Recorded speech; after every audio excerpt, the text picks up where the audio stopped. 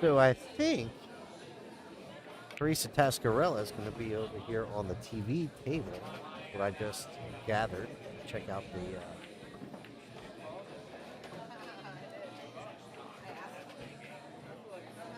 bracket.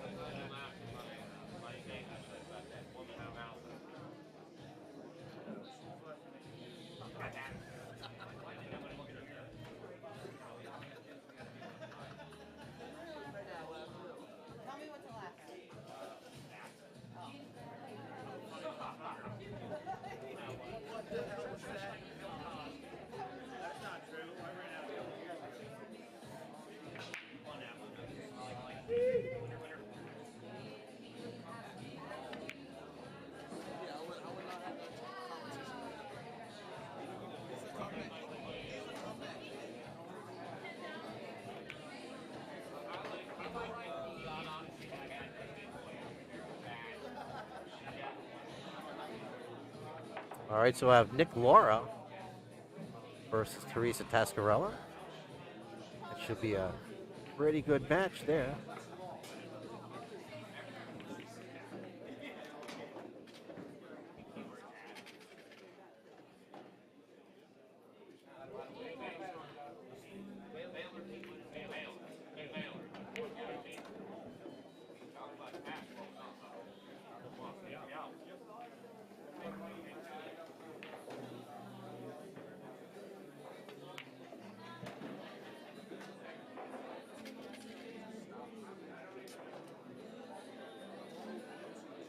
Well,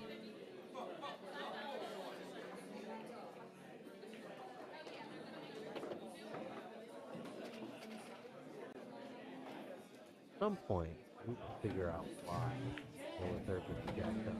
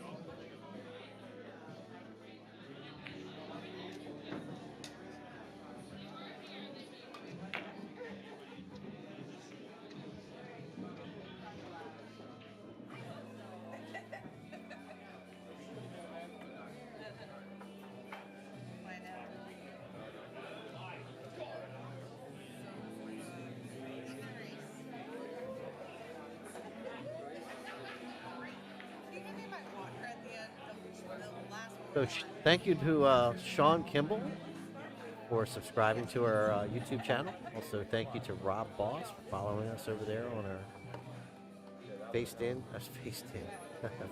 page. Jeez whiz. Smooth brain moment. All right.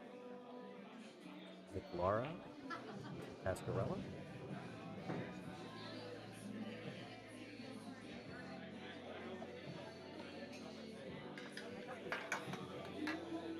Nick Laura to break. Race to 6. Nick Laura is a 594 Fargo. versus Teresa is a 538.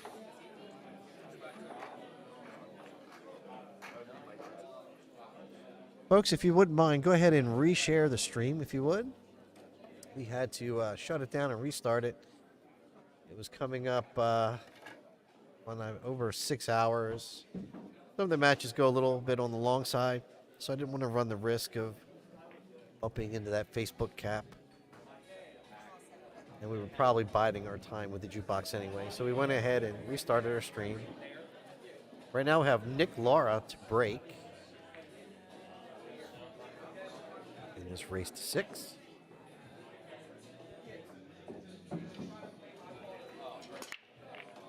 Loses the cue ball straight in the side pocket.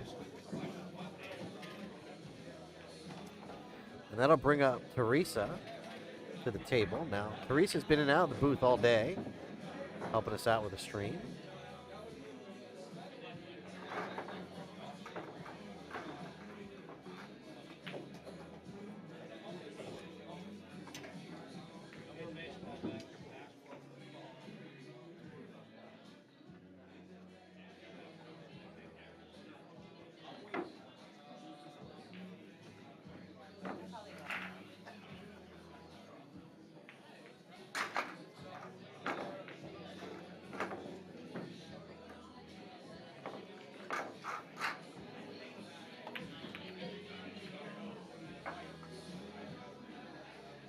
Get that share back out there.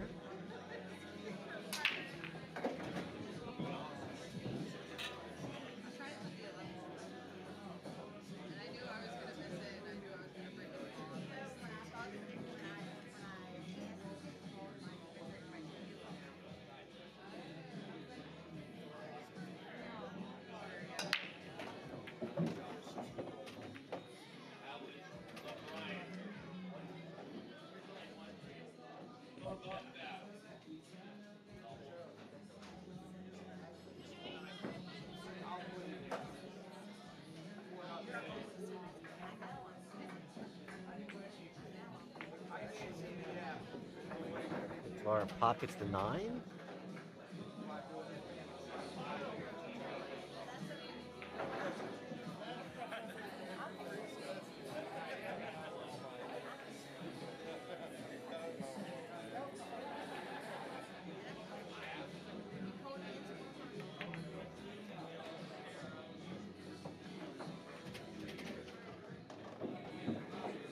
He plays the carom shot.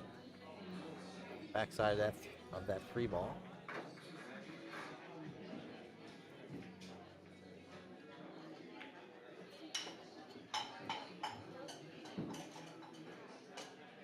And see, our viewers are starting to come back. Thank you very much for that. You're in for a treat. Teresa, a very cerebral player. Been around the game for a long time. Nick Laura, 594, cusp of breaking that 600.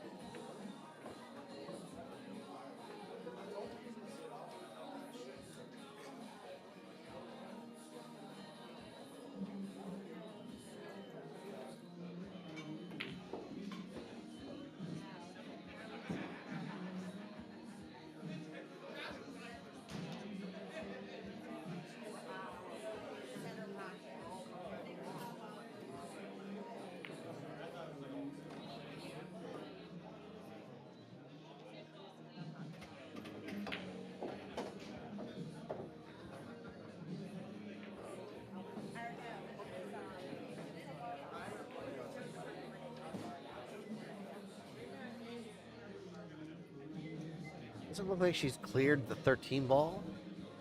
Might be able to help it with a little bit of spin. Be able to bank it. Keep doing that. Banking that ball. Hit it like a champ. Well done. Had to hit the cue ball with low. Keep it out of the way when the kickball is tracking back across the table towards the bottom corner pocket. Hit that ball beautifully.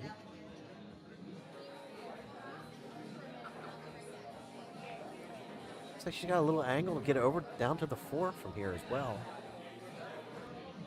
It's tight.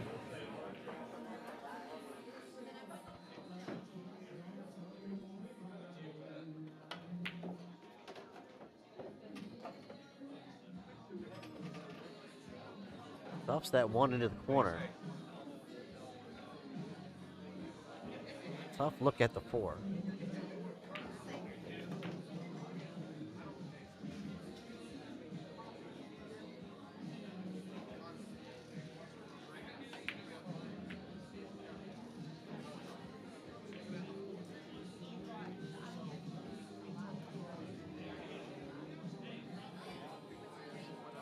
Nick to the table.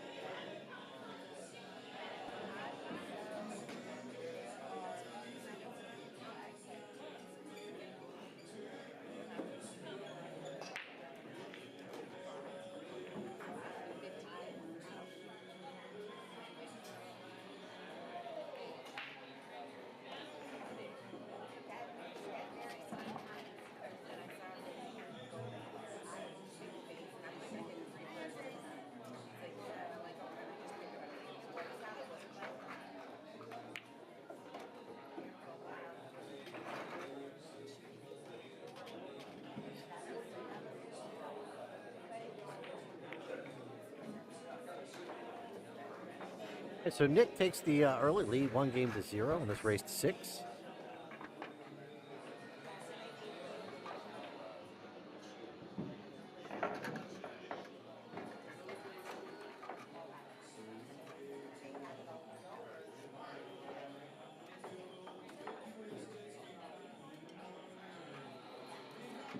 Right back, folks. I'm just going to grab something to drink.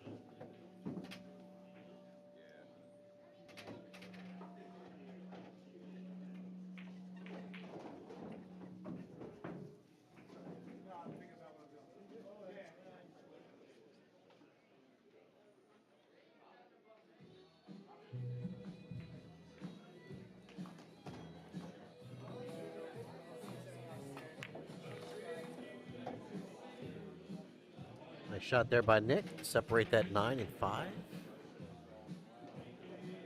Should be able to play the 9 ball from above the 15 to play it in the corner. The top left corner.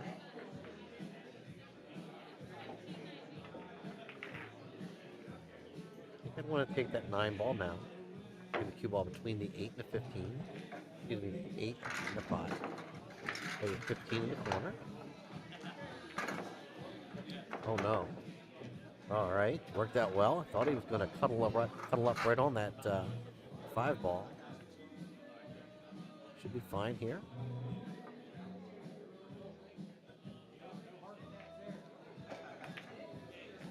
Oh my. Now, I didn't see that.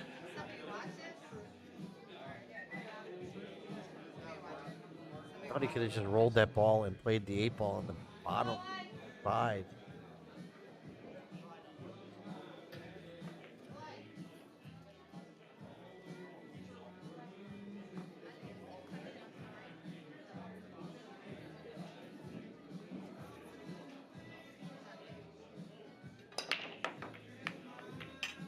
Go ahead and call that 8 ball. Inside pocket. Looks like they got the tournament director there, Billiard, to watch the hit.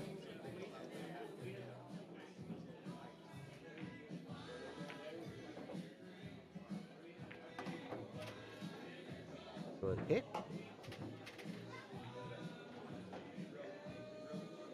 Nice shot there by Nick Laura. Take the lead 2-0 on a race to 6. Folks, if you're just joining us, my name is Wayne Everhart, and we're out here today at Brews and Cues on the Boulevard, covering the Maryland State Championship 8-ball, 599 Fargo and under. I know we've been going for, let's see, 6.5 hours at this point, and I'd like to thank all the followers popping in and out throughout the day.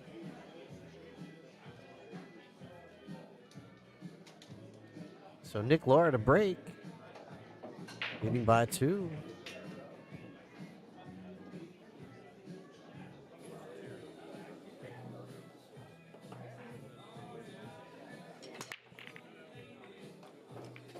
Losing the cue ball again, this time in the corner pocket, not the side.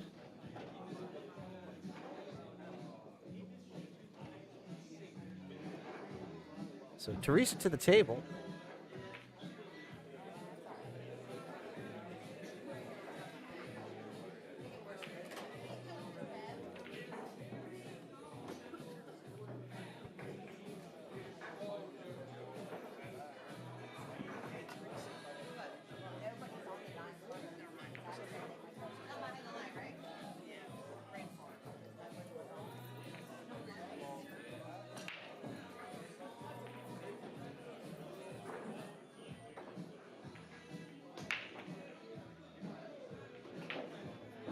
He's going to take that 14 ball, choosing those stripes.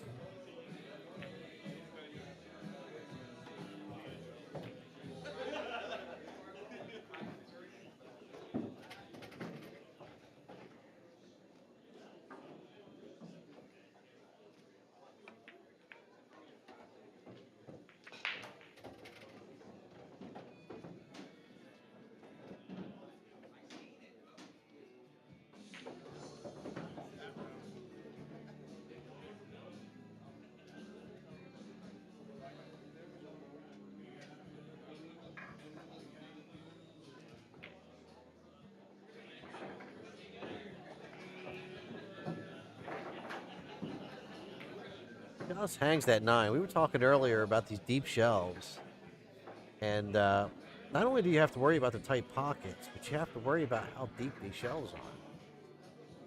Balls will just hang up there.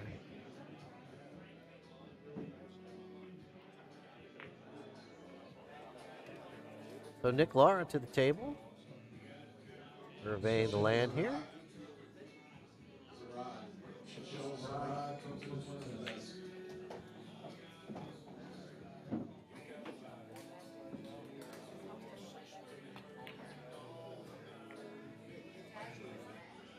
little bit of a poke in that stroke. Sort of jumped at that in the middle of that stroke. Looked like to me. Pop up.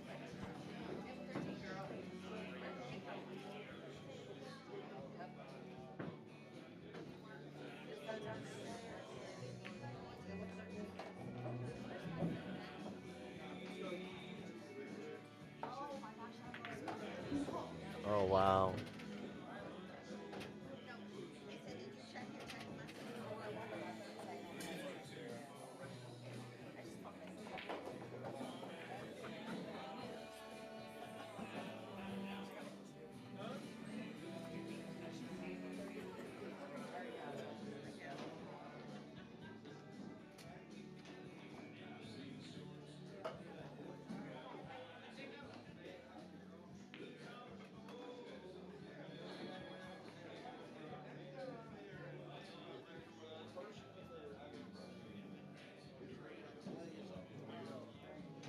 So, folks, if you're following along, trying to track your favorite player, at the top of our description for the event, uh, for the stream today, rather, you'll see the links for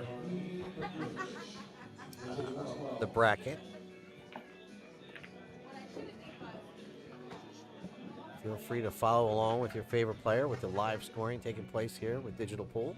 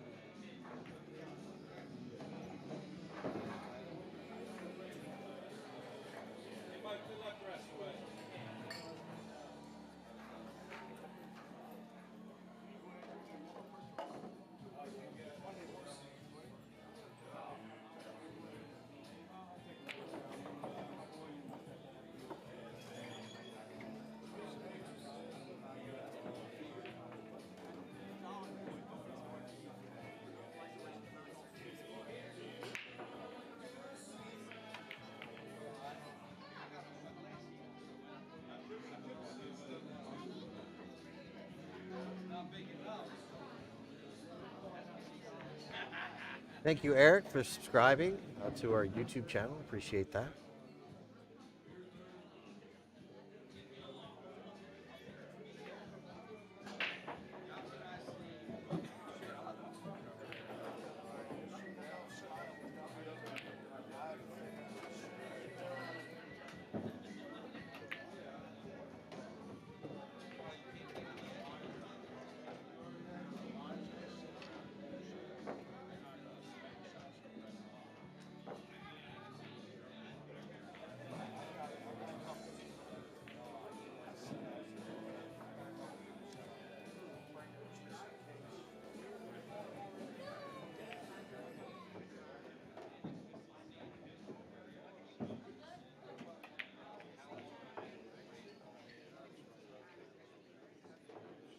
So neither player able to get really any momentum at the moment. Things kind of slowed down a bit. A couple of rattled shots, a couple of scratches.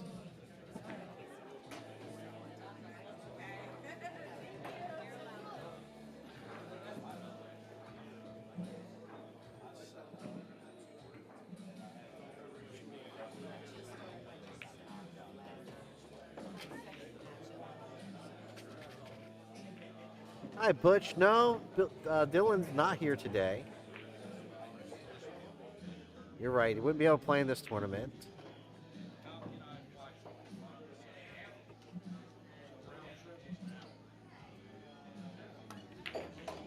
I wish he was. It could keep me some company in the booth today. We've been fortunate though. We've had people in and out.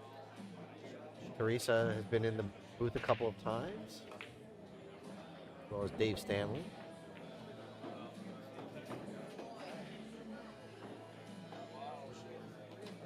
So Nick, a little fortunate there not to scratch. Almost found his way in the side pocket.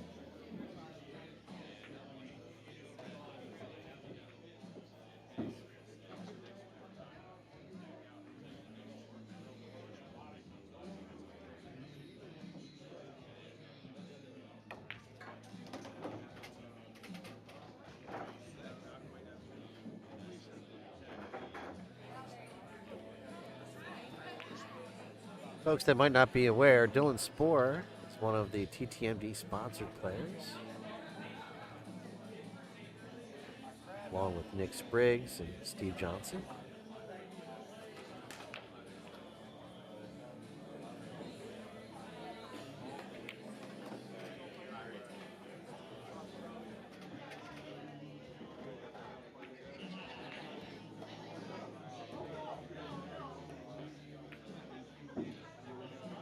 Just tickles that 4-ball into the corner pocket.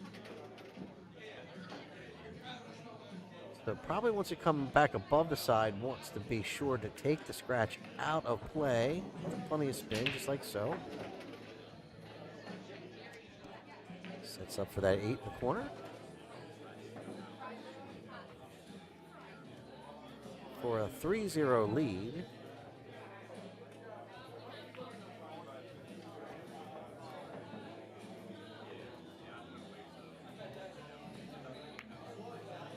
Oh, not today.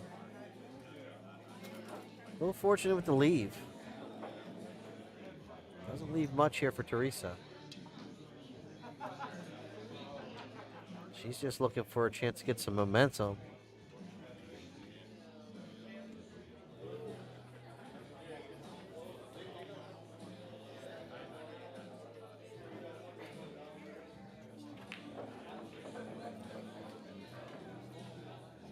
She may try to come off of that short rail, bump the 13 ball. It's a real delicate shot. No, she's going to look like she's going towards the long rail. Not sure what the play is here. Maybe the combination. Oh, safety play. Going to leave Nick a pretty long straight shot here off the rail. And he makes short work of that. So Nick Laura, 3-0.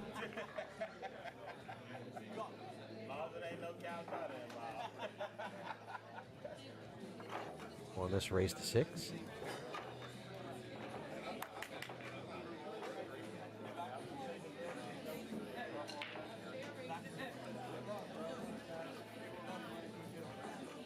So you're talking about the pro event, Butch.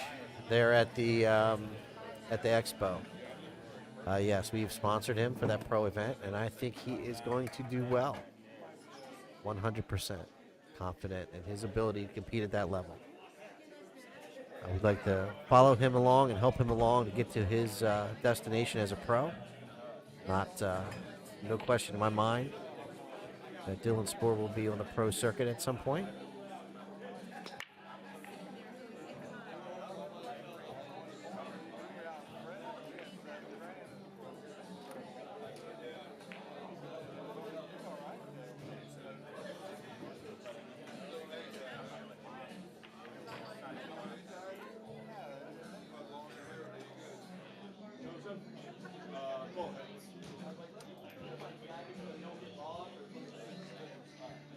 And folks, yes, we are monitoring the stream chat on both YouTube and Facebook. Feel free to chime in. We will banter back and forth with you.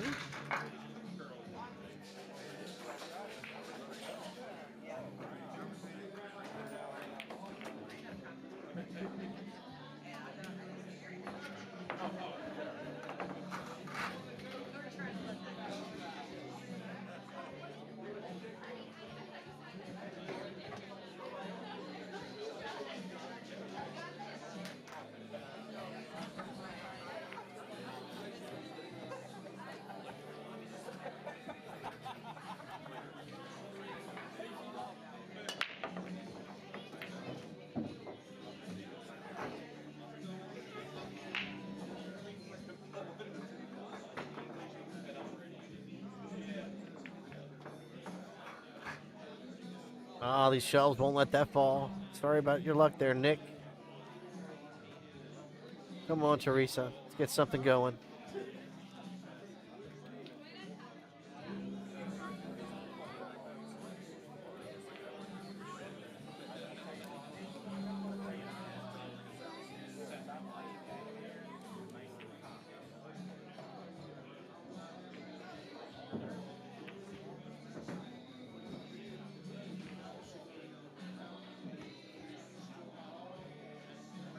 Thank you very much, Butch. I agree, 100%.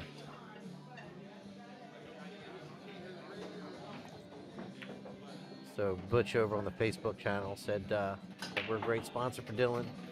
There's so much talent as a young man. Sky's the limit for him, and that is the absolute truth. And we're fortunate to be involved in his adventure into the pro arena.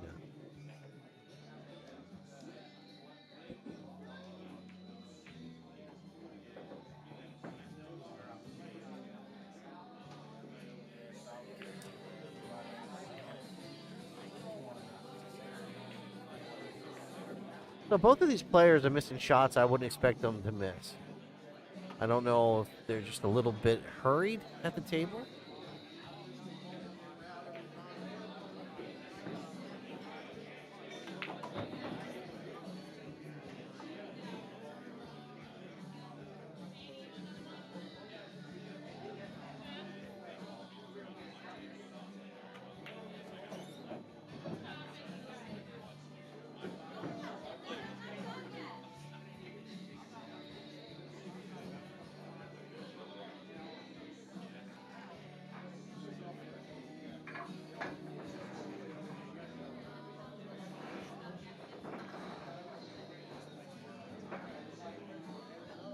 A shot there by Teresa.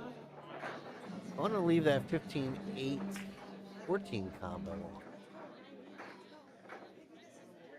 But do you feel brave enough for taking it on? It's like Nick says, yeah, I'll play that combination.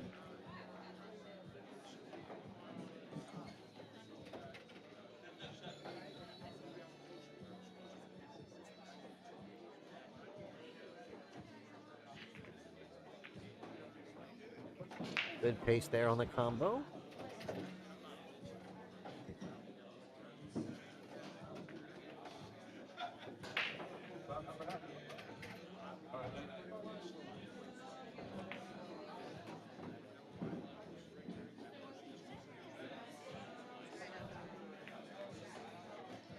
Nicely done there by Nick.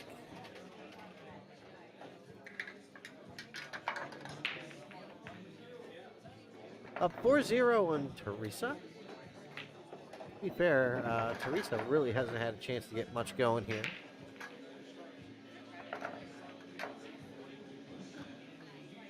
And opportunities they've had, a couple of them, you know, they've missed some shots. Both players have missed shots that you wouldn't expect. Maybe nerves. I don't know.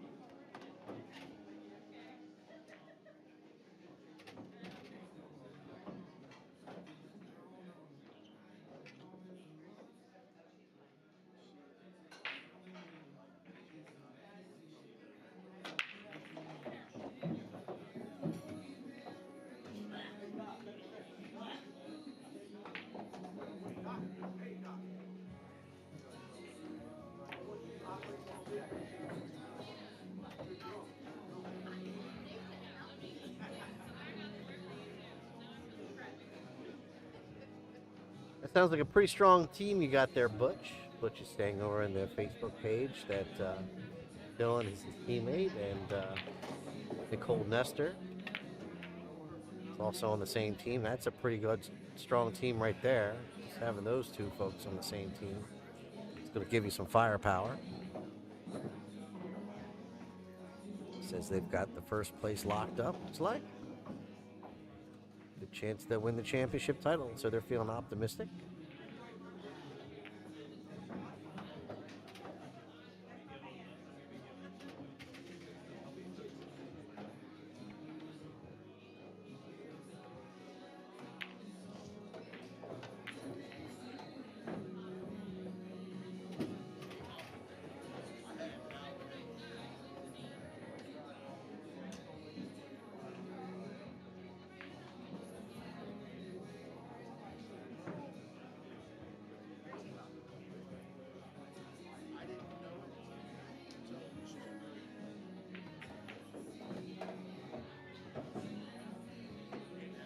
Oh. These are some tough pockets, buddy. They sit deep.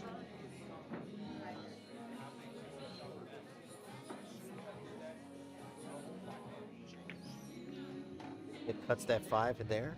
No problem at all. See if he can come back with the firepower again. We'll try to cut it one more time in that same corner pocket.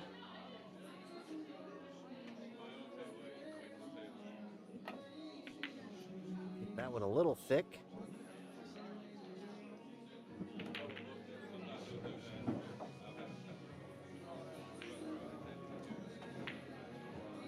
So I have to admit, Teresa's not getting much as far as in favor of rolls.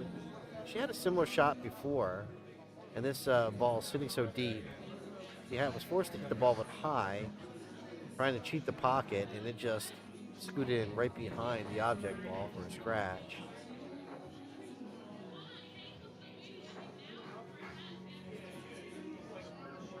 She's got some more space. She can jack up on the rail this time. She's not going to allow that ball to turn over this time.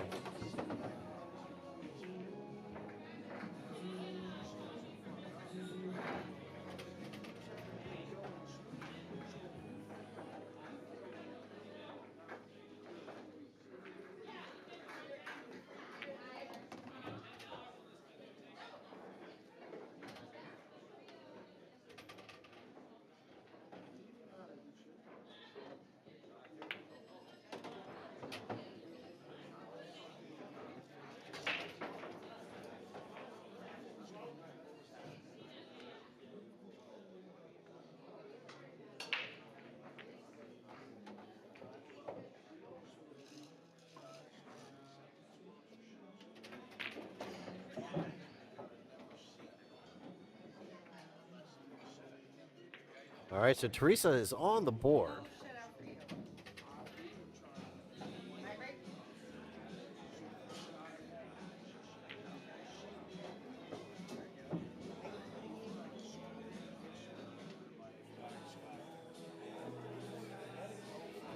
To say thank you to the sponsors, Brews and Cues on the Boulevard. Check out their website, brews-cues.com. Often they'll have not only pool leagues here, they'll have live music and karaoke. Check out their full menu and full bar. Come on out and check us out this weekend. In fact, hang out, watch some of this top regional pool from the $5.99 and under. Fargo Rated.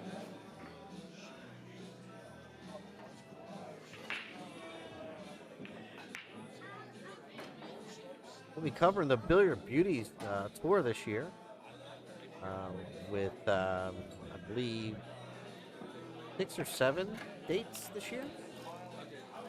Covering those ladies. An all-ladies tour. Check them out. Sorry, guys.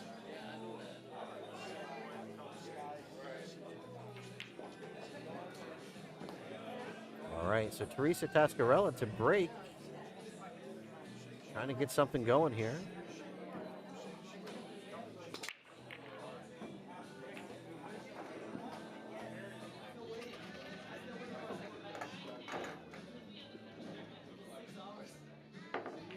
The pocketed stripe, still choice after the break.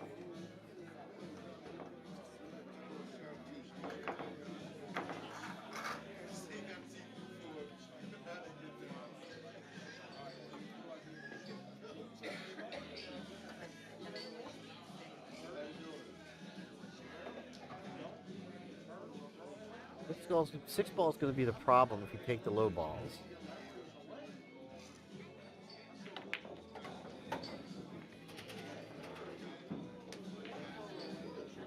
Pretty nice shot there, separating the 10 from the 1. Still going to have to find a way to work on that 6 ball.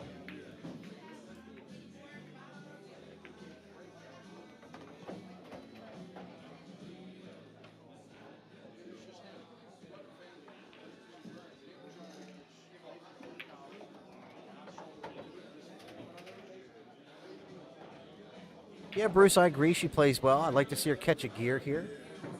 She's been sitting for a little bit, like most players. It's been a 96 player field with 13 tables.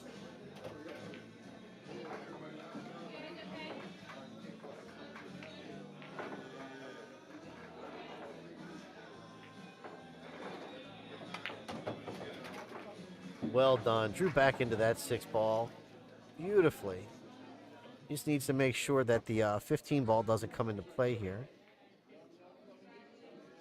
Thank you, Bush. I'll certainly respond when I get an opportunity.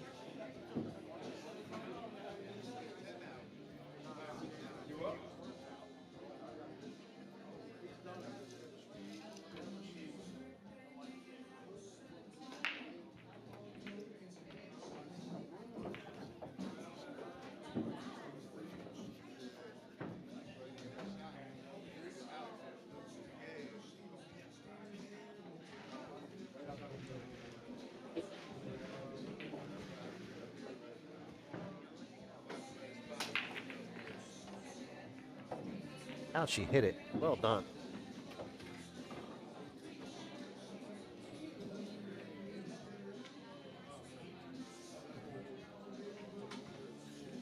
Lindsay, I hear you. Lindsay July on our Facebook page says she's cheering for both Nick and Teresa. Understandably. I understand why.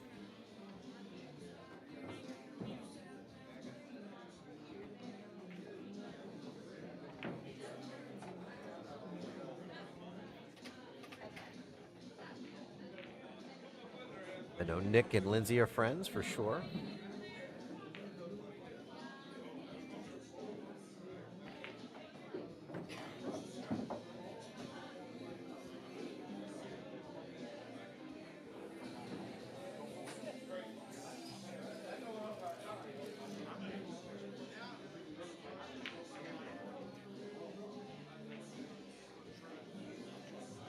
Lisa trying to just sort of stuff that 8 ball in the side pocket, trying to hit the cue ball with enough low to take the scratch out of play.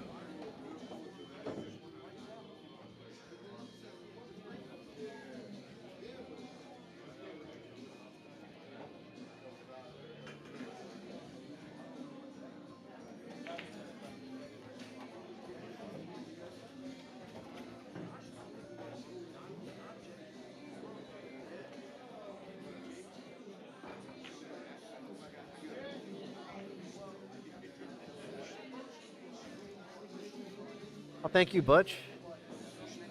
We try really hard to put on a quality stream.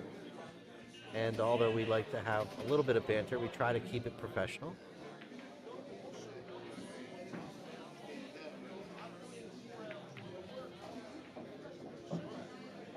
So there's another roll there. Nick is going to get away with a pretty loose shot on that 9 ball.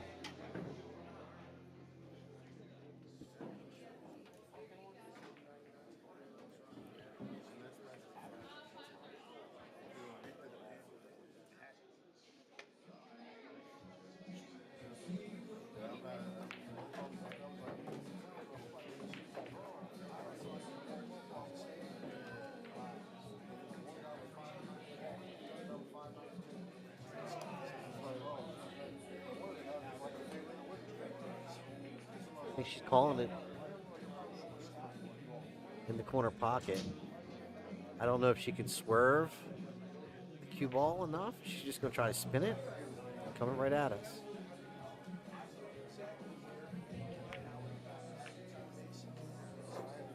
going to be tough. You're trying to spin that ball, put enough side spin on the cue ball to be able to throw the object ball. You don't want to hit it too hard. It's a really tough shot.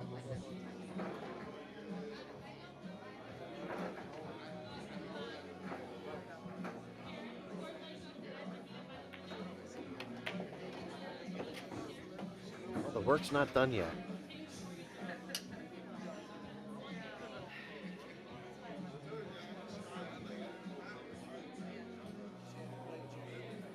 See what Mr. Laura is thinking here.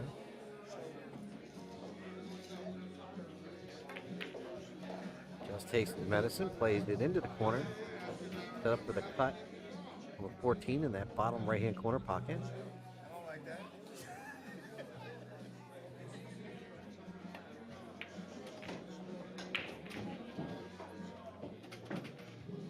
Well done.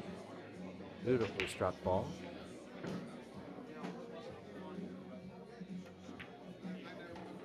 All right, so he's on the hill.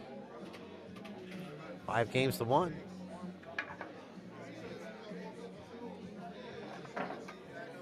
Folks, if you'd like to get your advertisement up here in one of our streams, just reach out to sales at onthehillprod, OTHPROD.com. Reach out to sales team there. We'll get you squared away with your spot in our next coming stream or upcoming streams.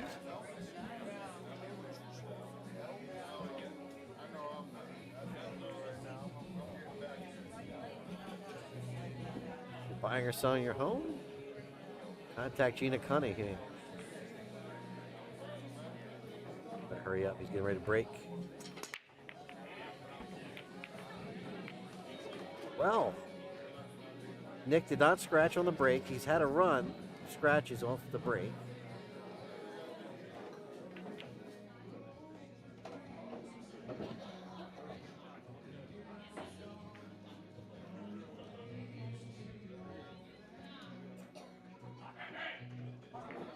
Looks like he made one of each.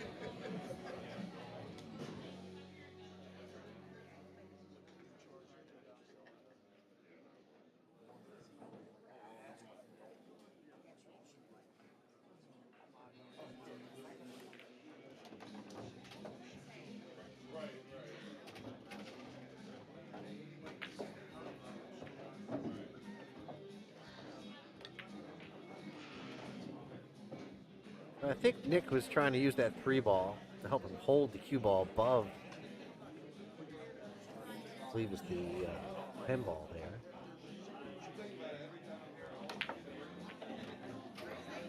Had to help her with the sticks for the bank shot.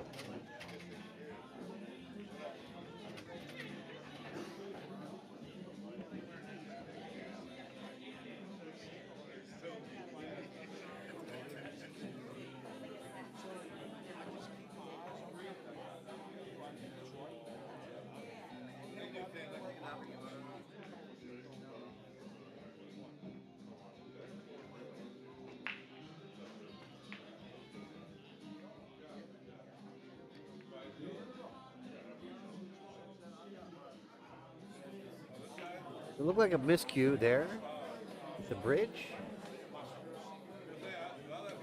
Going to give Teresa a little bit of life here.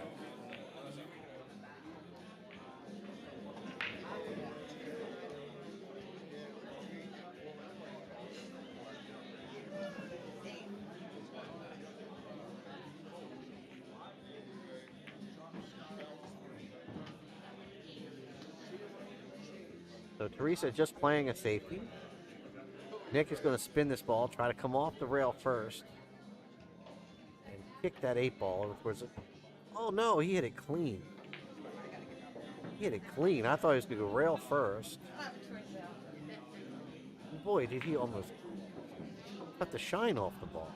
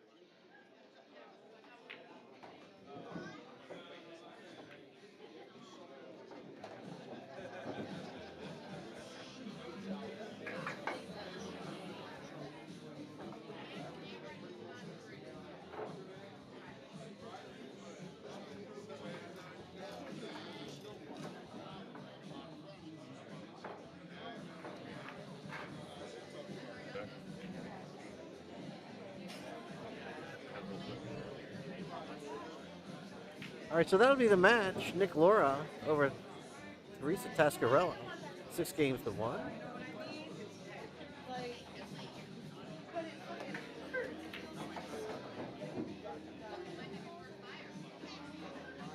So this is Wayne Everhart from TTMD Billiard Streaming. We'll be right back.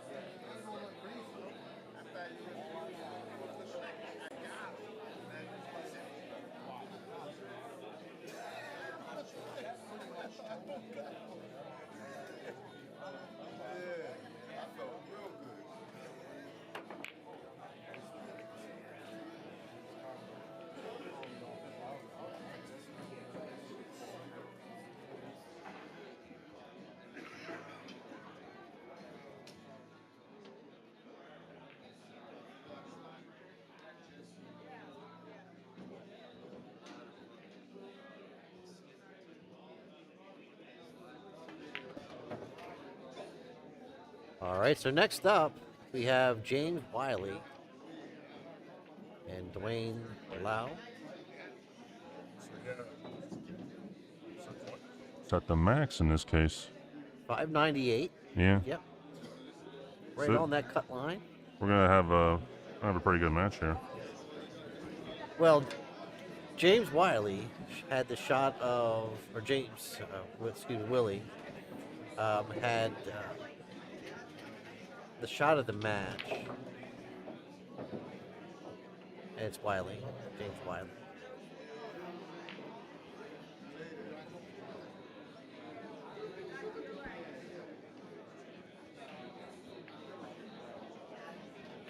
Shot of the tournament, rather, not shot of the match. Right. Maybe get that rolled back here for everybody to take a look at in a bit. But, man. Yeah, it should definitely be a highlights reel for the I'm stream going to work table. on it. I'm going to work on it, yeah, for sure. So looks like he's going to be out here. Don't see too much.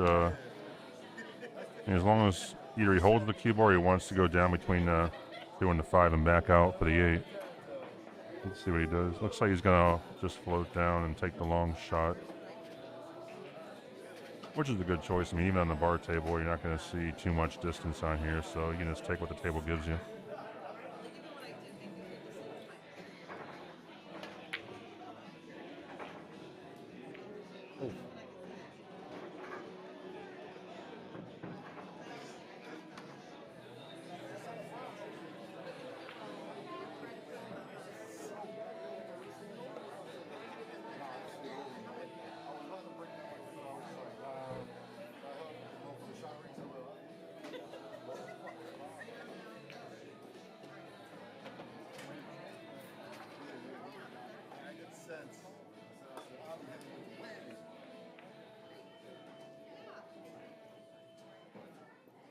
No, I mean, I guess that's worked out as a two-way in that case.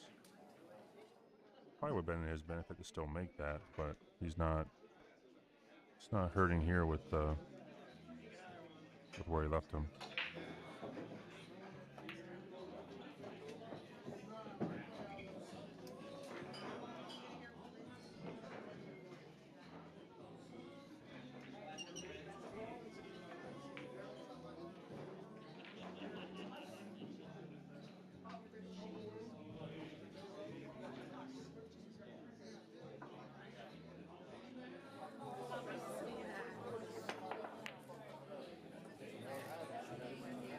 Try there by James.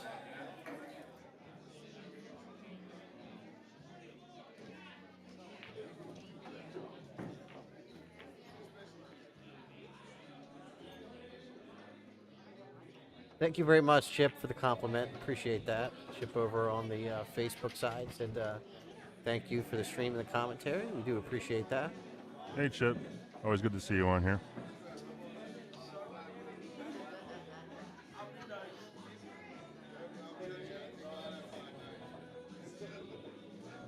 Yeah, just looking at my next match, just looking ahead in the bracket, I'm going to be drawing a 594 player. Who would that be? I got to play Mr. Nick Laura. Yeah, so Nick Laura was just on the TV table, and he won 6. I think it was 6-1. Yeah, 6-1 against Teresa, it looks like.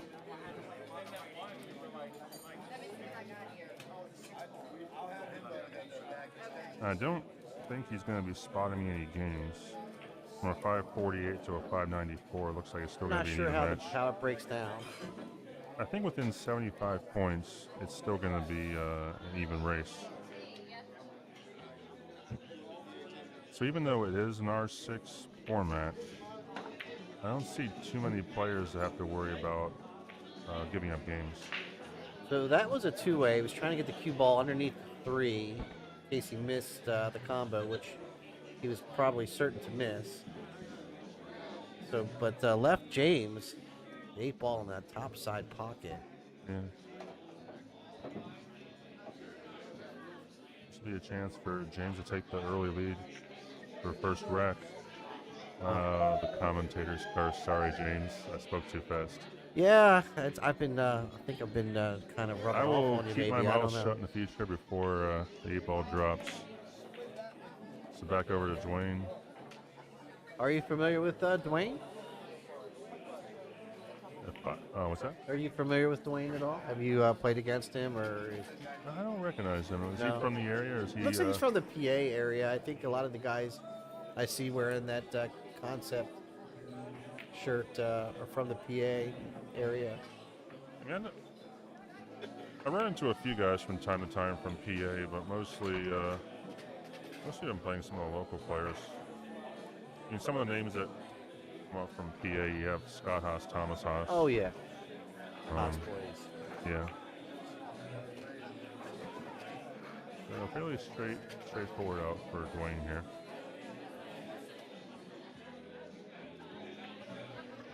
All right, so Dwayne takes the early lead. All right, so Teresa hasn't had much time for the dust to gather.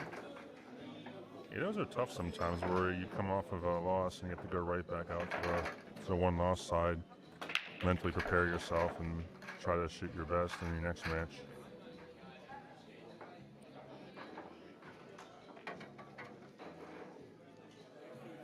Yeah, I could tell she was disappointed in how she fared. But sometimes it's about just being able to string a few shots together to where you get some comfortability. And if all you're doing is shooting at a safety or firing at a shot, trying to maybe get position, and because the safety sucks as bad as the shot, it's sometimes hard to get in any type of role or confidence. So she said she started sort of half guessing herself, and I think we've all probably been there before. I mean, being in a rhythm is a big part of it.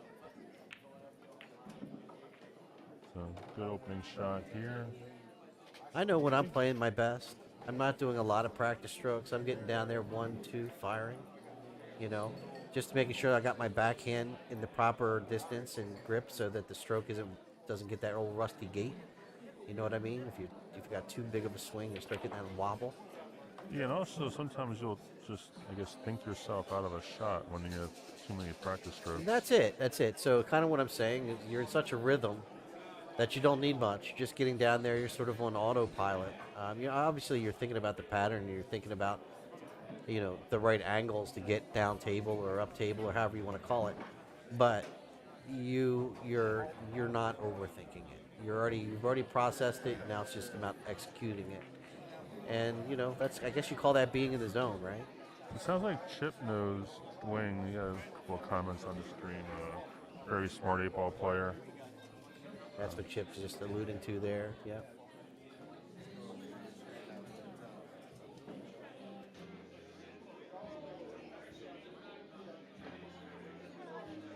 Yes, I mean, just the 8 and the 1 ball, and then I think the 9 ball goes in the side. So it's just going to be a matter of how to deal with the 1-8 right there.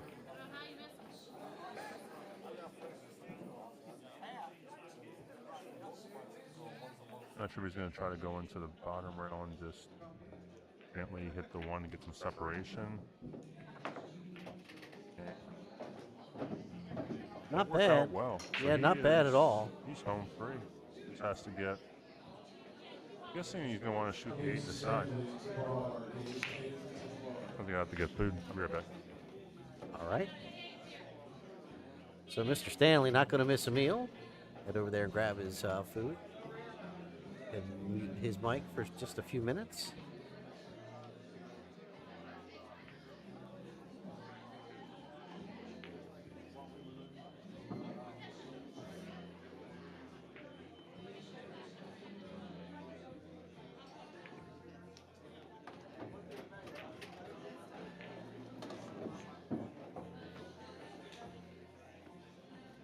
So we're going to cut your mic off while you eat. Okay. Okay? All right. Guys out there. Yeah, that's right.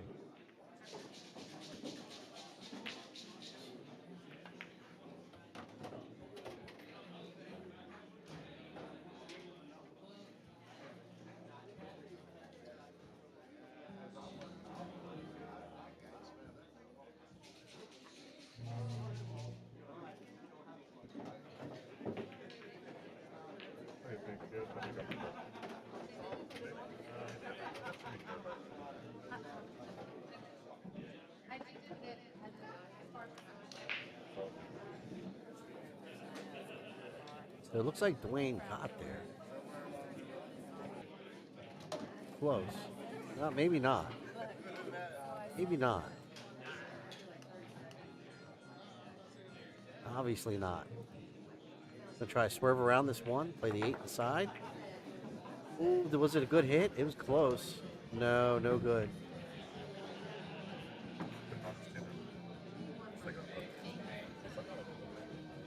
Here, you move it.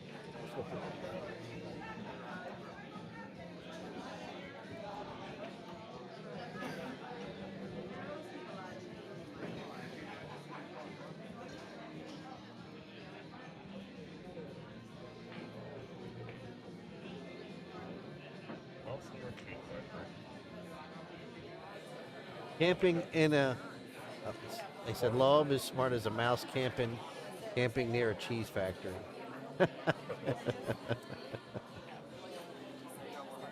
Very smart 8-baller, says Chip. Fine.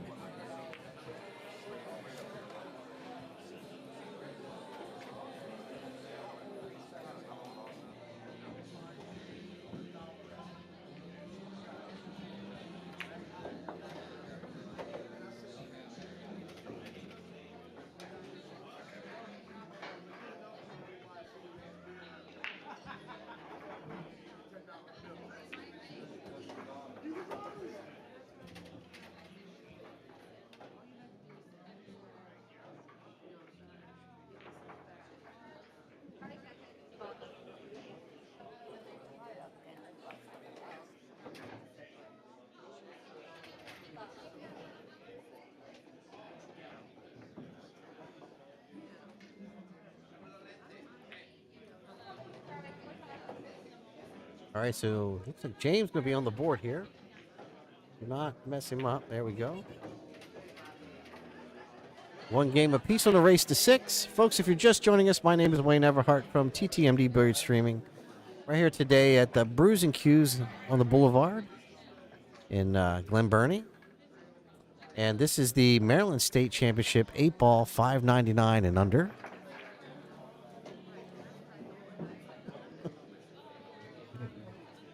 We have Sean Wilkie making a guest appearance here, peering over the monitors, saying hi to everybody.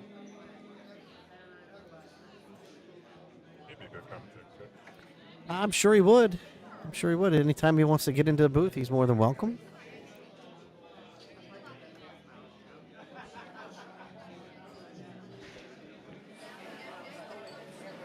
All right, Dwayne Laub, break. 598 Fargo versus 559.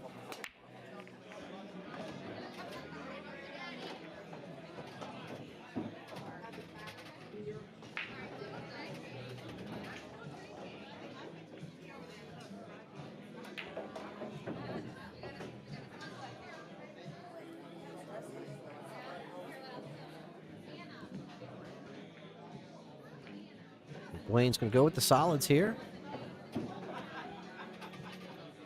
Oh, just overrolled the position just a bit. Just a bit.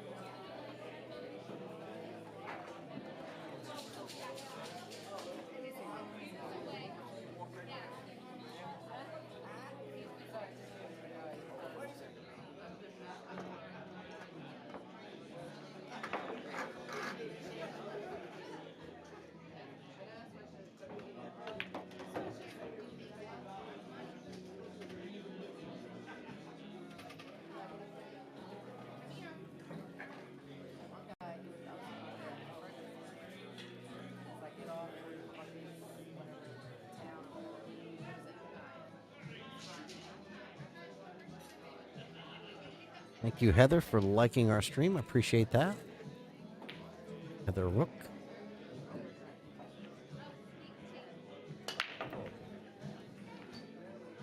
He just got out of line early there. Almost up on the 7-ball.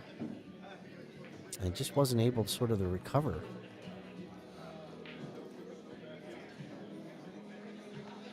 So James, looking to capitalize.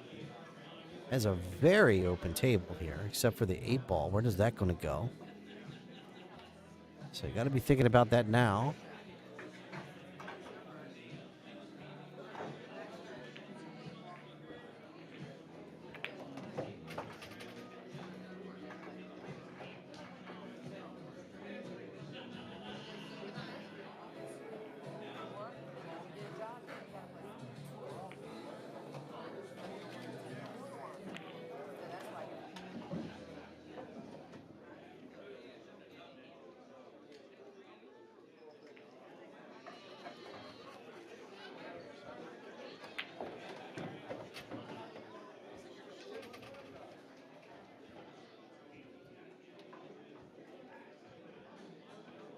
It's tight.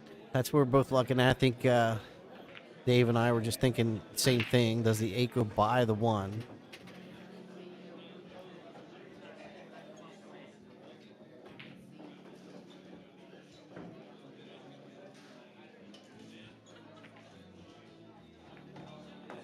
Apparently not. So here we go. For all the marbles, cross side bank.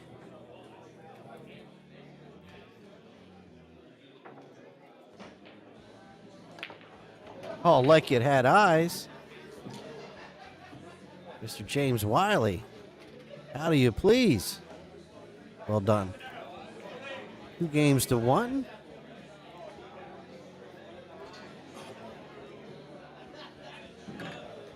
And he'll be breaking.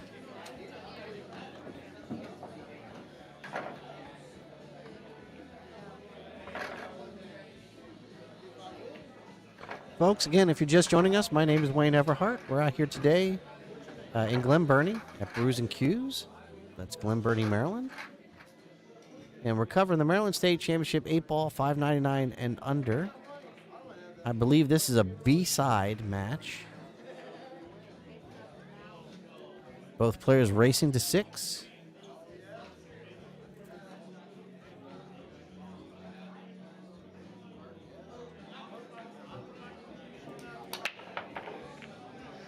So, yeah, Wingnut. If you want to check out, I think if you scroll to the very top of my page, there should be, or very top of the Facebook page in the description, there should be, I'm sorry, my mic is a little loud. There should be a link to the bracket.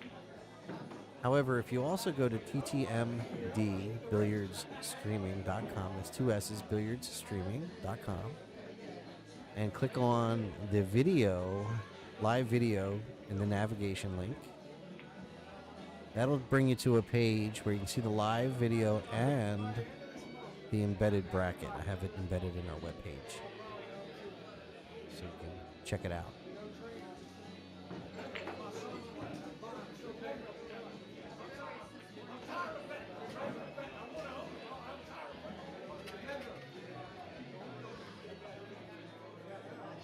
So some folks over there on the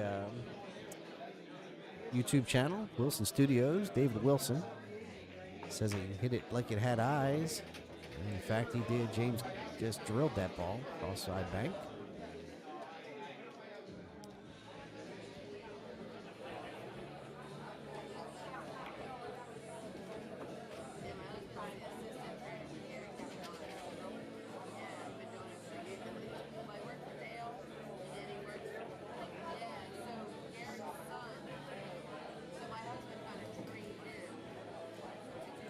So Seth Harris over there in the Facebook chat says he's just giving Chip Klein a pep talk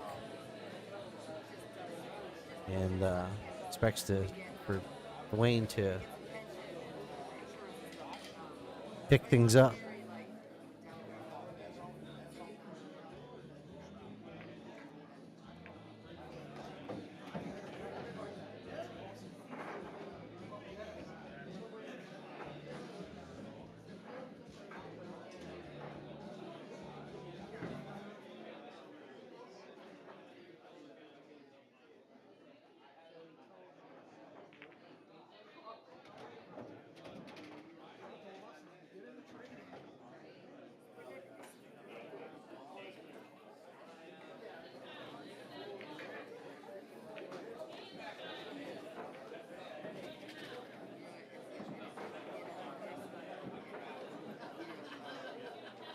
Right now, Dave Stanley is in the booth with me. He's eating his dinner.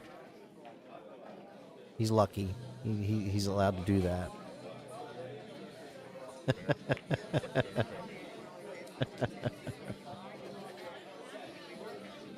He just had to mute his mic.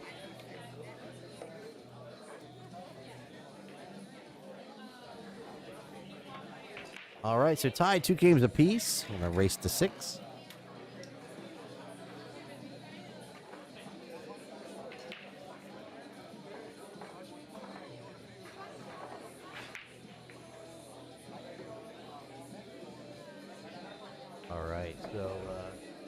can.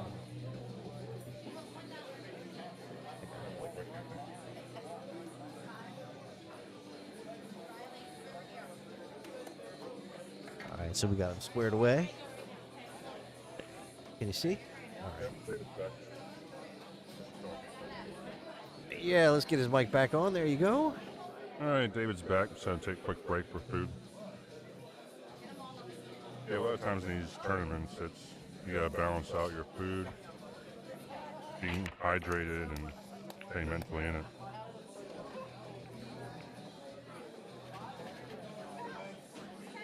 Sometimes I find myself mixing and mingling when I should be sitting back and preparing for my next match, staying off my feet. I'm wandering around saying hi to everybody. Before you know it, I'm gassed. It gets towards the end of the day. Oh yeah, You don't realize how much energy you're wasting just wandering around, you know?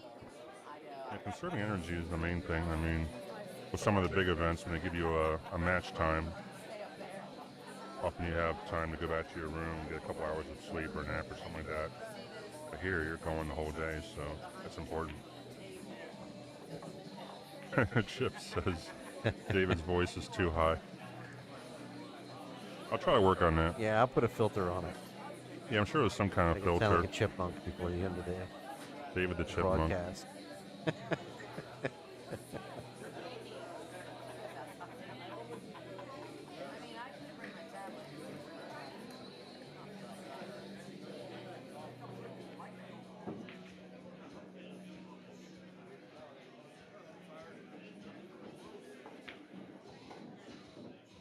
Yes, I mean, it looks like the table's breaking pretty good here. We don't see many issues to deal with. Coming in a bit late.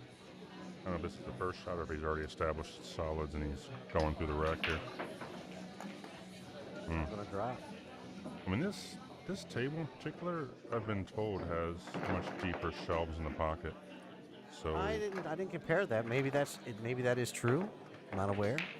So I mean, some of those balls where you hit the rail before the pocket and it kind of sneaks its way in, it doesn't happen as much on this one from what people were telling me.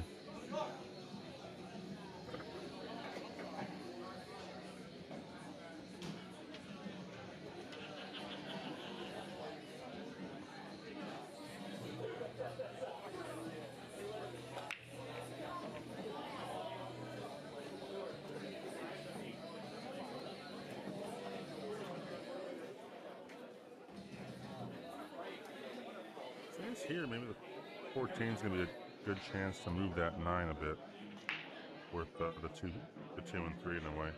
Come off the top rail into the 9, push it out a little bit. Still have the 15. So you hitting this ball with a little bit of pace, trying to hit that 9 ball. Yeah, I mean, ideally you could pop the 9 ball back into the middle of the table so it goes in the side, or you go somewhere else. Yeah, like that. Like that. Hit that pretty Just well. I mean, Get out of the way, get out of the way, get out of the way. I wouldn't be as good enough to put that right in front of the side pocket for my next shot. But that was. Well, he's fortunate because it almost got bad for him. I think he's going to be all right. I guess he can shoot this next. Yeah, I would maybe play the 9 now. But then you got to control that 12 ball, though. You think that the 9 is going to brush off the 9 here? I mean, the 9 is going to brush off the 12? Or the 2. I mean, maybe you can pull. You can. Oh, no. Trick you saw. Went with the 15 ball. Because, I mean, you don't want to move the 11 too much. You don't want to move the 12 too much. You just want to put these balls on the side. I wasn't sure the 15 ball went in past the 9.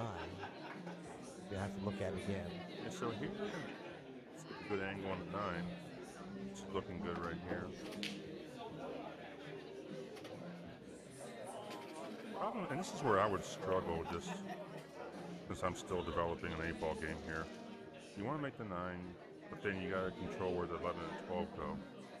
Drawing it's going to move the 11, of course. Going forward, you move the 12. That's a pretty good shot. Yeah, so here it worked out well. I mean, he's got the 11 in this side. He can draw back to the rail, shoot the 12 in the corner. Or if he's feeling really accurate, 12 ball can go on the side. I'd almost want to just pull the 11 back to the side rail. If it goes past the 7, shoot the 12 ball down table with some follow, get you closer to the 10 ball so you can shoot it and come back to the 8. I like what you're thinking there. So does James. Yeah, here and the same thing. And that, even with the angle, this will put you with high, or even if you really want to put some high inside on there. Looking Put you at the back out side middle pocket. table. I was thinking it should go all the way down. I think it should go all the way down, because then he's got better angle for the 12, and they hit it good. Because here, just shoot with top, go off the bottom rail, back out for the 8, and it's looking good for him.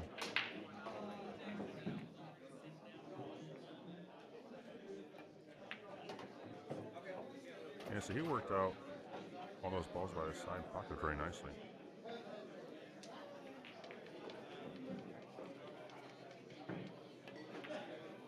All right, James takes the lead, 3 games to 2 on a race to 6.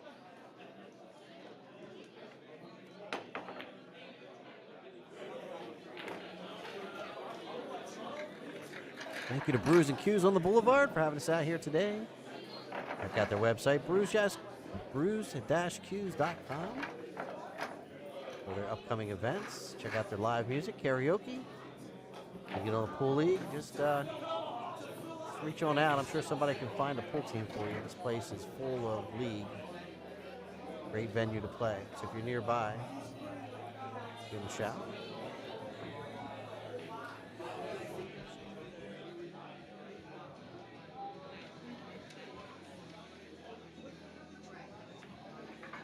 All right, so James up 3-2 with the break. Chance to pull ahead here. Does he get anything on the break? I didn't see anything go in. Oh, that's the worst too. You broke, and it's wide open for your And the cue opponent. ball sitting in the middle of the table. Nice, is about as pretty as you want it. You know. I mean, if he made a ball, he was home free. I guess. Well, when we look at that 12 ball by the 8s, I mean, that would be the opening shot. Not sure the 15 passes the 4. Or you can just shoot the 1 ball and push the 8 out middle of the table, leading you to 7 ball to shoot next. And then 7 leads to the 5. 5 can deal with 3 down there. There's a lot of options here. Maybe I would just take solids here. Because the 11, I'm sorry, after the 1, you would go towards the 8. The only problem is the 4 ball. It's on the opposite side of the table. So do you try to get there now, maybe by playing the 1, and then try putting yourself in an angle you play off the 7, then try to get down for the 2 in the bottom left corner? I guess it would depend. If it was me shooting this and I really wanted to push the 8 out as a priority, it would depend on where I was sitting for the 7 ball. But going towards the 8, you're going to be more straight in the 7, so 7 will probably lead to the 5. Got it. But I mean, if you're shooting like the 2 or the 6, you can go off the side rail and come back down by that first diamond. I mean, that's a fairly straightforward shot. And you're underneath the 4 ball and you can shoot the 4 from back to the 8. Yes, they hit that good. Yes, in this case it would be 7, 5. However, that's the person. Yeah, still trying to figure out this 2 ball. We're going to have to get back down there for the 2.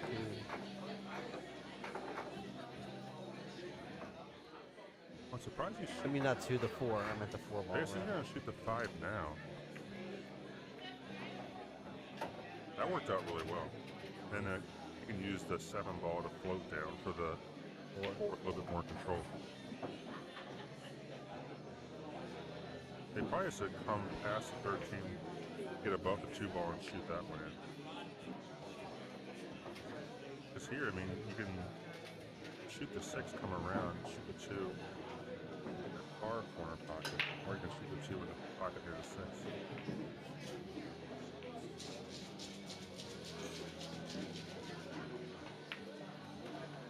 Yeah, so he's going. Yeah, so that is interesting. I mean, Yeah, I just don't see it. I still don't see it. Maybe. Would you take the 7 and try to get down to the 4, knowing that if you get the 4 and go back out middle table, you can pop the 2 and the 8, and the 8's got a pretty big window. So the 2 ball here, I don't like the angle here on the 2. Because here, I mean, if he's feeling good, you can just shoot this, go off the top row and back out middle table for the 7. He hit that ball really good. Come on, no. Yeah, but no, he's got no. he got Yeah, in he didn't get traffic there. though. He tried to go thread the needle there, Yeah. and I thought he was going to make it, but no love. If you're hitting him good, it's by all means an option, but I just think when I try to go through a rack, I try Thought to maybe avoid he might balls. try to hit that with inside English, and maybe see if he could run it to rails. The long short rail to the long rail. I don't know if the angle gave him that. Yeah, it's hard to say. If you have more angle, then you probably could hold it. The number is 28. 28.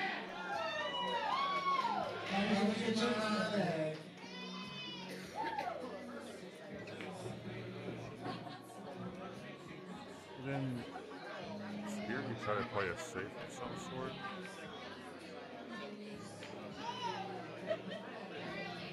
Yeah, that was unfortunate, and it's back to the same thing where you left your opponent wide open table. So I mean, if James runs through this, then he's got the 4-2 lead. But then Dwayne gets a chance to break, which is good. But then he's still breaking down 4-2. The only thing you have to look at is just getting a good shot in the 14 with that 7 ball being so close to it.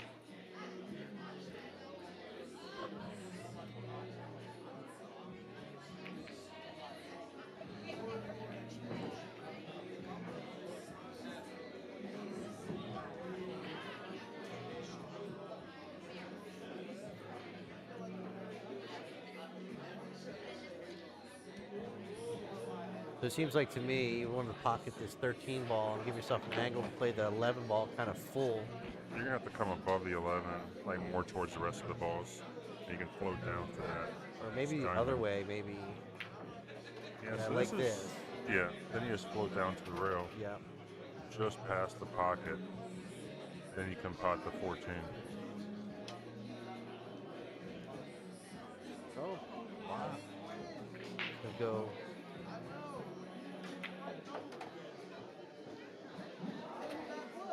It's just to get rid of that 15 early. It's not going to go past the 4. Yeah, I think you're right. That's a good choice. I just thought maybe you were going to try to get that 14 You ball. can bump the 8 You're here, right, too, maybe, if you know. want. Yeah, bump the 8 to hold it. Not that far up the table. I mean, if it went a little bit more and left on the side, that'd be ideal. But 2 rails, high right. yeah, you got to come out to the middle of the table. And the problem is, I mean, if you're Oh, you got fortunate there, boy. even Man, here, oh man. like, what's the 11 ball do next? So I mean, it's not the kind of way I would go for the rack, though. I mean, it's a lot of what ifs. Yeah, because here, Even that was a little shaky. Now you're worried about the scratch. I don't know if the 11 ball goes, but I think it goes by the 7. We'll take a look. Yeah, it does. No, maybe not. But I see that he was probably worried about being almost straight in the 14, because then you're coming back and forth to the other side rail. That's a rough spot to be in. But he went pretty aggressive there. Unfortunately, he caught up with him.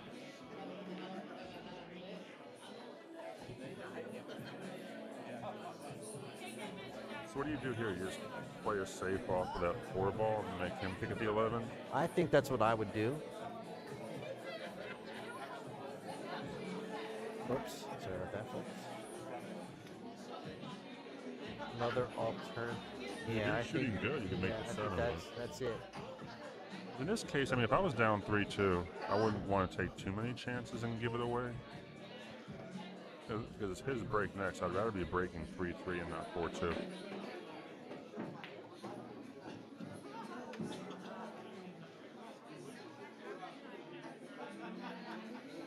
Yeah, so that goes, right?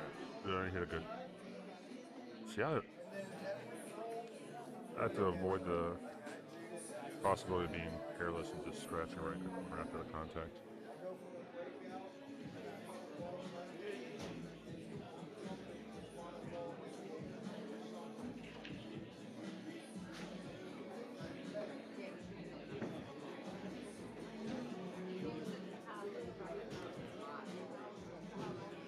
You called it. You called it. No, you missed it.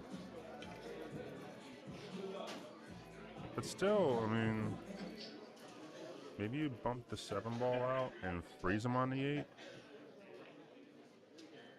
But you still have the 8 and the 11 tied up. So you gotta. Yeah, maybe Yeah, he shoots so it. basically, if you can. Yeah, so you separate it. Yeah, This is exactly. actually better. So you shoot the 7 into the 11, and put then your stick cue ball him by on the 8. Yeah. Like you have to freeze him on the 8.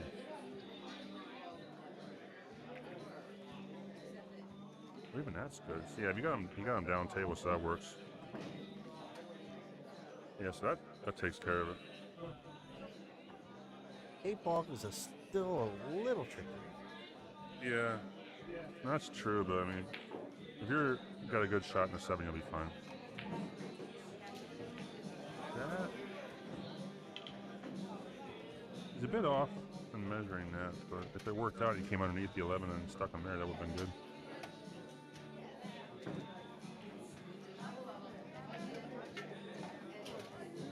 Yes, this is nice. Just float down, and you got the 8 ball on the side. So.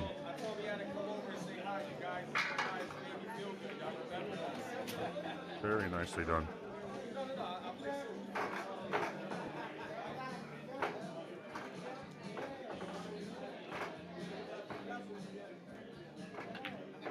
All right, so Dwayne ties it up, 3 games apiece. Yep, 3-3 with the break. And has the snap.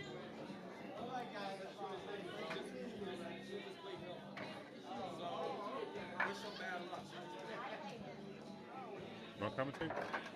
You want to commentate? Get more knowledge. Let's see. Get more knowledge than I did. Got more knowledge than me. 38 years of pool knowledge. I got about 11. Dave was trying to convince Sean Wilkie to come into the booth for a little while. But, he's out here taking photos.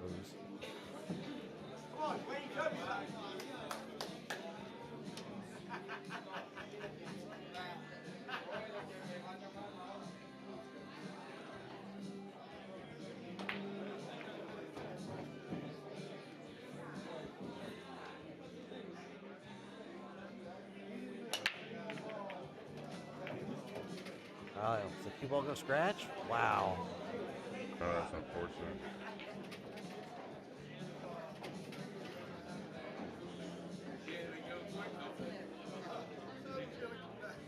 You don't give him an easy table. It's tough when you fight your way back to tying it up, but then you don't have a chance to really capitalize with your next break.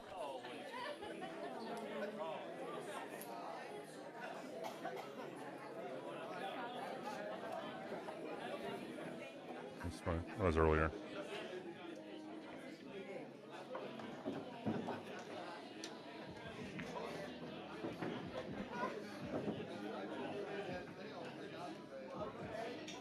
So it is ball in hand anywhere after the break. Yeah, Here's a chance to really make something happen. First match, they didn't play that way. I think it was just not paying attention to the players' meeting. I think one of the other players corrected the opponent later. Yeah, it gives you a chance to really make something happen.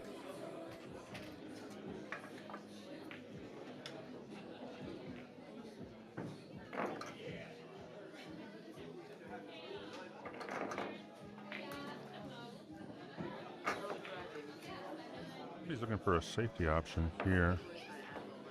Yes, that's smart. He doesn't want to make too many balls early on with that 2-8 tied up.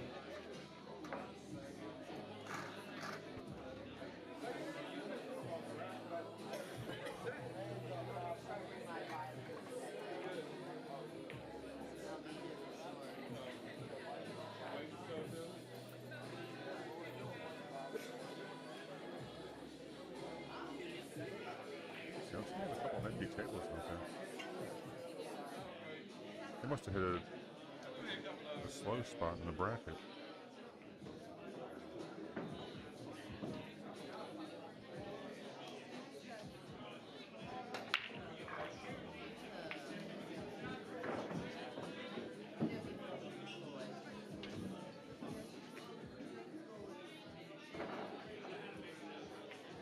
Safety play there by Dwayne.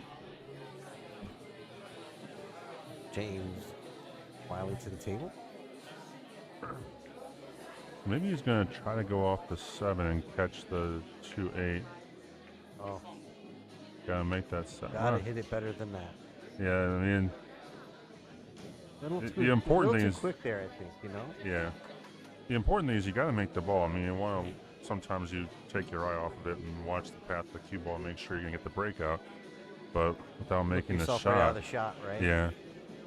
I mean, 7 balls back to being tied up.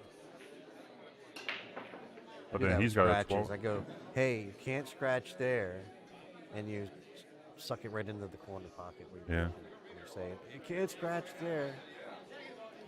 You will it in there, man. That's weird. I mean, when you shoot, pockets are like 6 inches wide when the cue ball is going towards them. No, got an object balls don't fall, but for some reason the cue ball seems to suck right in there, right? Yeah, I mean, like the more important that your shot in the object ball is, the smaller the pocket gets. You're right. You're right. It certainly does feel that way. There's probably a bunch of memes on the internet about that, but yeah, like it feels like you're trying to shoot a bowling ball into the pocket when it's important. All right, so 4 is makeable. I'll probably go for it right now. Yep, 7 balls trouble. Yeah, and he doesn't have a lot of options to get to it. You have to be on the right side of the 1 ball. I don't know if you can just shoot the 6 and come back towards it. That's tough to do. That's a product of trying to force something, trying to make something happen there. And just spinning it out of the pocket. One of my teammates would say that's asking a lot of the cue ball. I like that.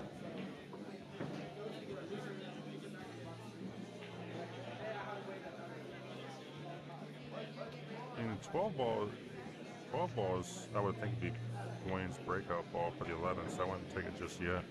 Looks like he's going to make something happen with the 13-9, so that's a good lead. Yeah, just a safety play. I don't think he can see the 1 ball. He might have left him a window between the 9 and 13 for the 4, but he might have taken the 1 ball out of there. I think he's seeing something I'm not.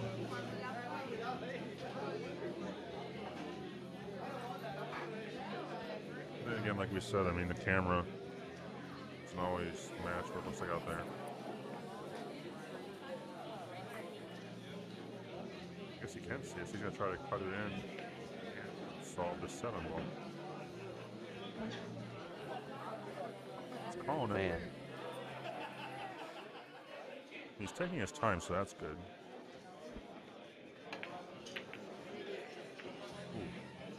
I thought that was going to be sort of wishful thinking. Hit it that. Yeah. I mean, he came out looking good because, I mean, now you have 7, 11, and 8 ball tied up. Dwayne's got to deal with this. He tries to play a safety here. A little second thought. I mean, it looks like it goes. It's just one of those, you got to give this shot a lot of respect because you don't want to sell out at this point. That's a makeable shot. He's got the 15 afterwards. He's going to push the 8 near the pocket. A little good shot there. Very good shot. Yeah, so at this point, he's out and a chance to take the lead.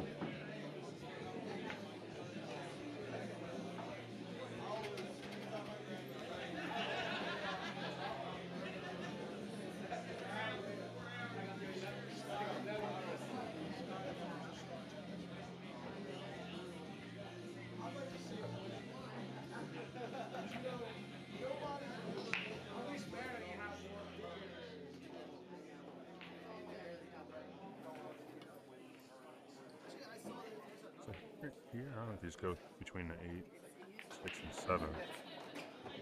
In that case, he did put the inside to hold it. Let's see.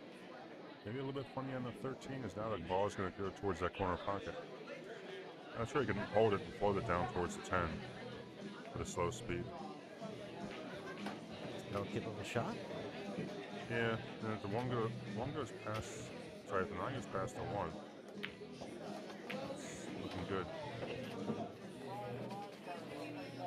And it's just stop shot, and you're out.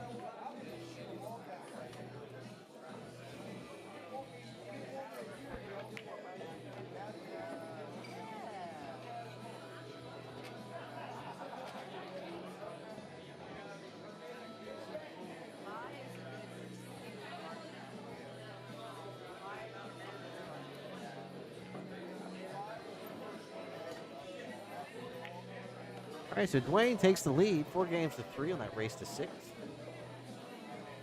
Dwayne. Oh, Lamar James. oh, wrong one. Go, Dwayne.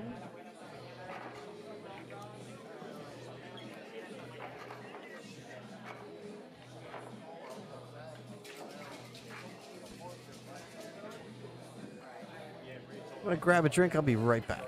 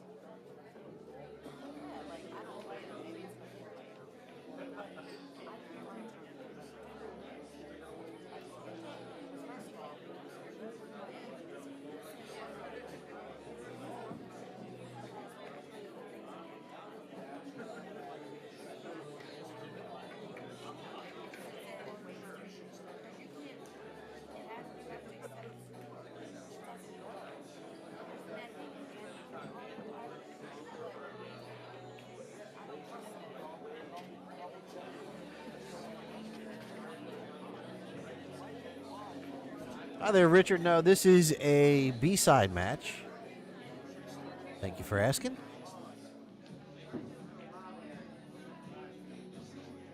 So Richard Winpigler over on the, Richard Muser over on the YouTube channel is asking about whether this is a A-side or B-side match. This is a B-side match.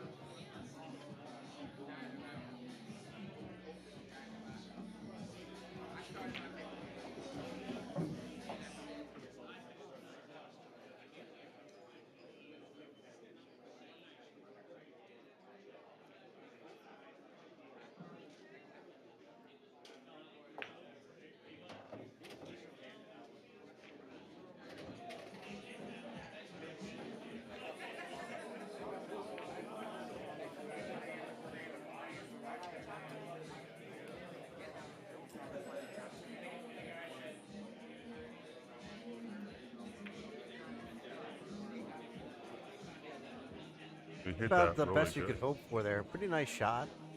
Yeah. Got lucky that balls didn't come back into each other and give him a window, so this worked out really well.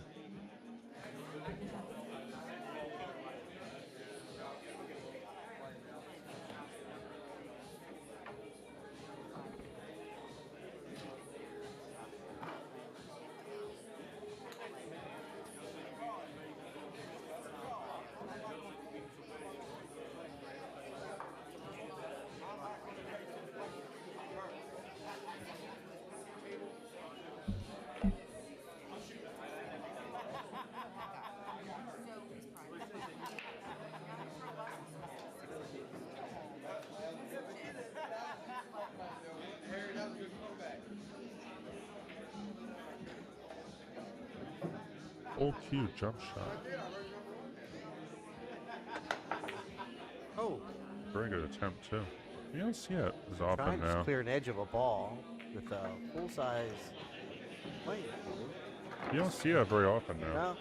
Now, when I first learned to jump a ball, maybe that's why I jump the ball well now, is when you jump the ball with the playing cue. There really wasn't jump cues yet.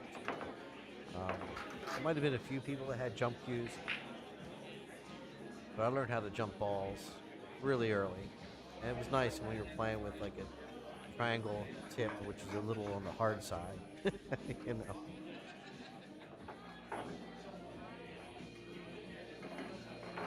Yeah, same thing. Back in my day, it was you had a full lane playing cue you're using for jumping.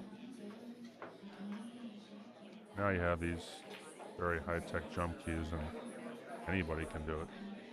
Well, I've got a Lambros jumper, and I love it. Yeah, I have a Lambros playing cue. It didn't have a jump cue. You have a playing cue, Lambros playing cue? Yeah. So a buddy of mine, when I was back in college, he had a few Lambros cues. Apparently his shop was right next to where campus was, Okay. not that far away, so he brought me there. And he's like, yeah, this guy needs a custom cue. Extra long for his height, of course. Sure. Maybe a little bit heavier so that it's manageable. So I think Lambros made me a 62-inch cue. It was 31 shaft. And coming from like a 58-inch cue, Wow. definitely felt a lot different in my hands and took some getting used to.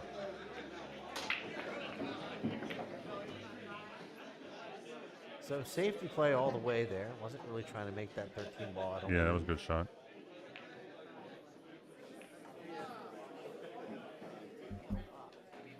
I think he can see the one ball, or perhaps make it.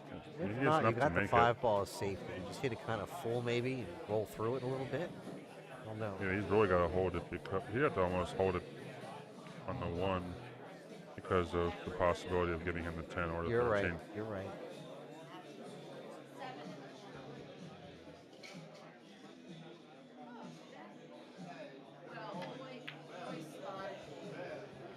So I think you called it. He was trying to suck it up on that 1 ball there. Yeah, just a little bit too much. I mean, it was weird because the way it looked on camera, if he hit it too straight, then the 5 ball is going right back into the cue ball and knocking it out and everything. So, Uh-oh. unfortunate spot Makes to things land a little there. bit more difficult, doesn't it? Yeah, I think maybe he shot that kind of fast and just seeing it was a makeable shot. Now he's over top of the 8 ball. See, it's amazing what that little bit of elevation does, bridging over another ball, right? Oh yeah, you have all those man. other deflections, squirt, masse, everything comes into play there. You could be pretty accurate at that point. This gives James a chance to tie it up. Yeah, 4-4. but this is no gimme. No gimme. Probably just gonna shoot that, come down to like that between the first diamond and the pocket, and then back out like he did there. Yeah. And just roll on the 8 ball and 4-4.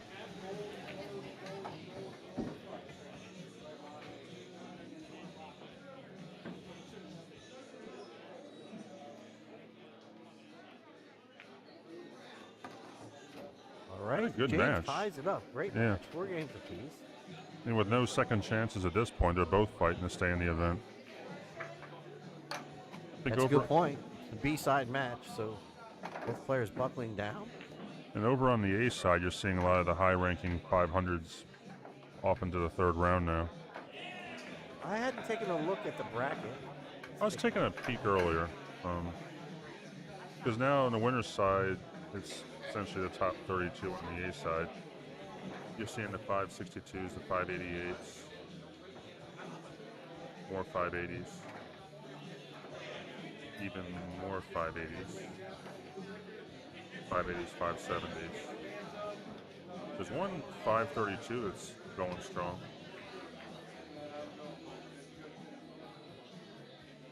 We have Brandon, who's a 456 in the third round, up against Bill Bickford. And another 581, 580. We have Chris Small and Vince Biondo, 505 and a 480.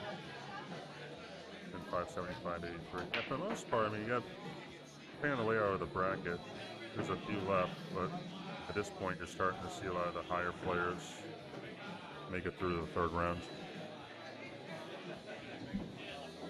And at that point, it should start moving a little faster. We could hope. Good hope. And that's 8-ball for you.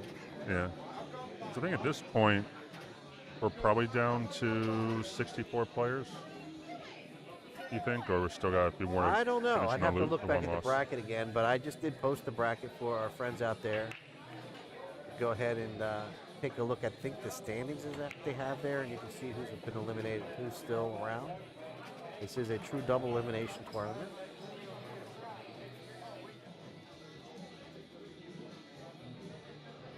Yes. We were going pretty good. I mean, it's 7:20, and we could probably get quite a bit more done before the night's over. And I tell you, we got rolling pretty quick, right? So you're hitting your balls by It was 11 o'clock, 11 I believe. o'clock, where there's times where we're just getting started to Calcutta at 11, right? Yeah. So pretty good efficiency, pretty solid efficiency from the On the Hill production team.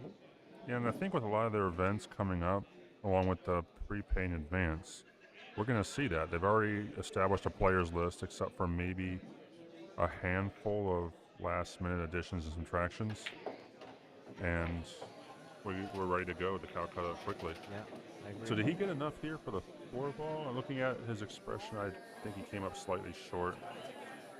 It was a good shot. He came off the rail. He was going to come out for the 4, but ran into a bit of traffic and slowed him down.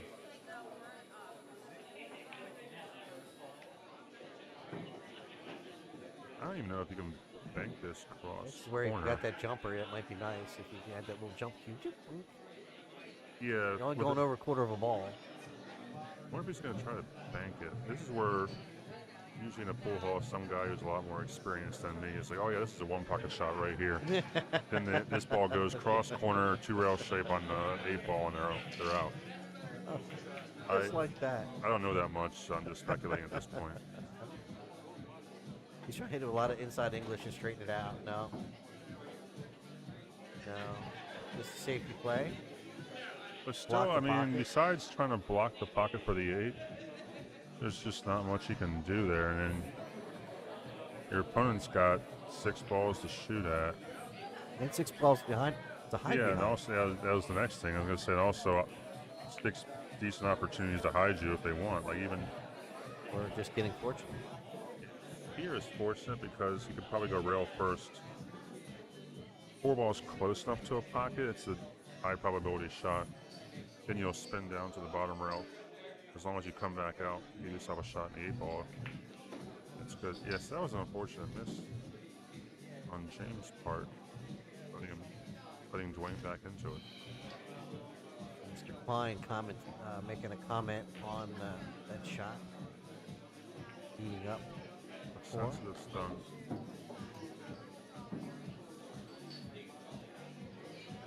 Yeah, Chip has been posting a lot on social media with a lot of good tips and information.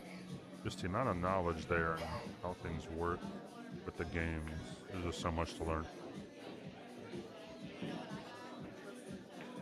Very good shot there. Unfortunate hit off the 12 ball, but lands in a good spot for the 8. Yeah, So pretty he's- sweetly. Yeah, I don't know if James just kind of took the shot for granted, thinking about how many balls he had to hide behind, or what. I mean, it was just one of those things where you rush the shot. All right, so 5 games to 4. Mr. Dwayne Laum on the hill. Let's race to 6. Thank you, everybody, for joining us. We have Dave Stanley in the booth with me today. I'm mixing in with Dave and Teresa. And myself, Wayne Everhart. We are covering the Maryland State Championship 8-ball 599 and under. Out here at Brews and Cues on the Boulevard in Glen Burnie, Maryland. Beautiful facility. The outside pocket. Oh, not the best time to scratch. So, I mean, if he can deal with the 7-9 right now.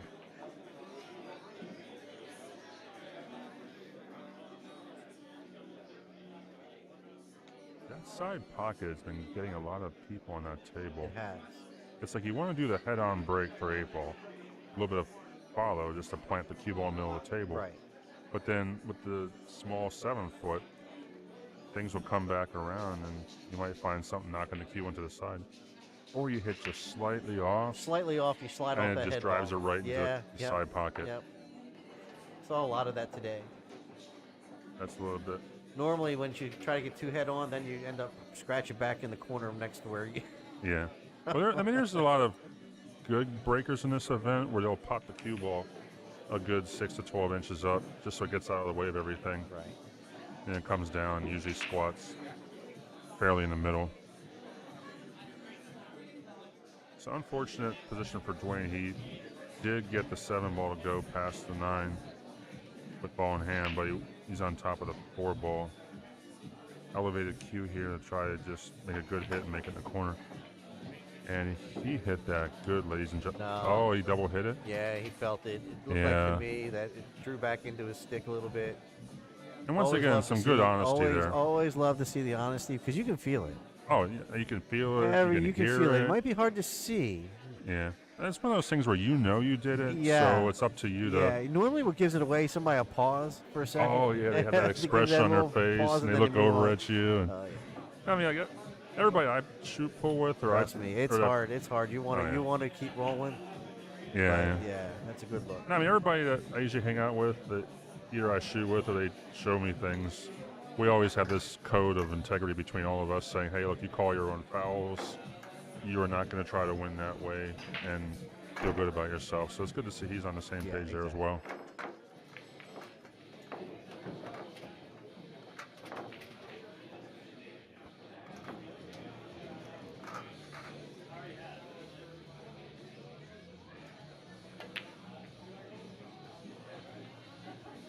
So he gets, at this point, he's pretty happy to get a chance back at the table.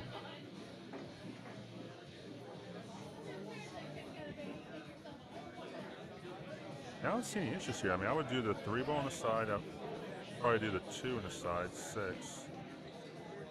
Get a decent angle on the 5, roll forward, and then shoot the 8 on the side. So you probably want to get pretty straight on the 6. You can just come out center table for the 5. Just roll the 5 in. Send the cue ball down somewhere past the second diamond for an easy shot on the side.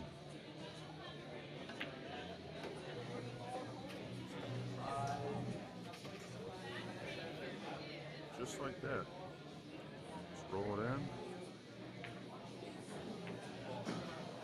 Oh, I was going to catch the point. Pick my eye off. I was watching the cue ball. It was interesting. I was going to see if he wound up good for the 8. That is it. All right, so Dwayne Lau, Wayne 6'4", advances. over James Wiley, advances to the next round. I'm trying to think of some smart comment with Mouse and the Cheese Factory to follow up with that, but I got nothing. Yeah. I have no creativity. Yeah. Chip would probably come back with something else after that anyway. I guess the Mel's broke into the factory, or he found his way in, or something like that. All right, folks, so we're waiting for our next match. This is Wayne Everhart, Dave Stanley. We're going to give a little small break here. We'll be right back. So Bobby Baldwin just won his match.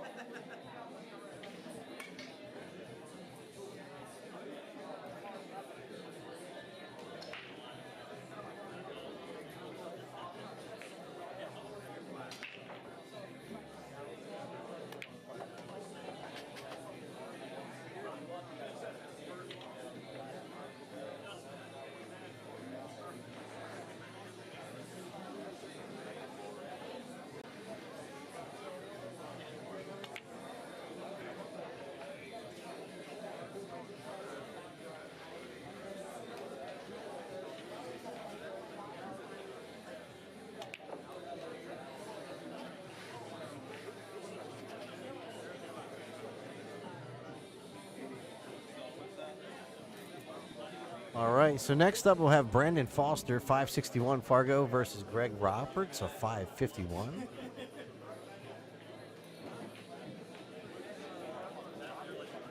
Hope the folks over there at the green room are watching.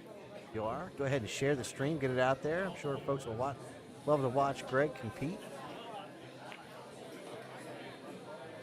Please and thank you.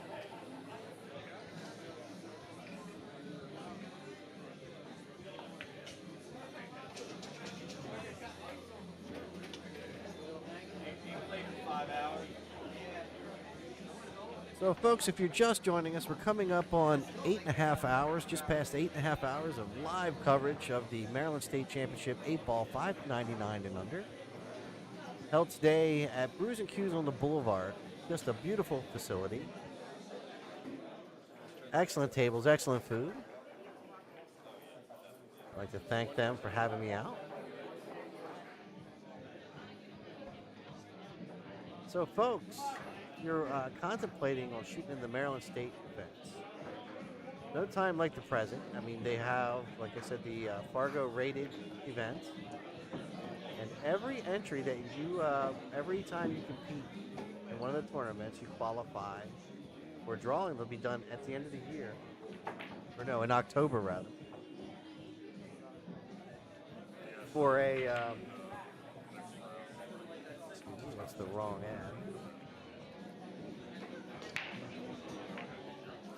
Chance to win a cruise. So every time you enter, your receipt for paying online, that invoice, that number goes into a drawing. The more times that you register for an event, the more times or the more chances you will have a chance to win a cruise. So I put a link to the event, to the cruise, in the top of the chat or top of our stream today. In the description, check it out. Thank you to On the Hill Production for bringing that out and putting that together for the players.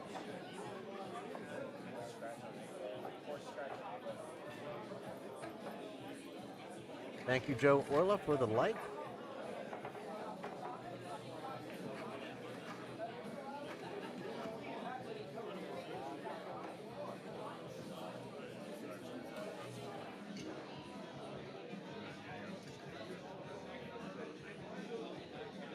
So Greg said, hey, did you do that to me, man?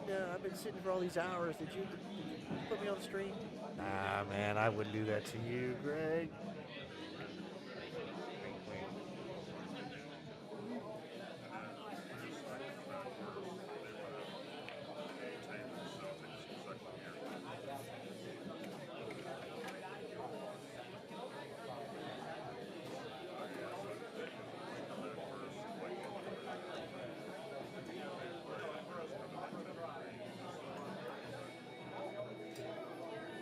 All right, so Greg Foster to break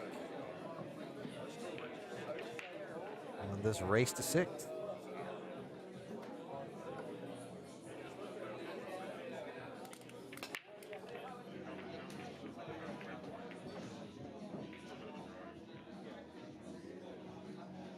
Dry break. Greg Roberts to the table.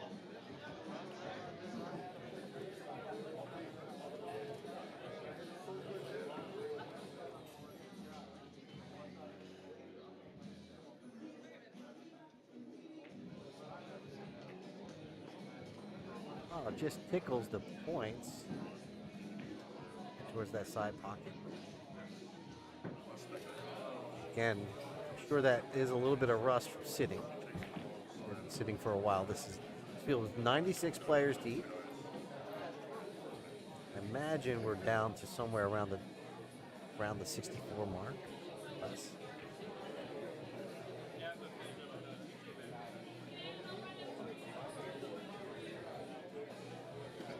Got some fans over on Facebook cheering for Greg.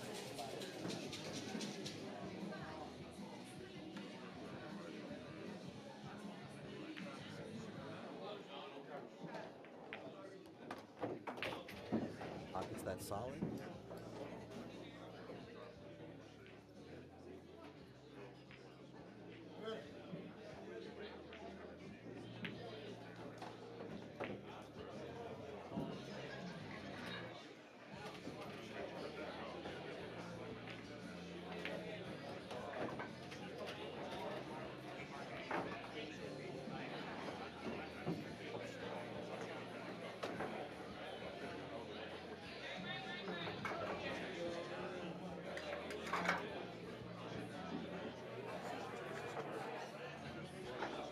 Cue ball in the side pocket.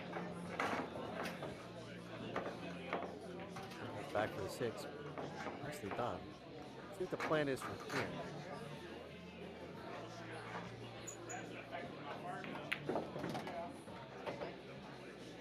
Unfollow.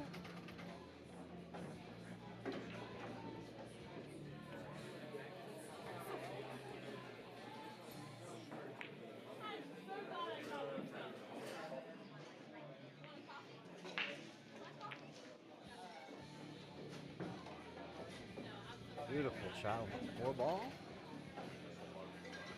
Mr. Foster coming out the gate. Blazing.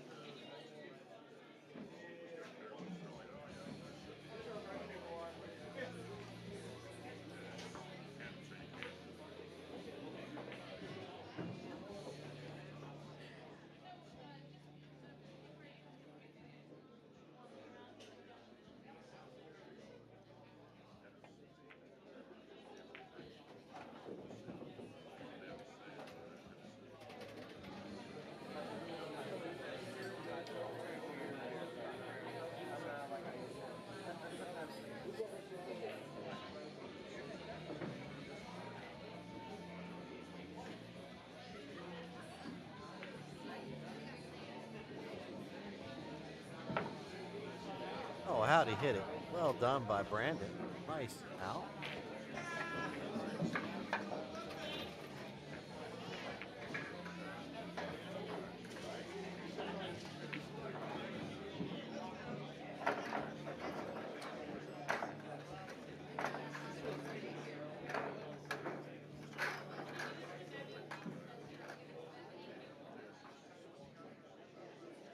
So just took a look at the board. Boy, Nick Spriggs is still hanging tight, battling over on the B side after suffering an early loss. But that guy's a scrappy player. I expect him to keep grinding it out.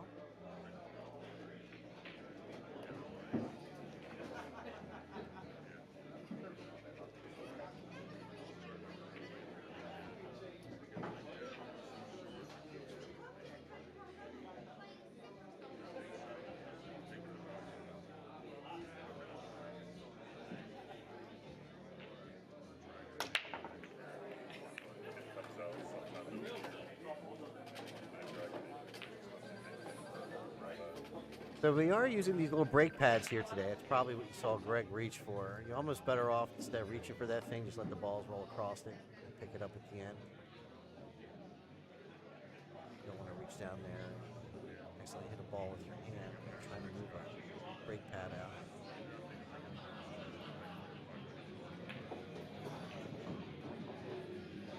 And the reason, if you're not familiar with why you use them, you have fresh cloth and whatnot, you want to keep it looking nice. You don't want those scorch marks. Now, keeping the balls clean, keeping the table clean will help with a lot of those scorch marks as well. But breaking is where there's a lot of that instantaneous friction right at the point of impact when you're striking the cue ball. You have to wear the cloth thin, so that's why you use that brake pad. Keep that breaking area looking fresh.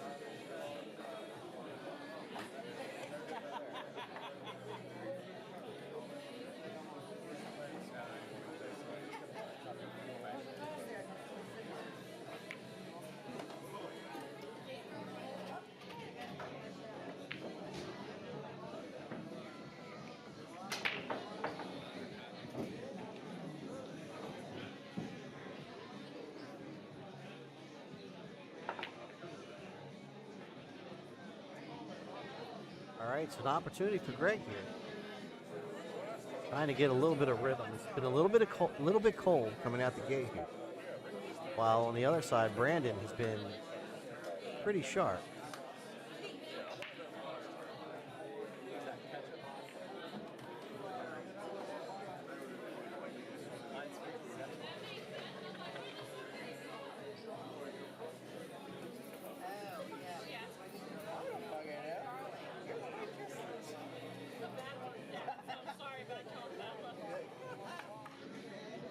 Although he wanted the 10, he'd have to drop back and punt here.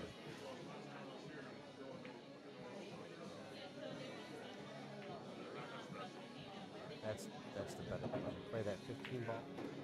Play that 15.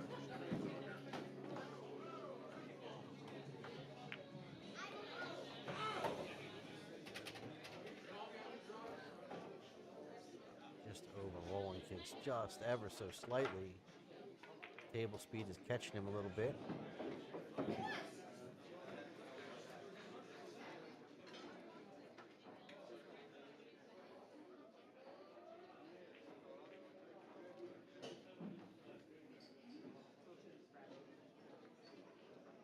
You're going to play this 13 ball, you better get a lot of high on this ball. Put a good stroke on it. Don't let it slide off the 13 right away and scratching the side.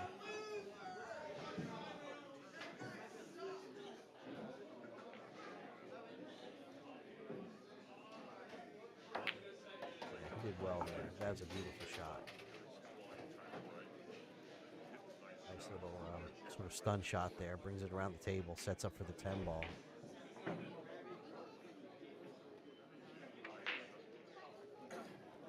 This guy's work cut out to get on the 9 from here.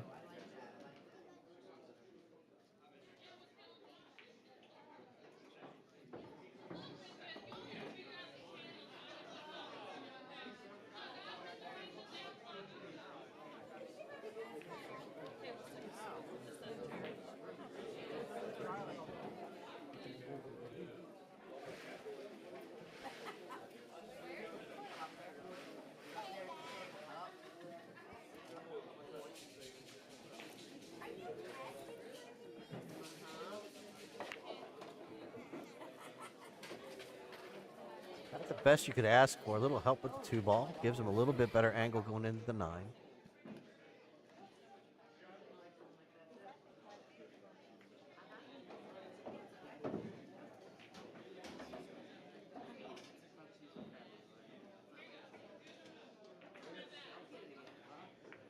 Just got behind the 9 ball there a little bit.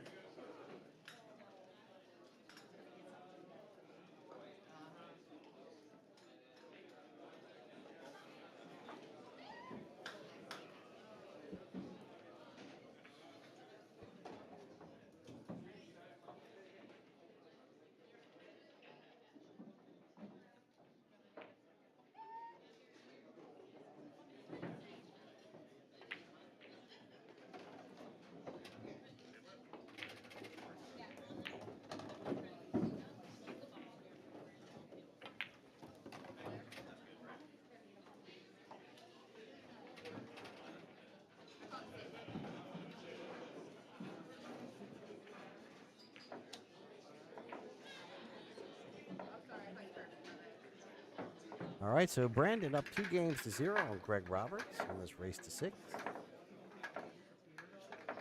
Greg having a hard time just getting the speed of the table down. First 2 shots seemed a little bit more of just being cold and from sitting for a while. And then after that, started to get a little bit of momentum, but just couldn't get the speed right. Took him out of the rack.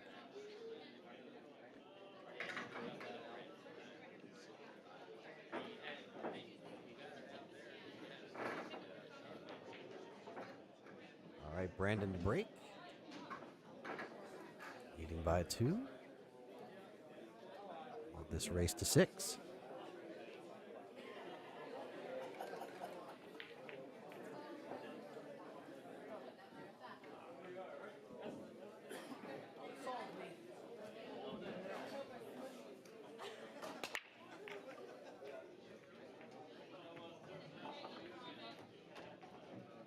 Stripe finds a hole.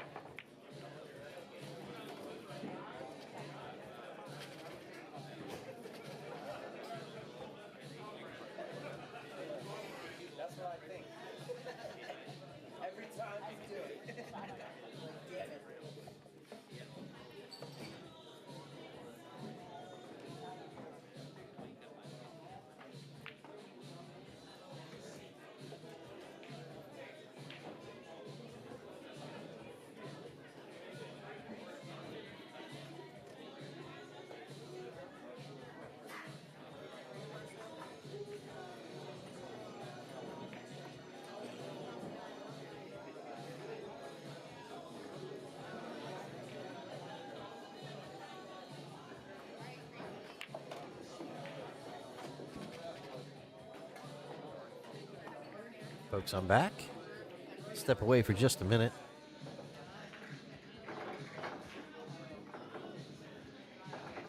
Dottie Prates rooting for her friend Greg. Thank you, Dottie. I appreciate that very much. Oops, wrong button.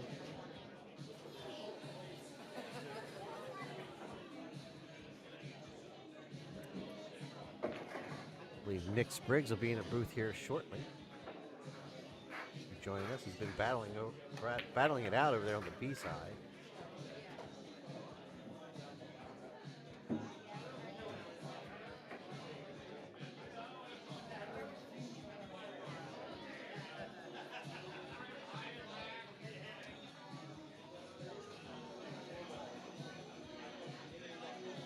Thank you, Dottie, for the like. Appreciate that.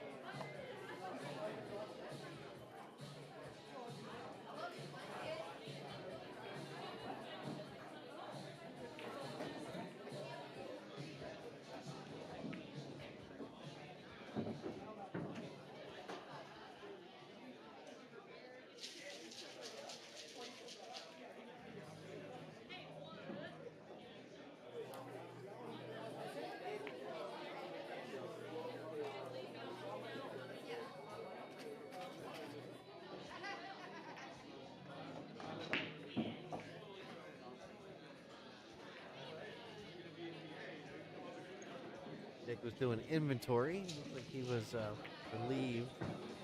He checked his pool case.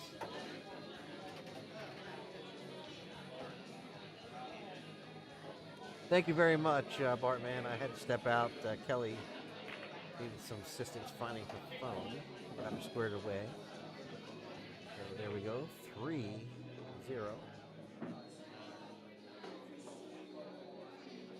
Appreciate that help from at home.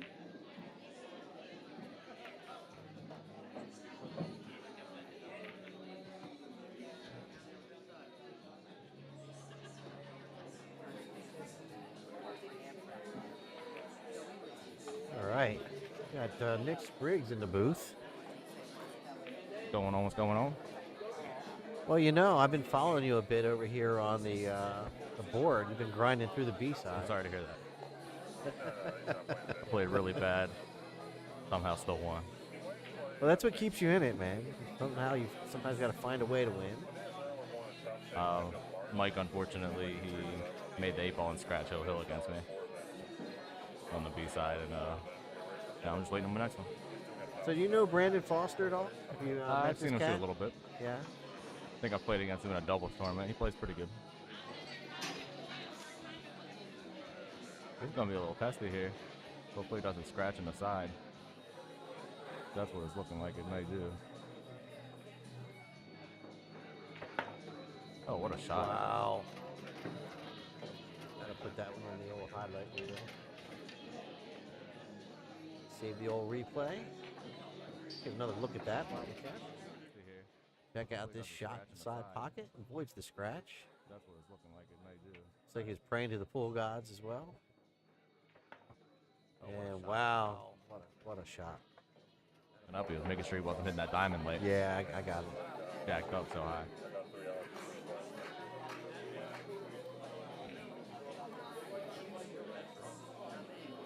All right, so Brandon at 4 games to 0 over Greg Robertson. Greg stopped by and said, "Hey, I haven't been playing in hours. Did you want to put me up on the stream table?"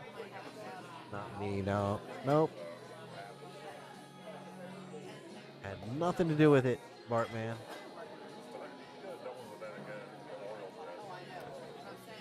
All right, Brandon Foster to break. Leading by 4 on this race to 6.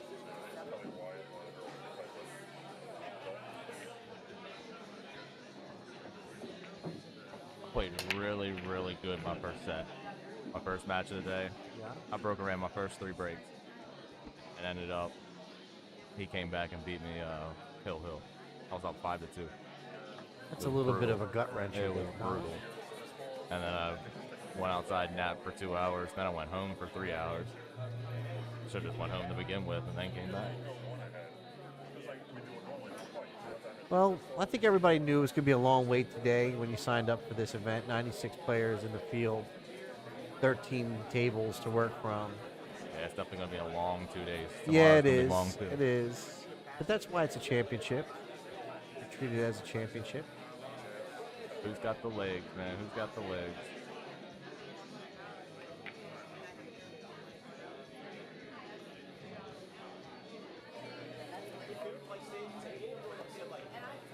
How'd you finish up last night in the 9-ball event? I ended up beating Zip to go play for the hot seat match against Jimmy Various, and then I lost 4-0. Okay, all right. Well, still but a that's a really third. strong Not bad. showing. And folks, if you're looking to improve your game for a real cheap tournament, $20 on a Friday night, come on out here to Brews and Cues. Test your metal. There will not be a lack of good players here. I can tell you that. No, I think they come from far and wide. They come here and shoot that Friday night tournament. Because it's also not only, it's a little bit on the prestigious side to be able to pull that tournament off, especially in any type of regularity. Oh, there's no doubt about that. You got to play real good to get anywhere near getting in the money. Check out Brews and Cues for your pool leagues, or come on out and have some dinner, watch pool. We'll be here all weekend long. If you do happen to come by the booth and say hi and say, "Hey, yeah, we were watching online and we decided to come out and have some dinner." Come by the booth and say hi.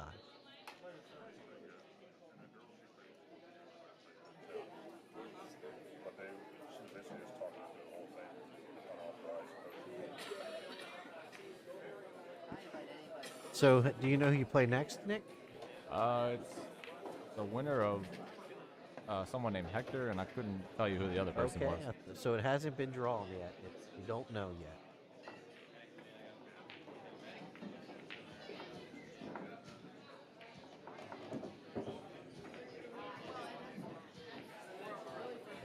Let's see, I'm about to pull up the bracket here now.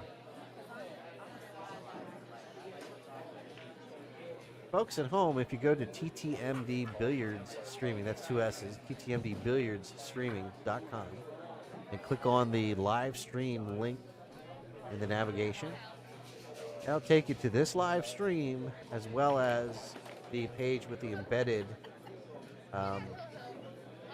bracket information, so you can follow your favorite player.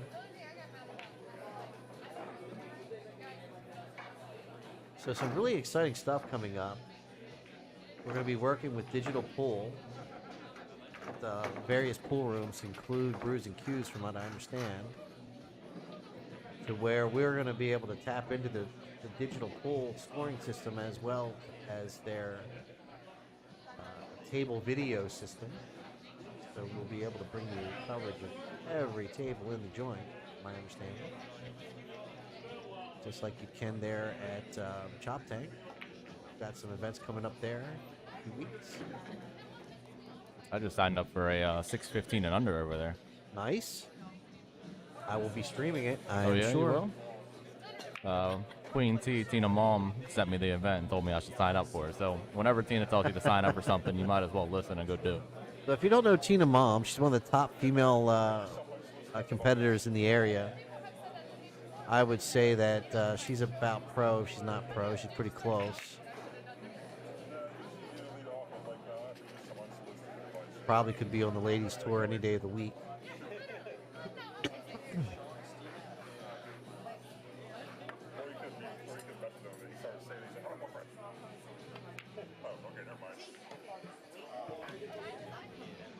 All right, so Greg, with a little bit of an opportunity here, needs to get something going. Get some rhythm.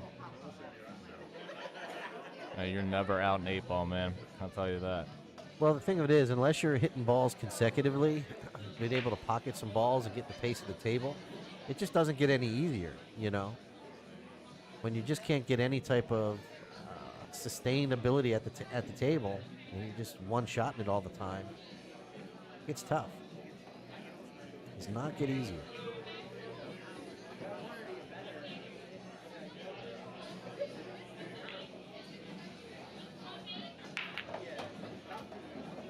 Pretty good job there, drawing back into that 4-6.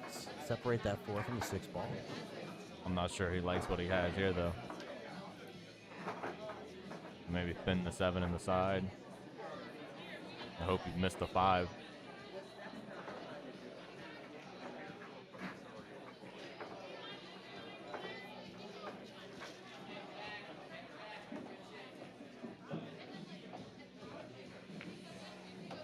Good shot. Don't get back in the same spot he was in, though. Maybe a bit more manageable. Looks like he's pretty flat on the 5. He might be able to play it into the corners, go by the 9 ball. I don't think it does. The face says no. Yeah, the Greg Roberts chagrin there says no. Will not go by the 5. I don't even think the bank when the 6 ball plays.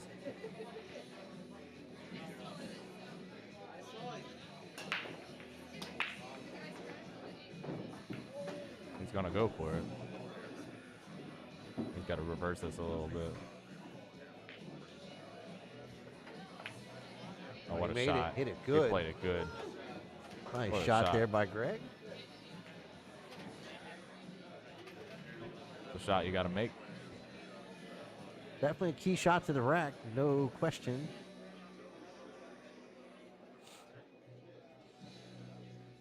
You just got to be careful here to get past the 5 and not run into it. Oh, he missed the 4. I think he might have just hooked the pocket for the 8 ball with that 4 ball, though.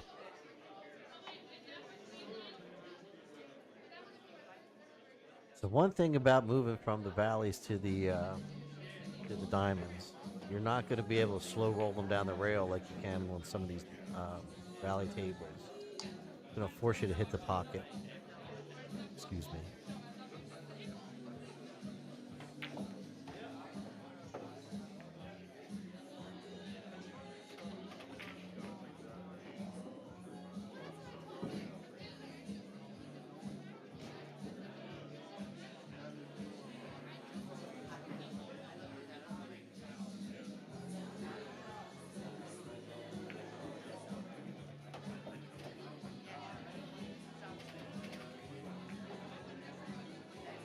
I think that 8 ball still might go past that 4, but it's definitely not easy.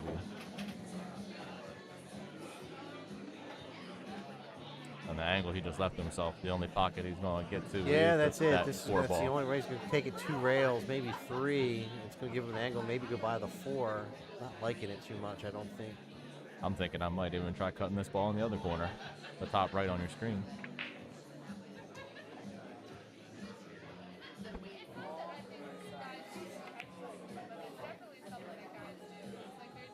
Yeah, that was the save. problem, is you had to try to get perfect on that 8 ball.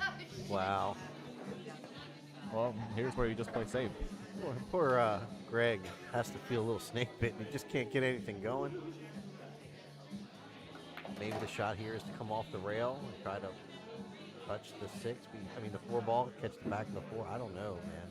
I think you just touch this 5 ball and roll the cue ball up table. Yeah, that's Let- probably the better play. Yep. let yep, Brandon yep, deal yep, with it. Yep, I agree. Just thin the 5-ball, try to bring it back a little bit past the side pocket so it goes.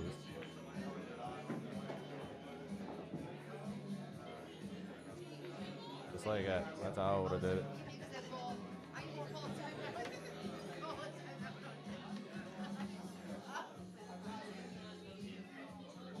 Let him figure it out. He's got to hit it, because if he doesn't, he won't give you ball in hand. You can make the 4-ball ball in hand. So Greg's dad asking us to smack him around a little bit, wake him up. That's assault on a police officer. Yeah, we I don't can't wanna do that.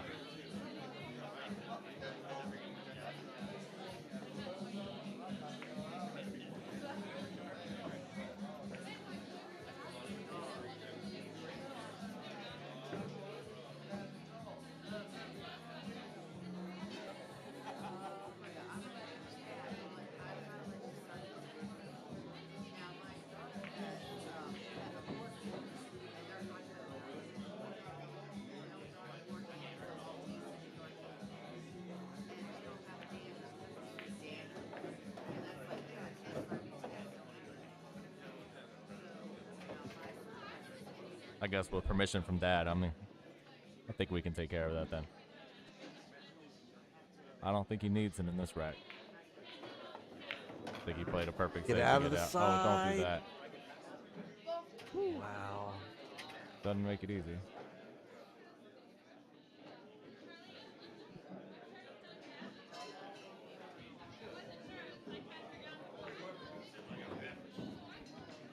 I think I play the cut here instead of playing it off the 12. It leaves the 12 ball there and your cue ball goes around.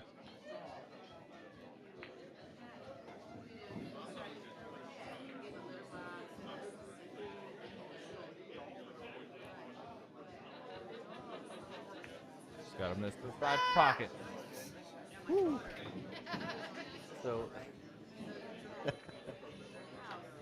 a lot of people willing that cue ball out of the side pocket for Greg.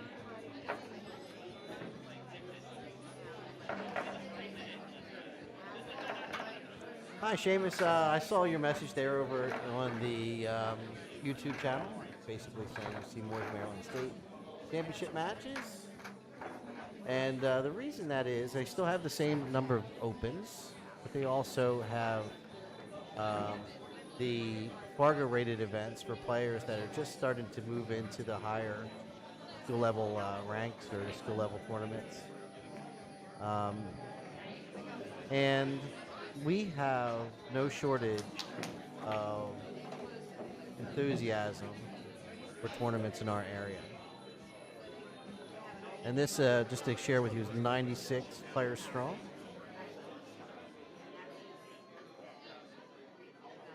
And the players, for enrolling in the event, get a free drawing or not a free drawing, but get a drawing entry or an entry for each time they enter an event for a cruise in October. I could definitely go for a cruise. You can never what? I could definitely go for a cruise. Definitely go for a cruise. Yes, I hear it. I hear you.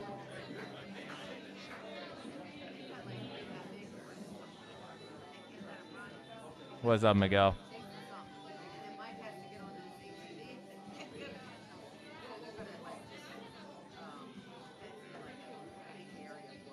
I don't even know how I'm still in, Miguel. He's still grinding. That's how. I got lucky, that's how. Yeah, well, that happens. But you I'll still take gotta it. keep grinding through it.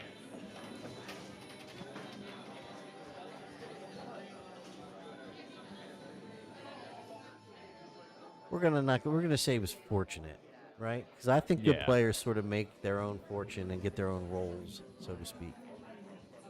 Some people are luckier than others in that regard, right? And I think that's because of the way they play. I did make a couple key shots that won a couple racks, so There you go. not all See? luck, but See? at the end it was definitely luck. Poor guy made the 8 and scratch hill. I know that feeling. Not a good one. Yep.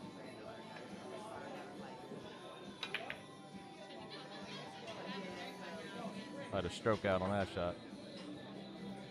And here comes Greg to the table again. Stuck somewhere.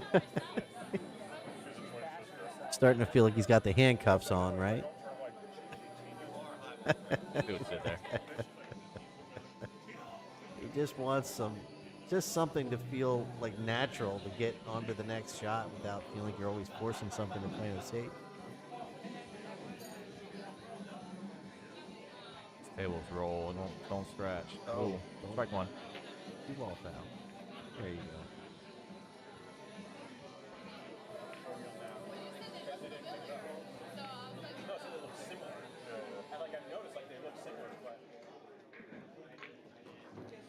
Miguel, I hope you're enjoying the stream. Thank you for joining us today, buddy. Appreciate that. Miguel, TTMD, player representative.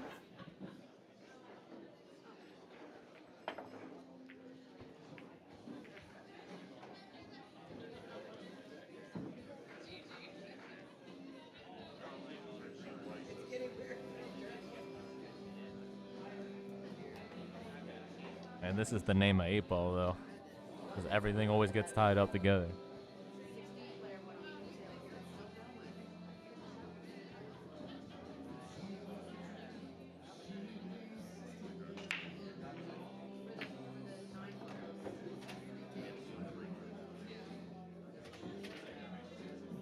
Have you had to give up any weight yet today?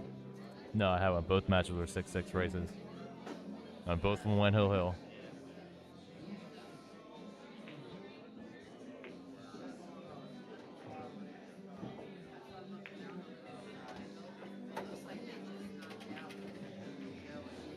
It's real easy to break and run, too, when you got an open table after the break. All you got to do is make a ball.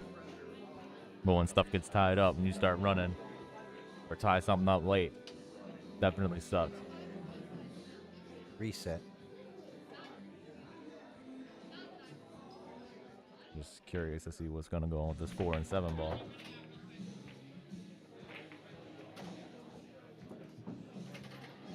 I think you got to play this 4 ball into the 15 eventually and make it and take that pocket away.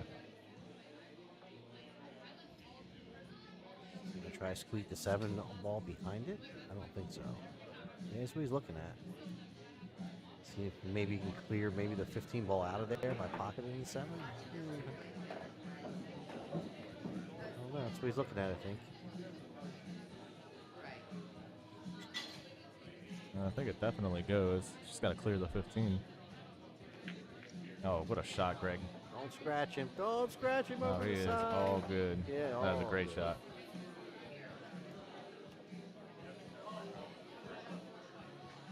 These tables are definitely flying, too. Do they feel like they've been recovered recently? Oh, they were recovered just about 2 weeks ago. Okay. So they're just now being broken. Like, they're finally getting to that normal playing speed. Right. But there are some times you hit a ball and it goes flying. You're like, oh, yep, definitely new felt.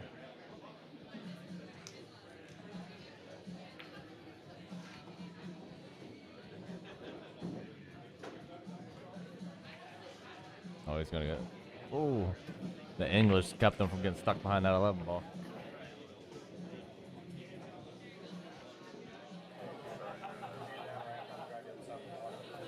I think you got to power stroke this ball. Draw it back out. Yeah, draw into the long rail.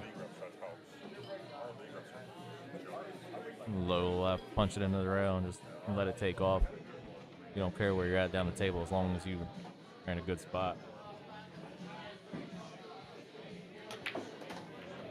Oh, Took he your hit that advice. 13. I didn't get there. He hit the 13. Oh, That's the one ball you had to miss. You just pointed Hey, at you it see in the the edge of hole. it? He might have just My got goodness. Oh, no. there. Oh, no, he's trying to mess it.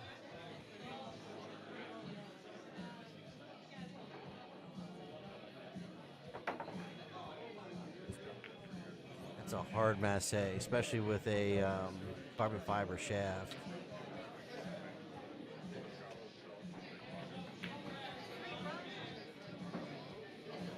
I mean, the nature of those carbon fiber shafts is so that you can't bend the ball. Of course, you can force it, but they're designed to have no deflection, right? So it's a little tougher to swerve a ball and masse balls.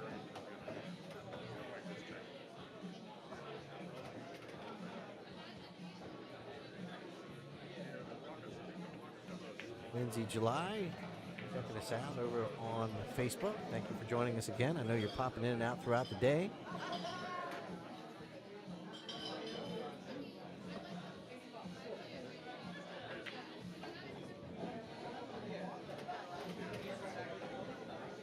Brandon's looking pretty good from here.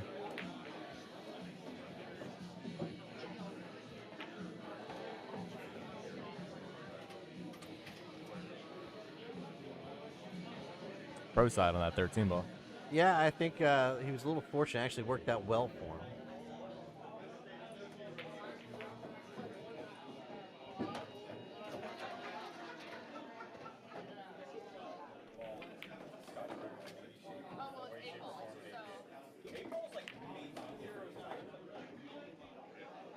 All right.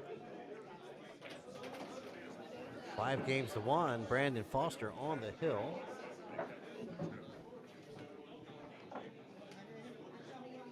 In the booth with me, I have Nick Spriggs. Right here at the Maryland State Championship. 8 ball, $5.99 and under.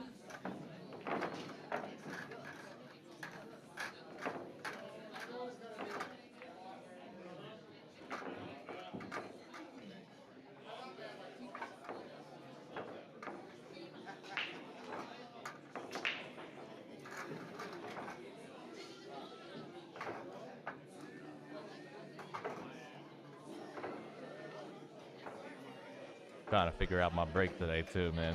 Had a bunch of clusters. Were you having problems scratching it all today? I had one scratch on the break and the dude ran out on it. Got ball in hand and ran out. Right. A lot of the players have been sliding off this head ball into the side pocket here on this TV table today. I normally cut break. I normally go for the normal 8-ball break.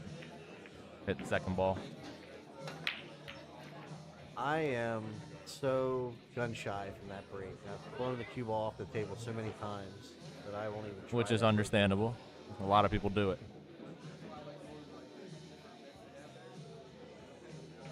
I wouldn't say I've mastered it by any means, but I've is there definitely really done a it. benefit No. of it? Because really, that's kind of like an 8-ball. It's an 8-ball break to make the 8, yes, but more times than not, I do make a ball or two I see. and an open after the table break or after the break. It's beneficial, but my last match I was breaking right off center from center of the table, right at the head string. That one worked out pretty well for me too. It's making 2 balls in the side pocket almost every time and getting pretty good spread. So Now, when you're playing, are you making mental notes of where you're breaking from and the success or lack of success, and you're moving it around and trying to adjust? well, I was Or do you cut pay- breaking my first Go my ahead. first match. I was breaking the 8-ball break, but I decided the second match I was going to change and break just off center from the head string. Right. And hit it square, and it worked pretty well for me, so I just continued that way. But the first set, I made 3 breaking runs with the cut break, so if it was working then, I just kept going for it. Right, But right. it didn't work on the next match, so I changed immediately in my next break. And then I ended up breaking and running a rack, I think, with that center break as well. It's not easy to break and run, but it definitely is a lot easier than an APA format where you have to take what you make. When you get an open table Yeah, and you get I stuck. prefer this. I prefer that there's not a penalty for making a ball. I feel like sometimes if you have to take what you make, then it's almost like being penalized for making a ball on the break. Correct. Sometimes.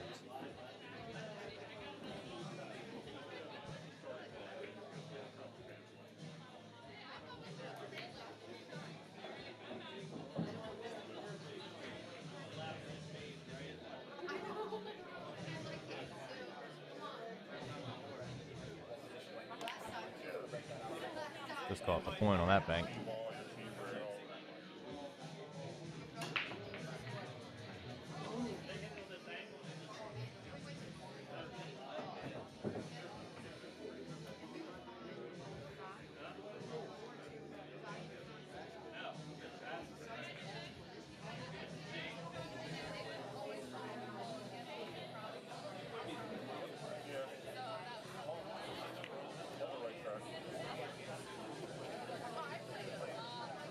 Only problem ball is going to be that 13 ball for Greg, and he's got to get on the short side of it. play it down the rail. But it does not clear the floor.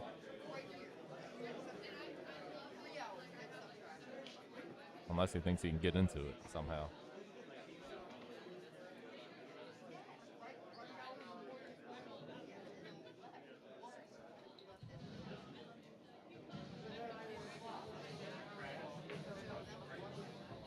Maybe he can feather this ball in and get down there.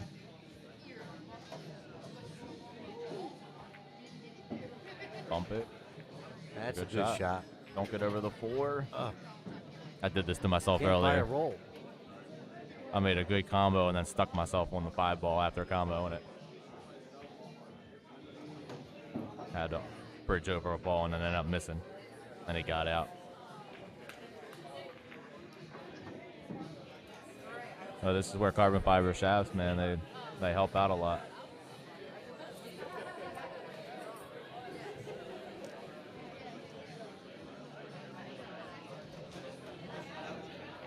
Greg's not out of it yet.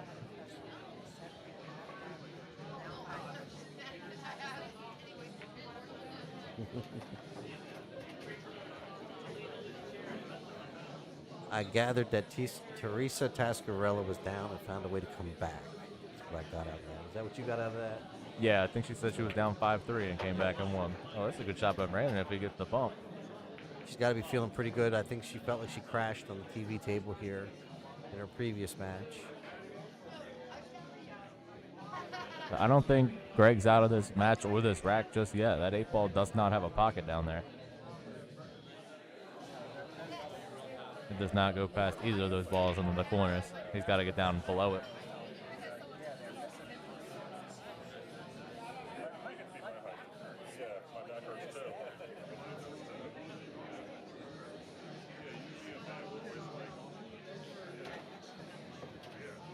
All right, Miguel, we'll be looking forward to seeing you compete. I'm sure we'll be streaming the adventure, the event. Oh God, the adventurous event. See you soon.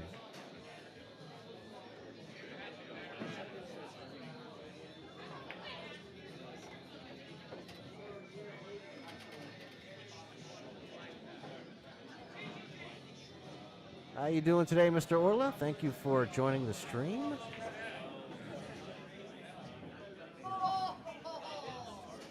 I mean, Joe's not wrong. I might play pocket safe on this ball. Make the 7 or just roll it out right behind the 1. But even then, you still got to find a way to get on that 8 ball.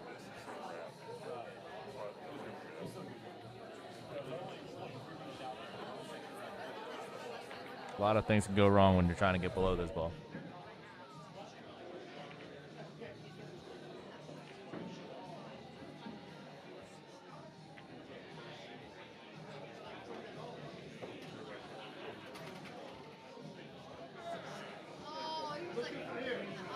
See who's got in mind here. You think he's trying to spin it off the rail? I don't know how much angle he has. Pretty straight.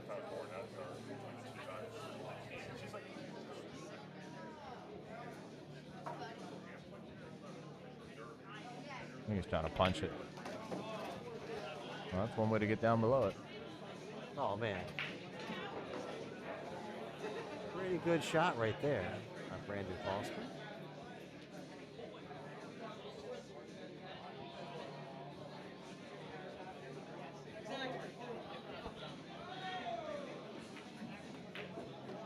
That is the match. That's the match. Or it's not. I'm guessing it's not. No. Somebody gave you wrong information on the score. I can tell you what it is. I'm look at the bracket right now. Well then. Somebody Folks at told home, you different. Somebody told me that it was 3 games. Maybe it was just me. That was Greg's bad. It's your fault there, Mr. Bartman. Way to screw it up. We love you, Bartman.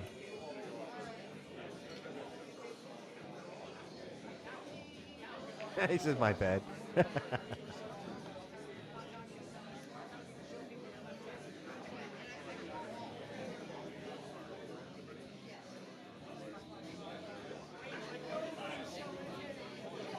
This match is currently 4-1, unless it hasn't updated yet.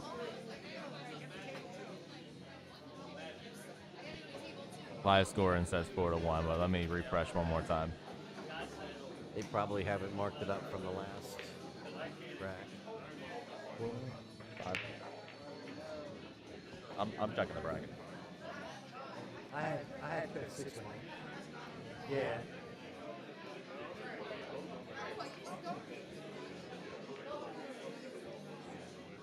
I don't know. I'm looking at the bracket right now. Yeah, I had you at 6-1, and then I thought we missed something because guys broke again. So I had you at 6-1.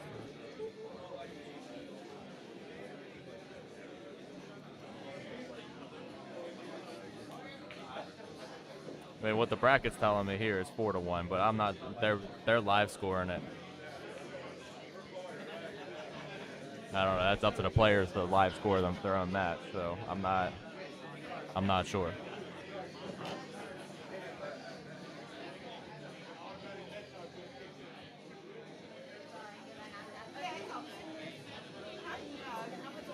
So I think you were right, Bartman. It was 6-1. That's what Brandon had as well, 6-1. So for 6-1.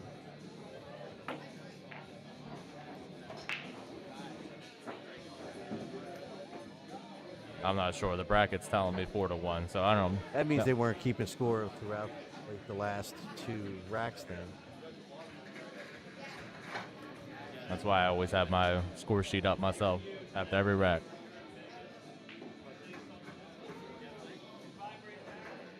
All right.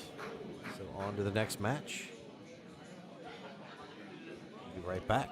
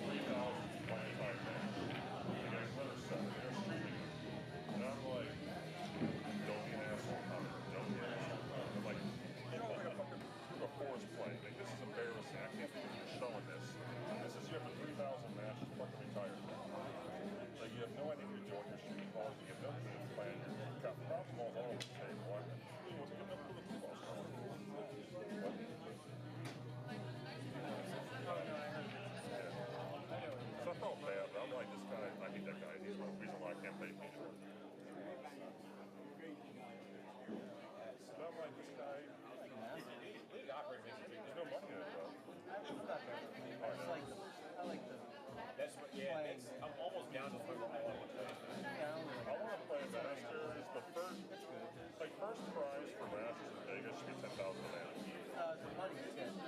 We came in like, You get less than. like top 8. We got like $50 I or know. something. It's crazy. So this is like your top tier elite league, and you're paying this. Because Masters doesn't, It's like a mini. it's not amateur, it doesn't do If you want to grow the league, make Masters pay really well. the best thing about Masters is you get a winner play. And the competition. That's what I'm. Well, oh yeah. That's Don't get me wrong. So you play Chris I'm Brews. just talking about from a reward Oh yeah. standpoint. But That's not Masters. we're not in the pool. I'm not in the pool to make money. That's what we're Yeah, otherwise, if I'm the top tier guy in the league, I should get paid more than the team who wins the sandbag competition. So like those guys are getting like 5,000 a person, and Masters you win is like 2,000 a person. look at that's what you get. Nothing. That's like Your partner goes up. nothing. Nothing. Your partner goes up and you can't play defense anymore. But it's like a prestigious thing. It has nothing to do with challenging yourself. Yeah. Yeah, I'm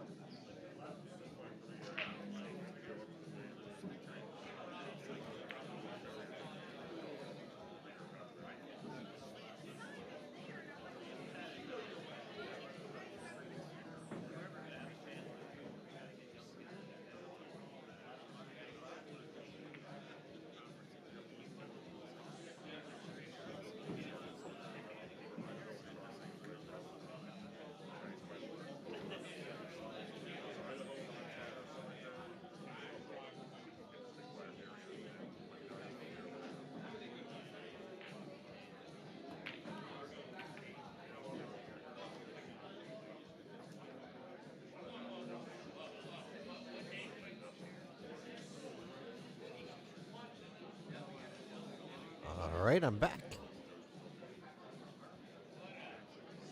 Got Rich Cardillo at the table.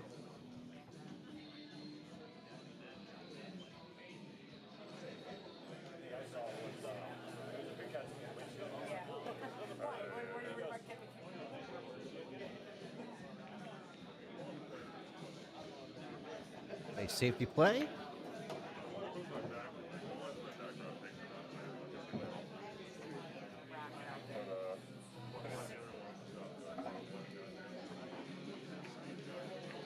Oh, a nice shot there by Mike. I didn't think he could get between the 1 and the 5. Pulls off a nifty little shot. Because he shot down the balloon over the event, he shot down somebody's science project. Yeah. And then, Wow. yeah, then there was one over Hawaii. So you come with that high-speed shot, and then find yourself missing a shot that you probably should make. I think that happens a lot.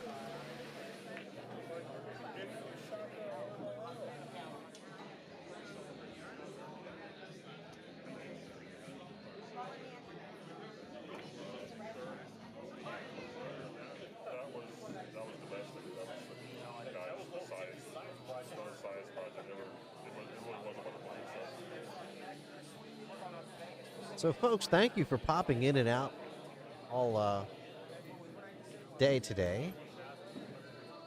I know it's we've been streaming now for almost 10 hours. Nice shot there by Rich.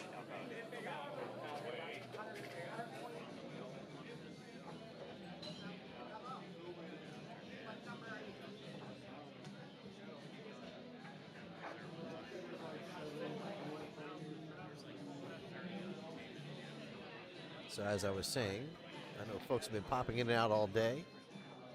Thank you for that. Do appreciate the support. And we like to see people bantering back and forth like we see over on the YouTube and Facebook channel for their favorite players.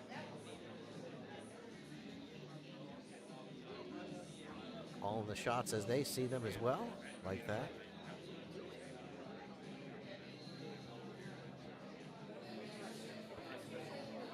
Thins that one into the corner. Get out past the 15. Does not look like it. I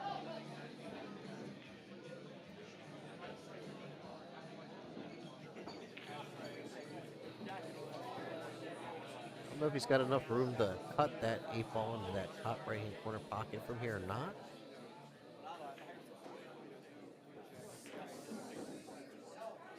Trying to figure out what he's looking at here. If he's going to maybe try bank it. There you go. Bank it back in the corner there.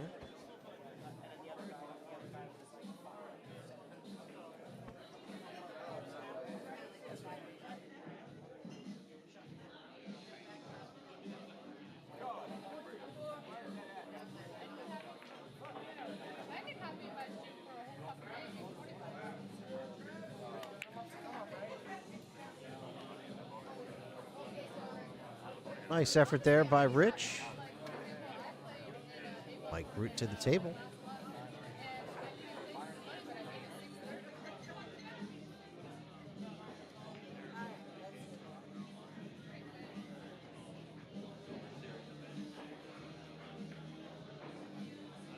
Oh, almost missed that ball.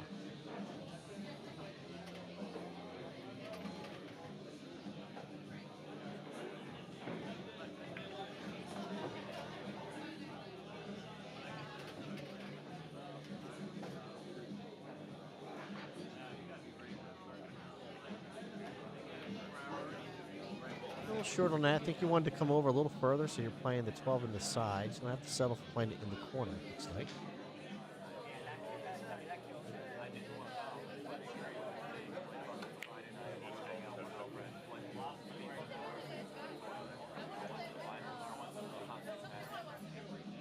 Rich to the table. Opportunity to tie it up. One game apiece on this race to 6.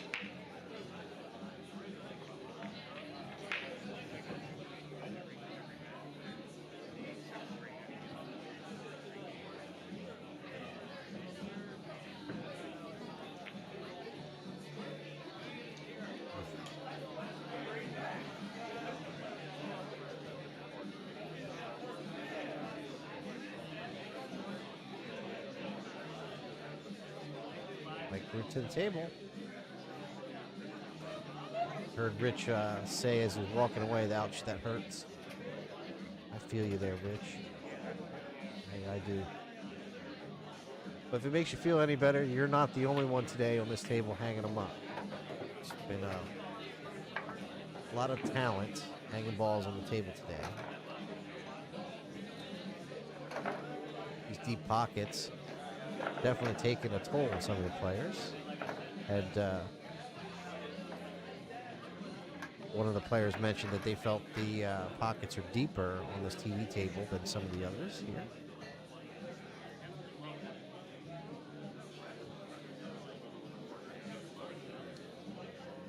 I'm not sure about that.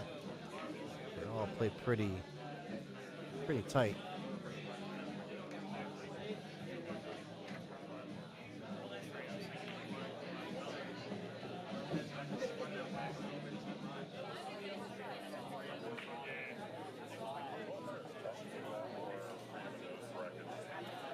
Root the break. 2-0. Cue ball got caught behind the rack. Scratches in the bottom corner pocket. Ball in hand anywhere on the table. Excuse me.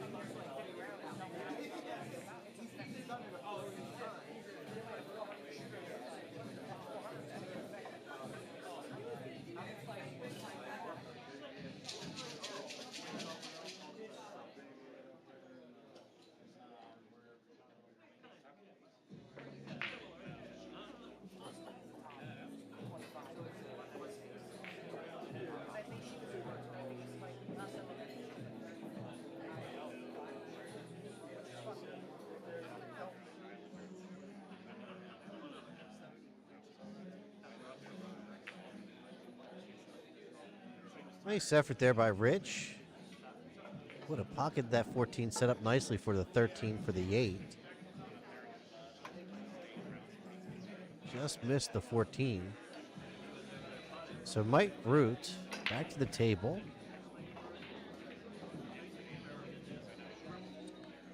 Seven ball's a problem unless it goes off the 14 in the corner. If it does, then that might be okay as it'll clear it out of the way.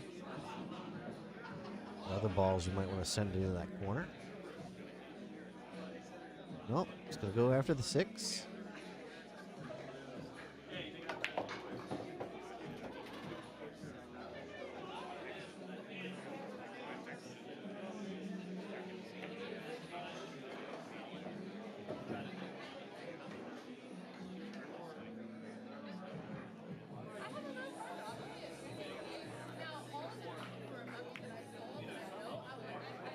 Not on these tables. They will never allow that shot to fall.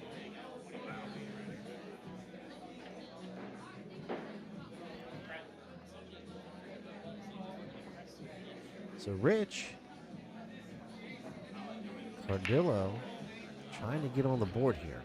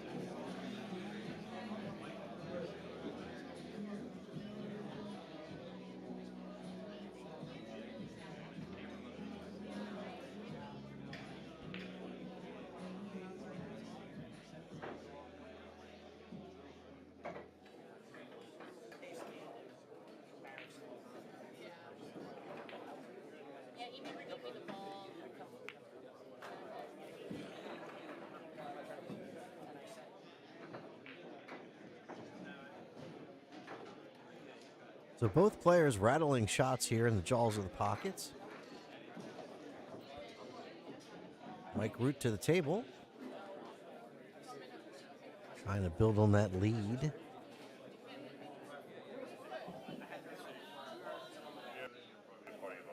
Oops, excuse me.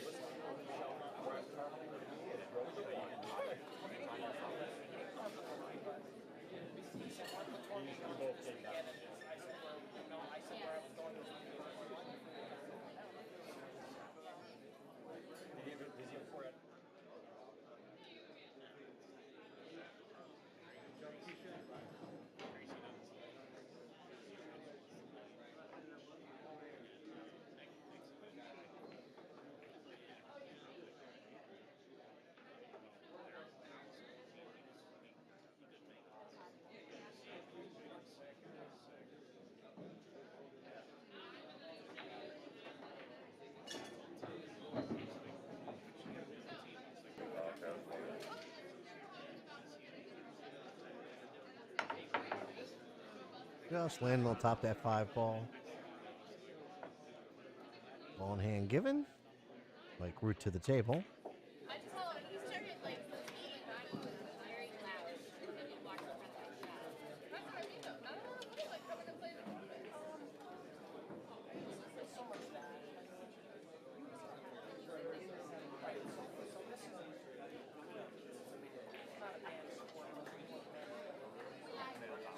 It's a male dominant. Yeah.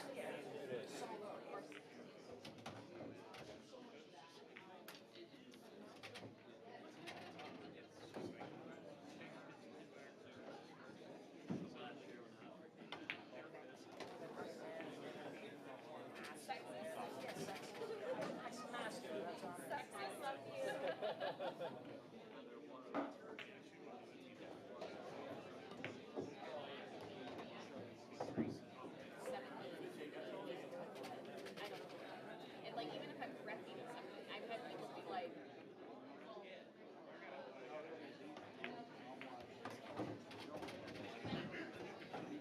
the dude that I just went I played with all of them together. The dude that I They just must have went never seen me outside of league. he tried to tell me People what like I should that have must done have never seen me differently. outside of league. They just probably only see a little bubble. Literally, like I'm not.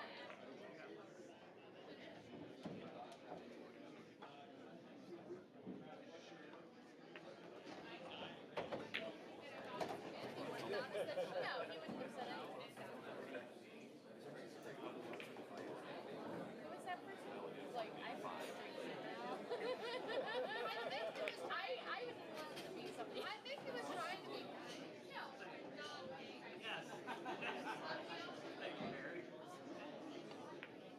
So nice out by Mike Root, taking a 3-game-0 lead. This race to 6.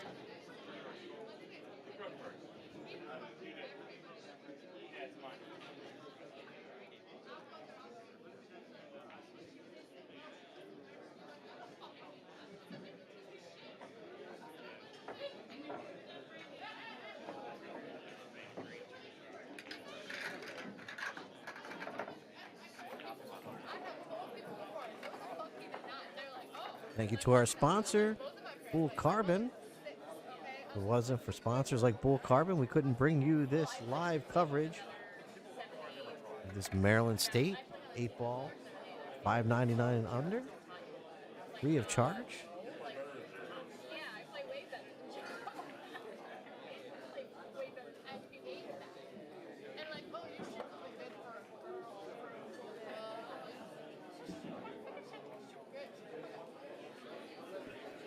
What, you did it? I said I'm a 5. You're a 5? Pretty controlled break there by Rich. I think he did pocket a ball there. Be a high.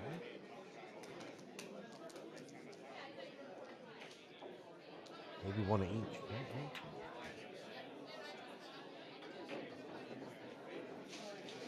Should have one of each.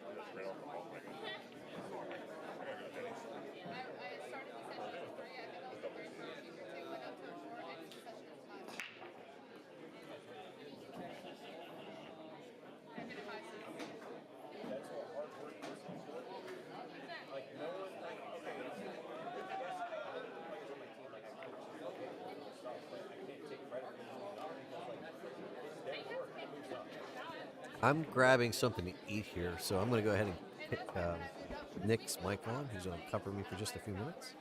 You mind?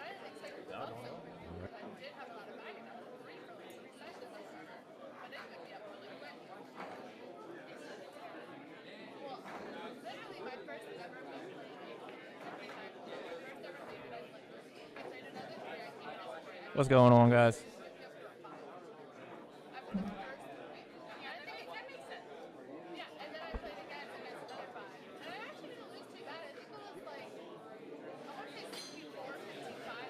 Yeah, man. Wayne stepped away to go get himself some food. Screaming for 10 hours. It was crazy. Whole nother day to go. So I thought he was going to hang.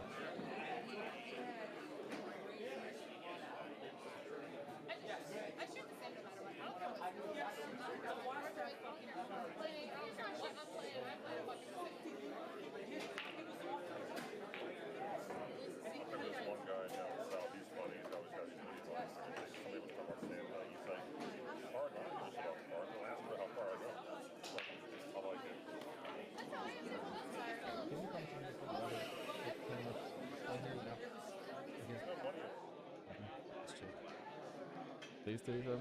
Okay. Had to get Wayne to help me change some camera angles. I like this one a little bit better.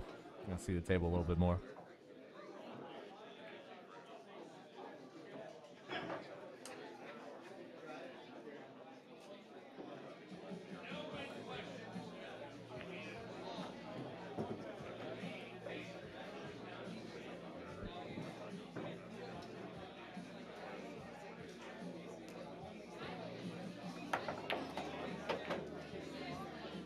Ooh, unlucky roll there with that 5 ball.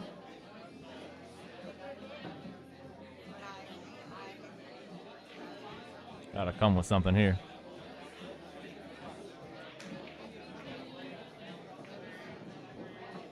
I wonder if you can see that 5. He might just have the edge of this ball. Can't really tell from that angle.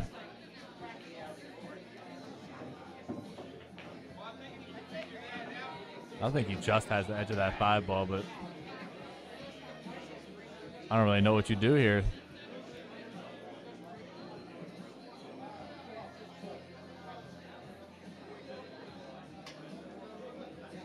Looks like he can see enough of it. He's going for it.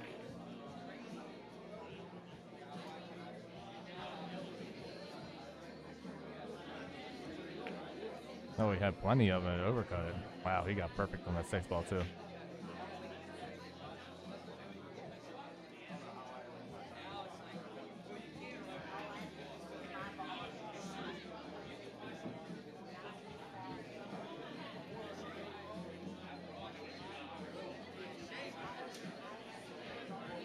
Mike back to the table. Pretty open spread here.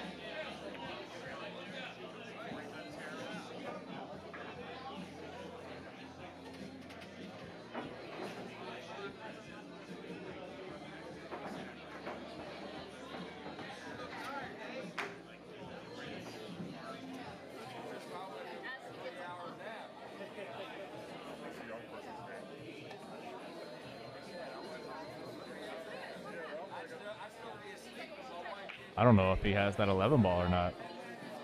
He might have got himself with that 14. Unless he plays rail first, which it looks like he's going to do.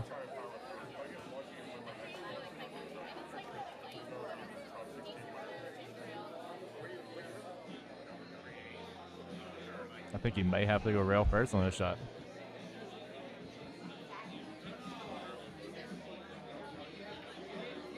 It's a good shot, but he's going to get on that bottom rail.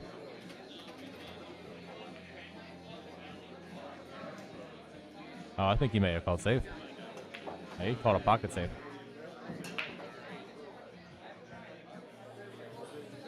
It's a steep cut. 5 ball is not frozen to the rail.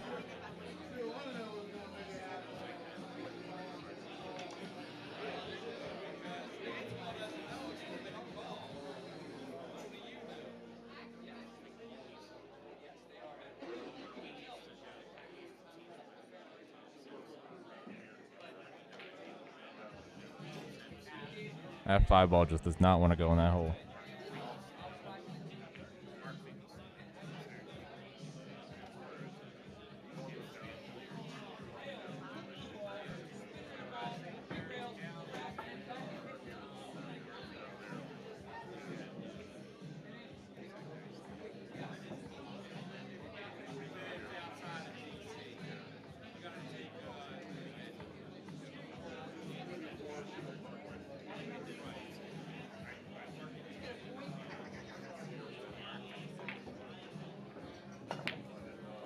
We tried banking it.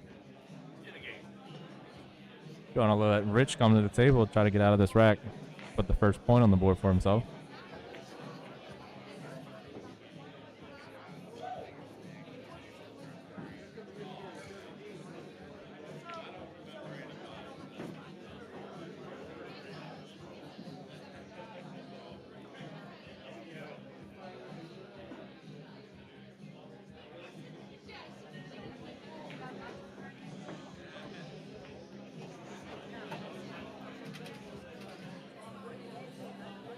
Oh, he's got a little bit of angle in this ball.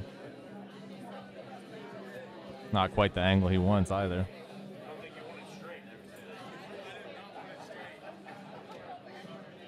He's saying head is straight.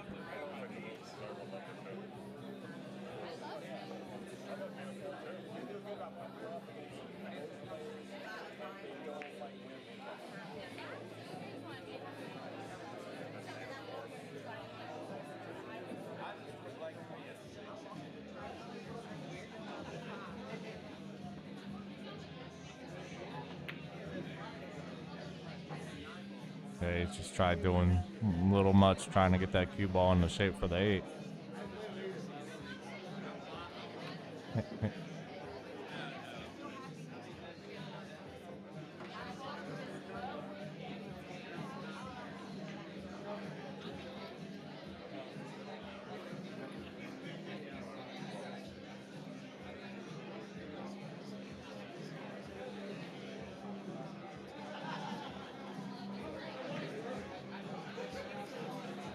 I'm not sure if Mike was playing safe there or if he was trying to cut that 14 ball. In my opinion, I think he might have been trying to play safe. It's like Rich has a chance here to close this rack out.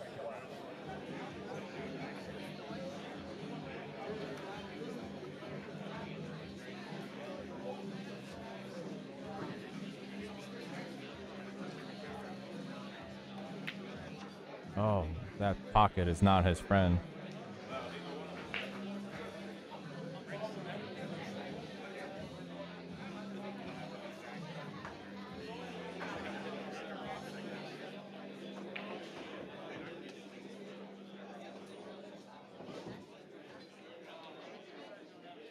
$9:30 already? Man, I've only played 2 matches. A good shot there by Mike. Going to get a little wonky on this 13 ball, though.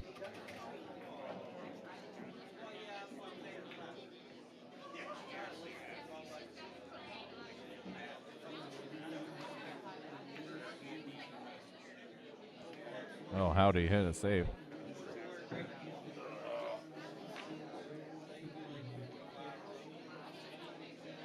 I think Rich might have this ball.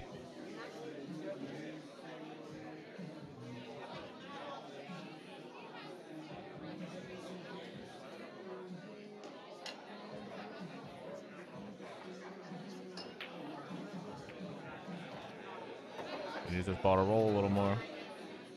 He should be all right here.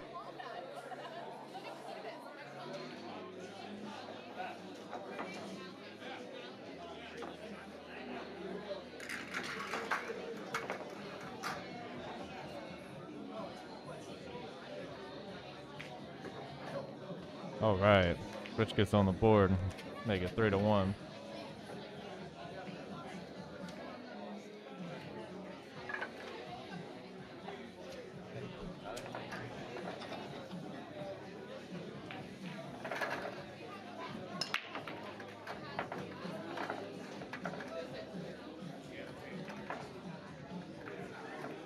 Not a problem, sir.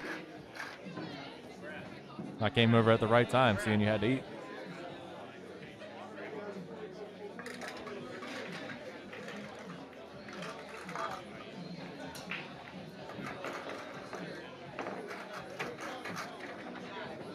Tell you what, it's starting to get a little chilly over here in this corner. Yeah, man. My sun went down and that cold air coming through that door definitely gets you every time. Just like last night, we were sitting there watching this table.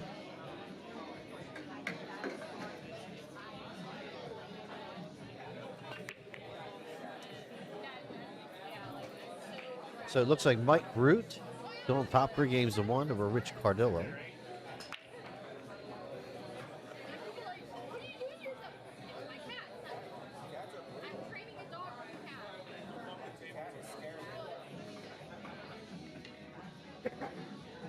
Freezing over here.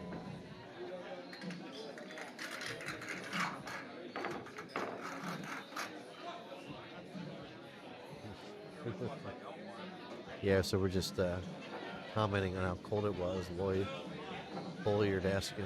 Need a little portable heater sitting on that side. Exactly, something. You get a nice cool breeze and a nice blast of heat at the same time. He comes over and says something about, "Are you cold yet?" Then goes out the door and makes you even colder again. Yeah, exactly.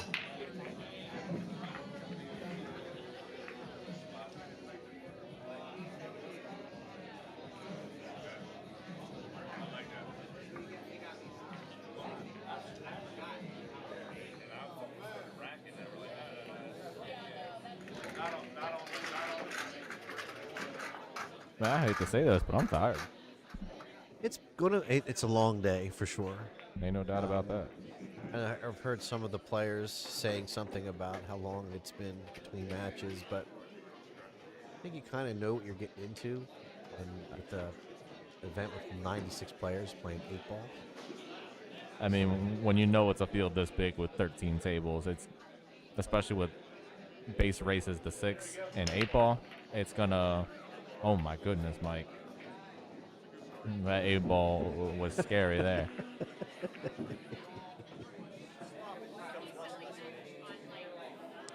Danger to what I Will was saying. Robinson. Yeah, right, exactly. you know what you're getting into when you come in, man. I knew it was going to be a long 2 days. Yeah, I mean, yeah. I've been here since same time as you, 10 a.m. So what you have to do 9 is be a.m. ready for that. You know, maybe go take a little siesta. I went home. Yeah. It was great.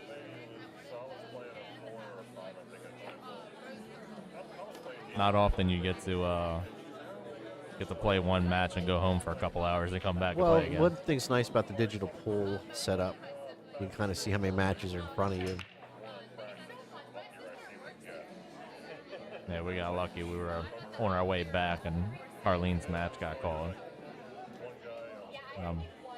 Racing to get here so she doesn't have to forfeit. And then as soon as I'm pulling in, my match gets called. So it's perfect time when we got back. Worked out perfect. But it's looking like I got myself another hour at least before I get to play my match, if not longer. I don't know how many B-side matches they're playing tonight, but they got a long way to go.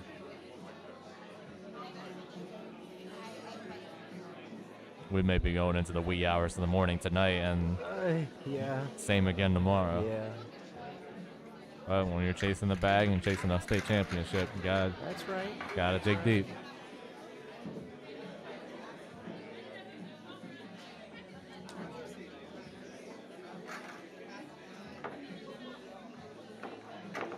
Tell you what, I'm getting hungry myself. Yeah, it might be about that time. When was the last time you ate? After I lost my first round, and that It's was about it. time. It's about 11 time. a.m. Yeah, you don't want to wait until right before your match. Put you in sleeping mode.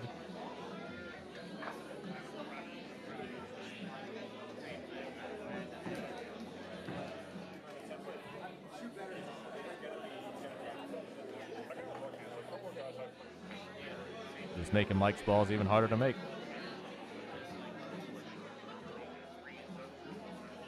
You familiar with Mike Root? A little bit. I've played him a couple times in APA when I played in travel leagues in the area, but I've never played him in a tournament. How about Rich Cardillo? Are you familiar with him? I'm not familiar with him, but Nick Laura is here today, and he's one of the guys that came with Nick. Nick was telling me he plays pretty good.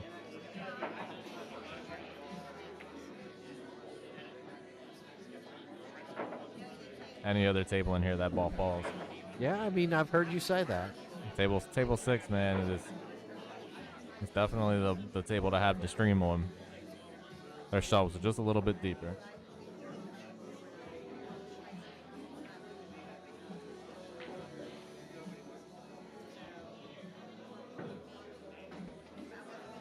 Rich looks pretty good to get out of this. Can stun this 15 a little bit or play it off the rail. Come out for a 13, 10 in the side, and the 8. I'm looking straight onto this. It's just real nice roll up off the side rail.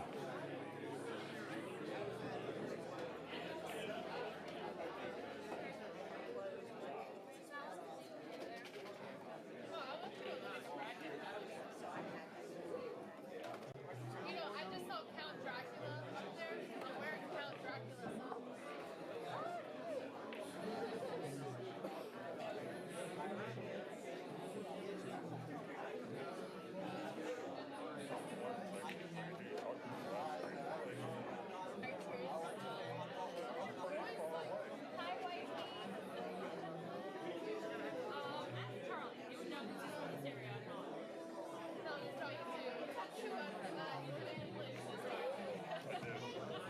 Looks like Rich gonna get out of this rack and make a 3-2, drawing even closer.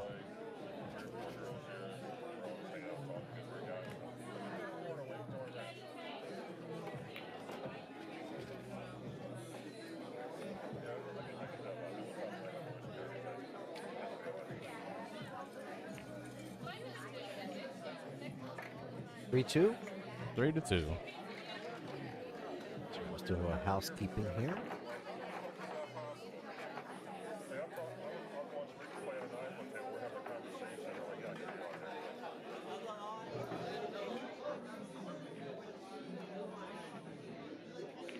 Got ourselves a ball game now.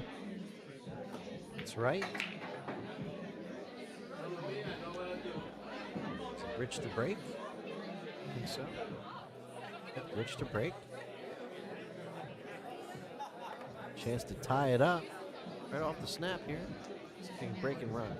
Haven't seen a single break and run on this table yet today. Really? Not yet. Not yet. A couple close ones. No break and runs.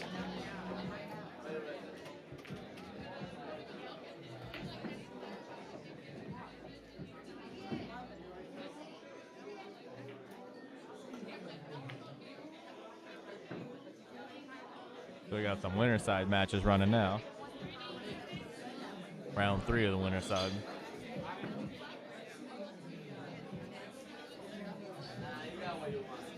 Slowly but surely we're getting there. Yeah, 8 ball's it's hard to judge. I mean, some players play, at a pretty consistent pace. Other players take their time. And if you get 2 players on the same table taking their time, you can draw out a little bit. I mean, Danny Hauser had a match actually with Rich earlier, and it was over 2 hours. Oh, And they're 6-6 race. I mean, that's brutal. yeah. But that is why it's a championship, right? No doubt about it.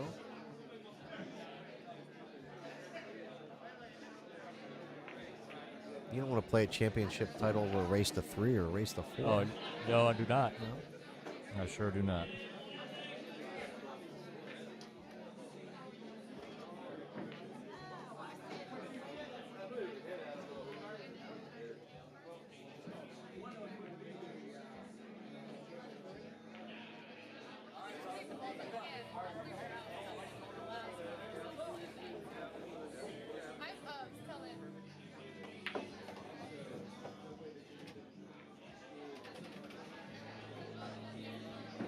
I think you might be able to see this 10 ball.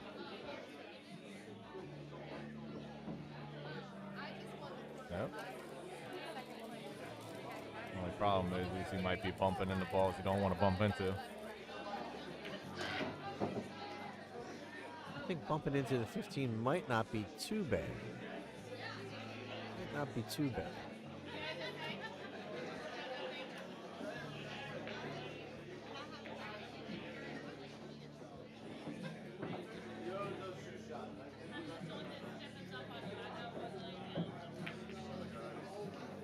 good shot there.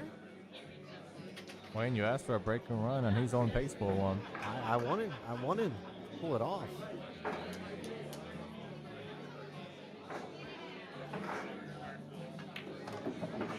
Now here's the problem: is the 14.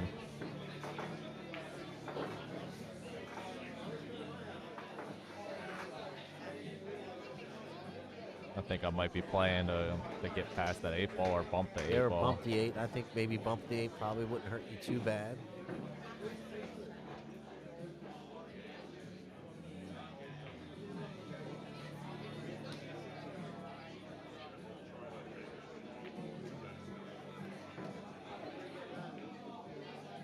Way he's queuing up, I think he's gonna bump it.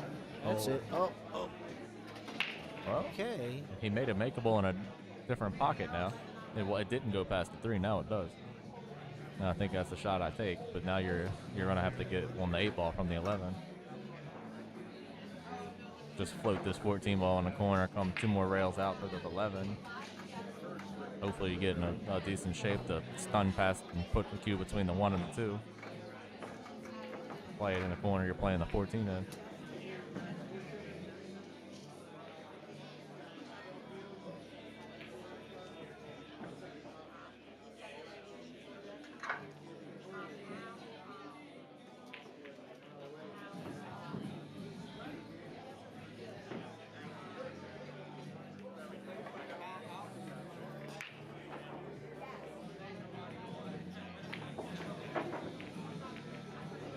Oh, he floated it good. They got the shape he needs to kind of stun this ball over.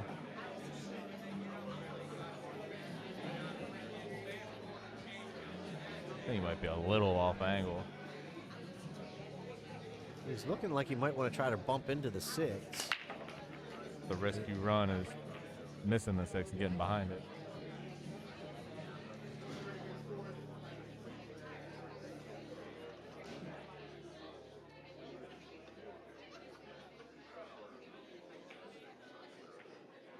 Oh, he played it perfect. He played it enough. Did he get by the Oh, 1 he's ball? good. He's real good. Oh, yeah. A little pep in the step. This is our first break and run. Is it our first break and run?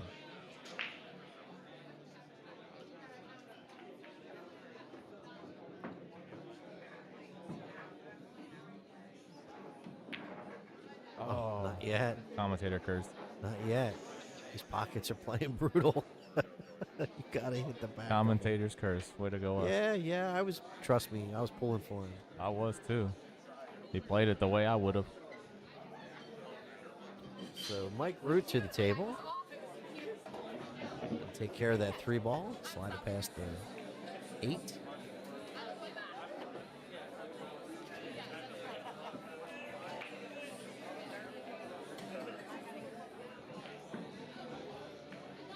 Oof. Man, Oh no. just took that shot for granted, you think? Yeah, he kind of rushed it a little bit. Yeah, that's what it appeared to me as well. Bit of a rushed shot. I did it earlier. So there we are, tied at 3s. Gonna race to 6. My hill match, just one I just played, I got ball in hand and he missed the 8 ball. He had to kick at it, missed it, gave me ball in hand, and I ran down to the 2 balls before the 8, and I just one-stroked the ball and missed it. And then he made the 8 and scratched, and I somehow won it. Got lucky. Got fortunate. Fortunate, that's right. Keeps me alive and keeps me in the running. I'm making him a commentator yet. Fortunate. Fortunate. All right. I'll take it. Mike Root to break. Camera's got me twisted up a little bit. When you're looking at it from this angle and you look at the table, it's flip-flop. Because the camera's on the opposite side of the table of where we are. Rich was shooting that 14 ball and looked up. Looking at the table, pay attention to the monitors. Then. You always want to see it live, you know. You look up, look down, and it's like, wait a minute. Really Why confuse myself. 14 on the other side I of the would table? really confuse myself. Yeah, I haven't even tried that. You see what Stop I'm it. saying, though? Stop it. I have to do one or the other. I can't do both. flip flopped all over the place.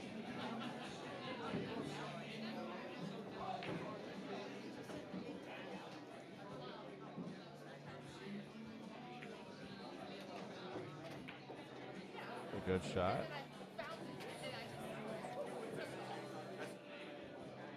Gotta get on this 9 ball.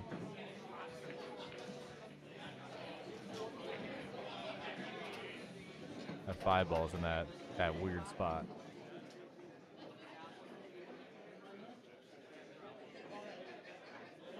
So's the 10. You pocket the 9, might go off the 10, scratch in the corner. That's a good shot. It just rolled down a little too far. This 15 ball's still trouble though.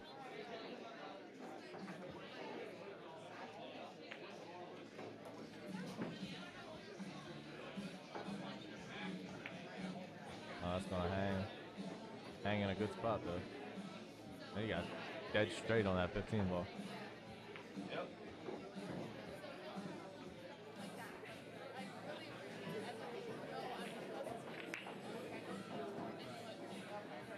I don't think he could have got better on that 15 ball. He's actually on the rail, which sucks. You know how you have to play that shot, right? When you're on the rail, you hit that with a little bit of English, inside English, he floats off the rail and comes back. But, yeah. Not my favorite. 2 balls frozen on the rail. Is the 15 frozen? Yeah, there. I can't tell if it's frozen or not. It's close.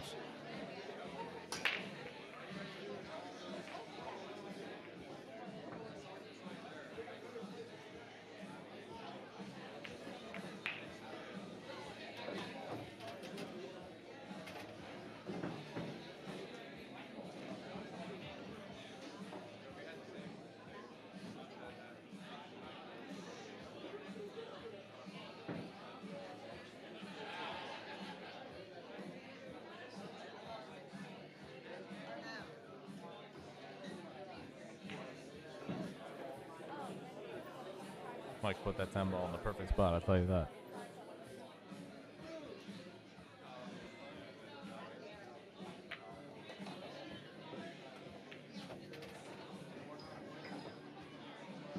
I think your only way to clear this 1 ball out is... Oh, he's calling safe here. Looks like he's going to make the 10 ball.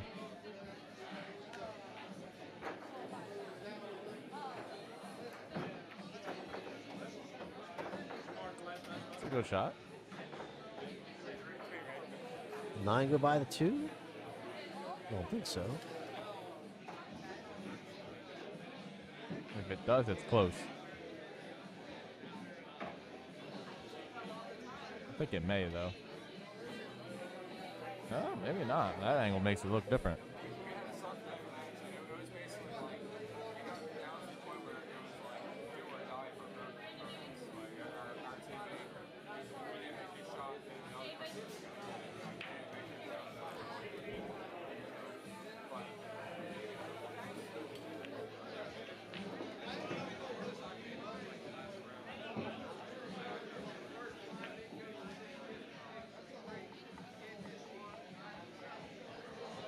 He's just trying to bump that 15 ball off the rail.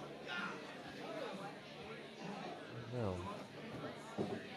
Rich got an opportunity to take his first lead of this match. After being down 3-0 to go up 4-3, that's pretty good if you ask me. Yeah. Way to keep your head in it.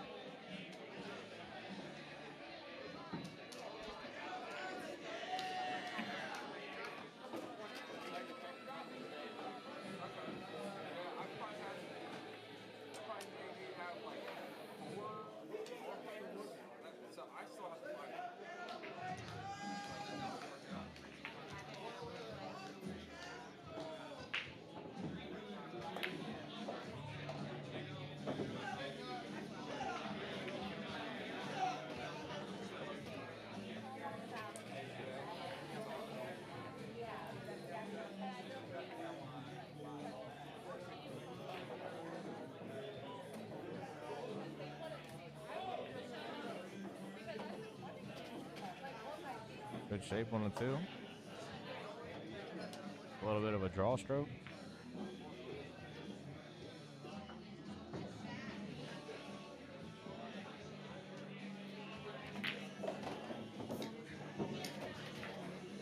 All right, to take the lead. To being down 3-0. Oh, well done by Rich.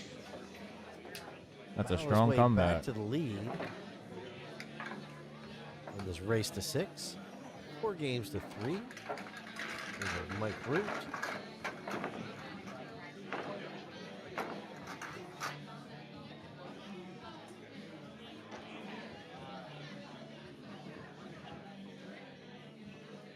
So thank you all for joining us today here in Glen Burnie, or at Glen, excuse me, right here in Glen Burnie, Maryland, at Brews and Cues on the Boulevard.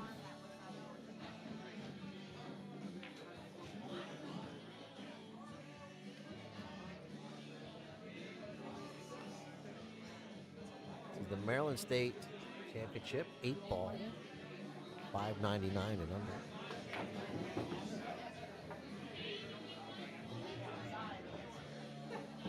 Not sure if there's a player break. Looks like it is. I think Rich may have taken his break. All right.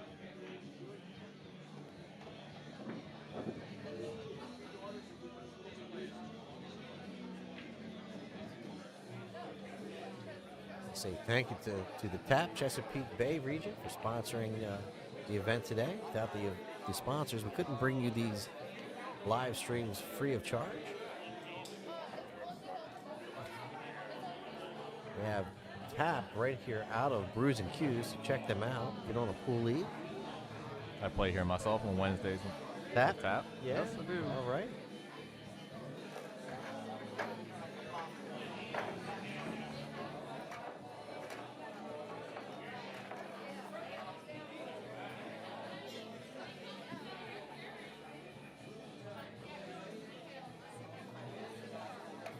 And I'm thinking I might be taking the trip to the Green Turtle in Bel Air on Thursdays Oh, yeah, that's right. For our TAP. to join your team, sir. Yes. Carlene and I think we're leaning that way. That would be sweet. That would be real sweet. It's another good place to hang out and play good pool on good equipment. Some diamond tables.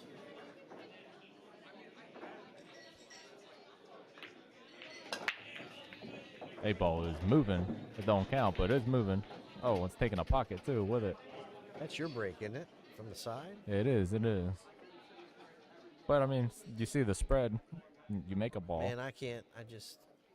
It's gun a shy. touchy break. You have to hit it solid, and you have to. I play it from the right side. I shoot right-handed, and I play it with low right, so it fires the cue into the rail and comes back into the pack. I play it right-handed and I pick up the cue ball off the floor. You gotta play it low right. I see a lot of people that are right-handed break from the left side, but I'd rather personally play it from the right. A lot of 8-ball breaks.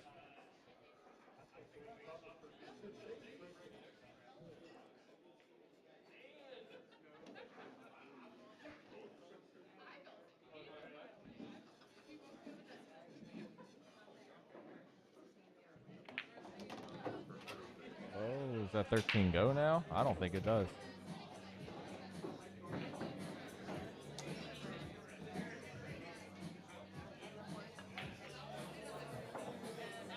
It's tight. Rich is really starting to look like he's picking up the pace a little bit around the table here. Confidence is Yeah, growing. yeah. Confidence building, I think. I mean, after being down 3-0 and making your way back to be up, A little swagger around the table. definitely makes you want to play better.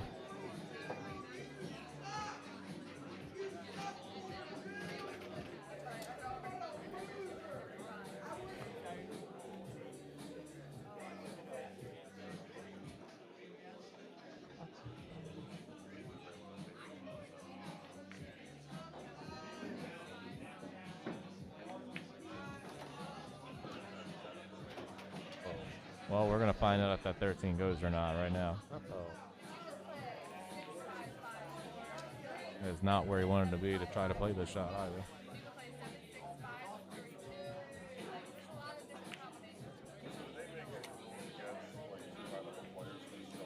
He might be able to play this and cue ball go 2 rails, come over there back where he's at now.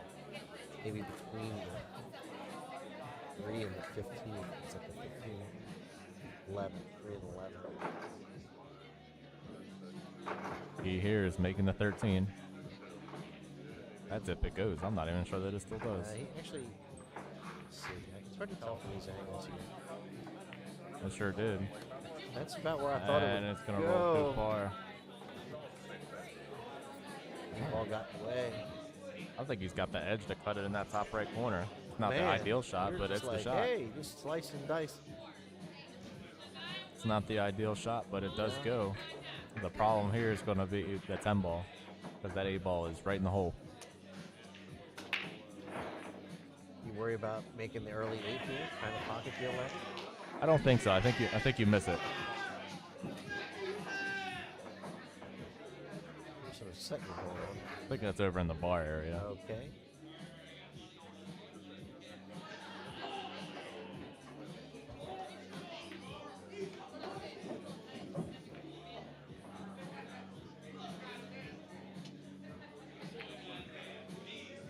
Yeah, he played that with inside English is what it looked like. Sorry, outside English.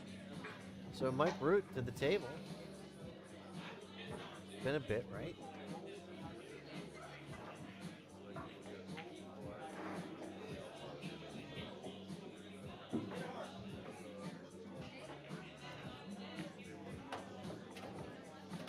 I don't see much of a problem getting out here. I think you play the 3 ball here. I would personally play the 3. I'm predicting another Hill man. That's strong. Predicting. Go on 1. There has been no shortage of Hill matches.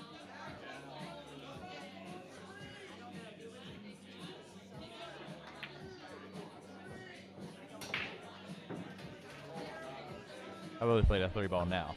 That sounds better, right? Definitely.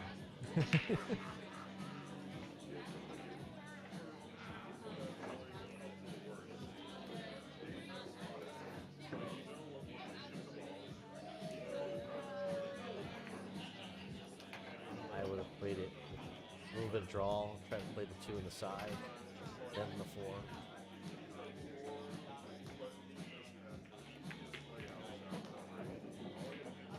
So he scrubbed the 2 with his pull cue a little bit.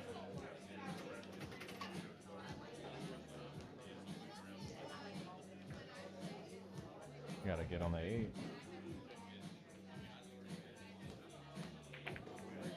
Gotta get on the 8. I think he's got it. Get there. Get there. He's got to masse this ball a little bit.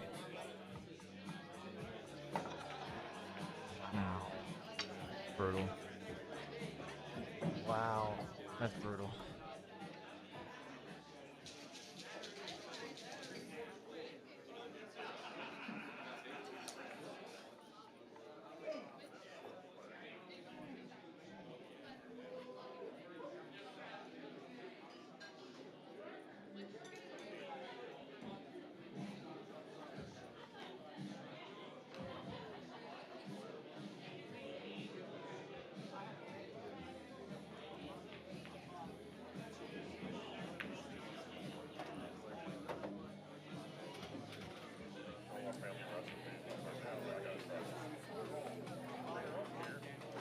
It's a little bit straight. Maybe the wrong side of the 10 ball here.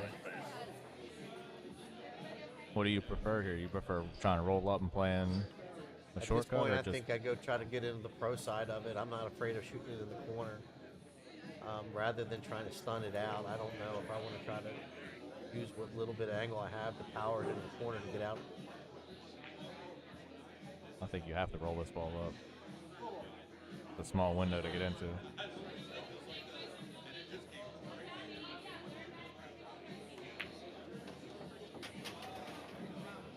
Pro side.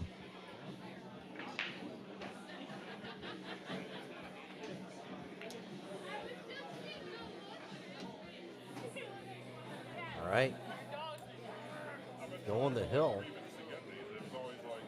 win 5 straight.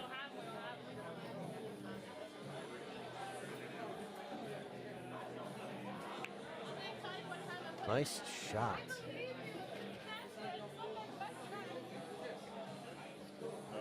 So kudo to Rich after being down 3-0, winning 5 straight to go on the hill. That is some cold air. I think I have this handy dandy TTMG jacket behind me.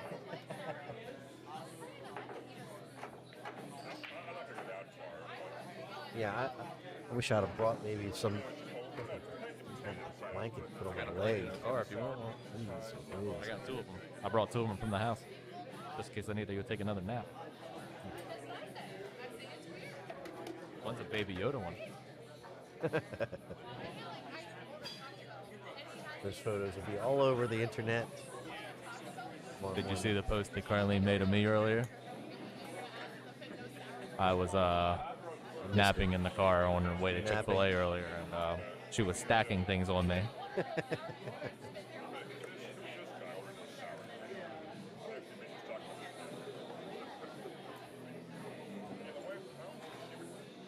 All right. Too warm.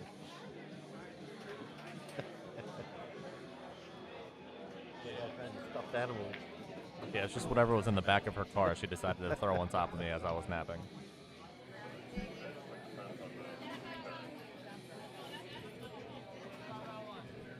Looks like you do pretty well at the fairs there, Nick. That looks like a bunch of fair stuffed animals. It's all stuff she had in her office. Okay.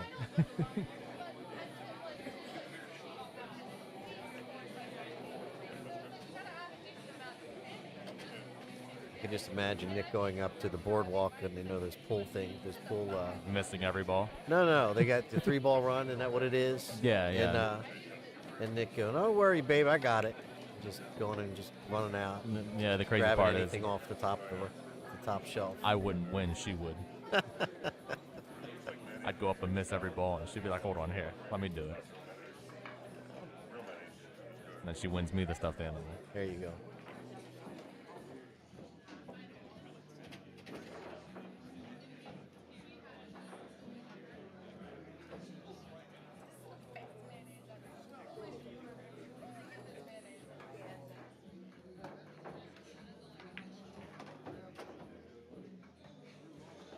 Mike Root really needs to take advantage of this opportunity.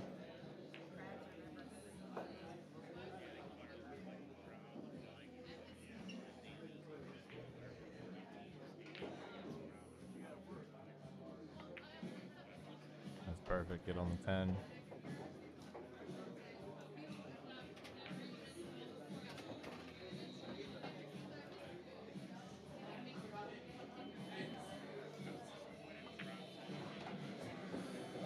Looking real good from here. Getting hung up on the 2. So he's going forward. That'll work. Yeah, took that 2 and the 7 out of play. So you have to come over top the 1. That's never any fun.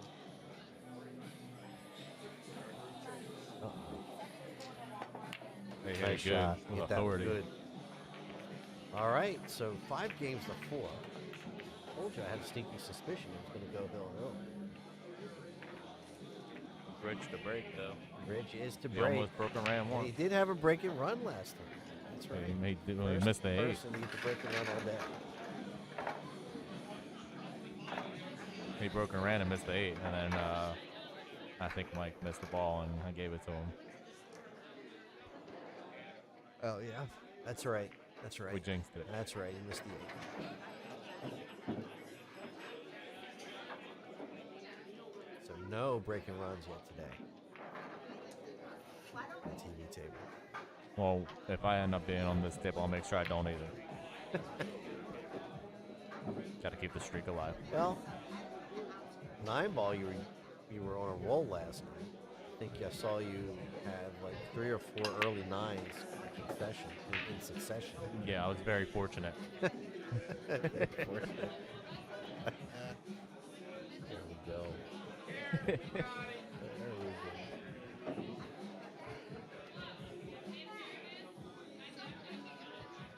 They're definitely fighting for it.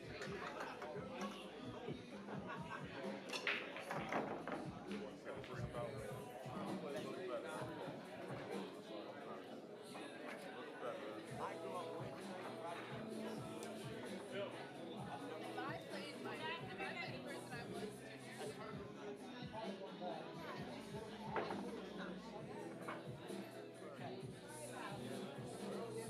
This is not a pretty rack.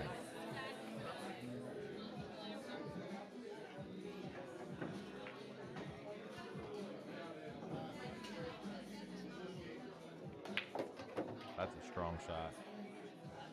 Get his 13 out. Oh, it got a lot prettier. Yeah, I think he's really helped his lot out here quite a bit. Now that he's got the 13 ball freed up. It's also maybe that, I think that's a 15. So the 11 No, ball 11. sitting next to It's the the 2. 11. Well, this So- is a ball you just roll the 11 in and bump the 2, and Oh, then yeah. you're pretty much smooth Yeah, sailing with from there.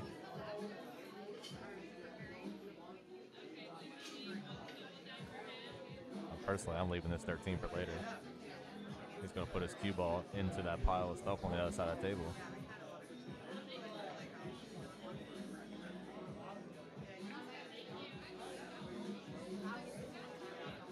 It's not Yeah, a I think hateful you're right. lead. I think you're right, Nick. I think I would have shot the 11 ball there. And the reason I say that is if you drift that 11 ball into the side, the 2's going to hit the rail and come back and most likely double kiss the cue ball back out again. And then hopefully that gets you in the shape of shooting the 15, then your 10. Your 14 is still a little bit of trouble, but I mean you could have easily gotten below that with the 10 ball and shot the 14 into the corner where the 9 is. Use the 9 to get on the 13 and then go from there. That's a strong shot from Leg, if that's what he called. Oh, he called safe. Even that, still not a terrible lead. So yeah, 'cause after I missed My ankles are cold now. It is chilly, man. My legs are freezing. Freezing.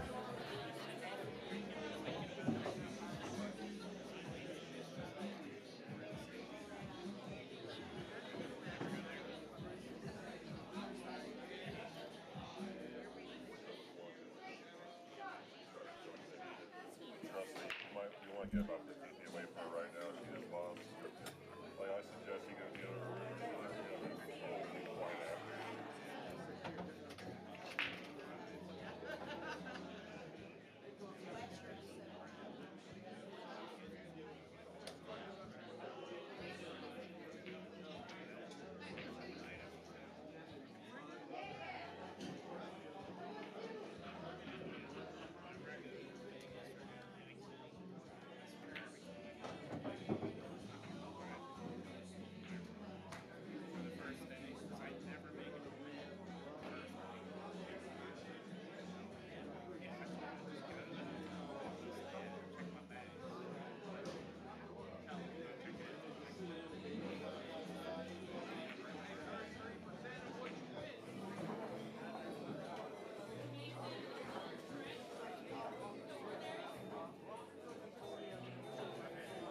I think I played this ball to come out for the 11 in the side still.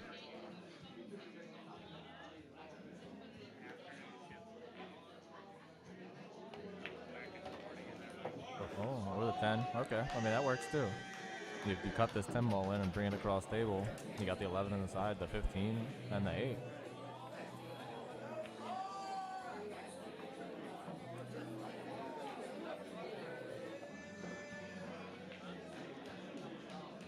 It's a tough cut. It's not easy, but it's the shot you have to take, unless you're confident in playing the 15 to the 11. I really don't hate that shot either, but that's the shot Well you done. take there. Oh, man. Stop your cue ball, and you're out. You don't want to draw it. You want to have the angle. Unless you're just drawing it an inch to leave yourself straight. I don't go crazy on this ball. I'm playing to make balls at this point. your 8-ball center table. You can get your cue ball center table from anywhere.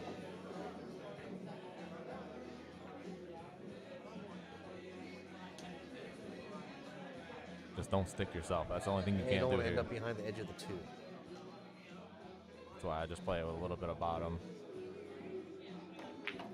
See that was the problem there. Oh no.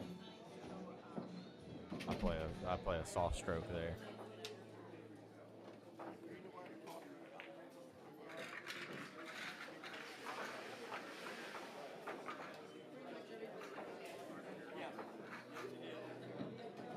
I just wasn't expecting that kind of pace.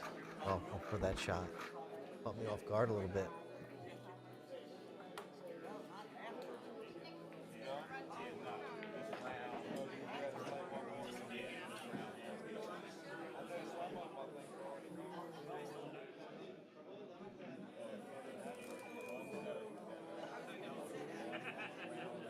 I think I kicked one rail at this ball from the bottom.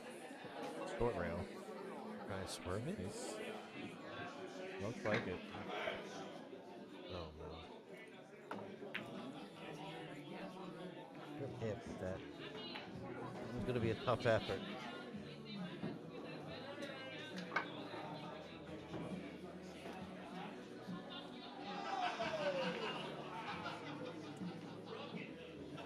You got the drink there, man. Not mine.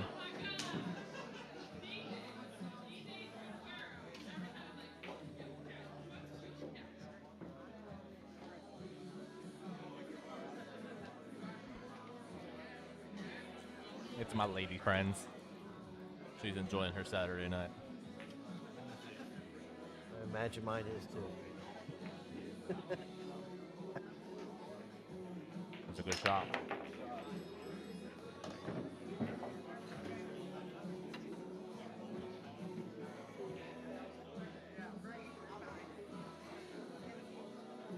I'm not sure that these fries were for me, but she left them in front of me and made a mistake.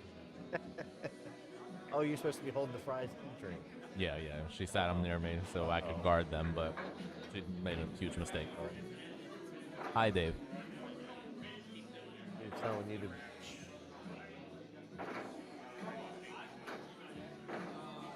That's nothing out of the ordinary.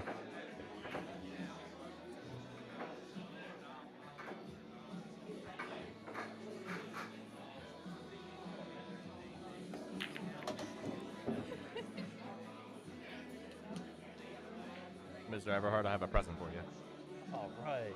Thank you. However you would like it. Cover my legs.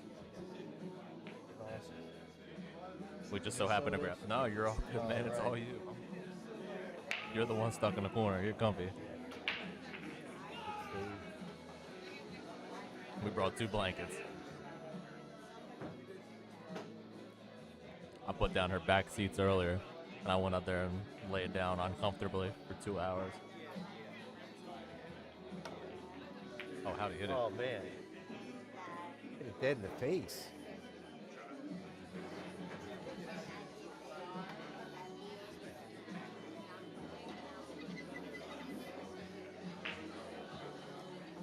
Why are you shushing me, Dave?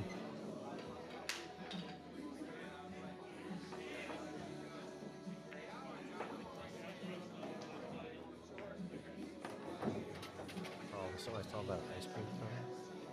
If you're tired of hearing my voice, I understand. Uh-oh.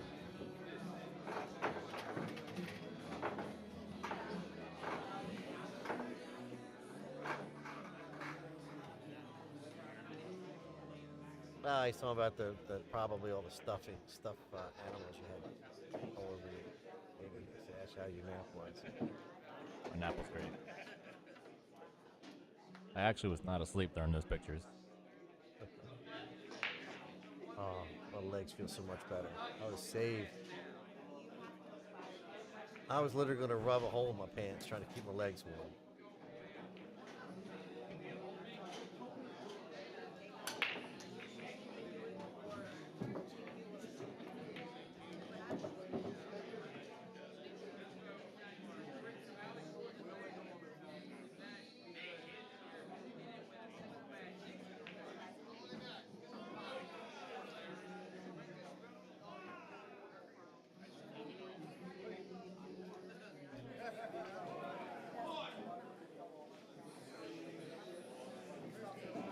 The Rich here on the hill.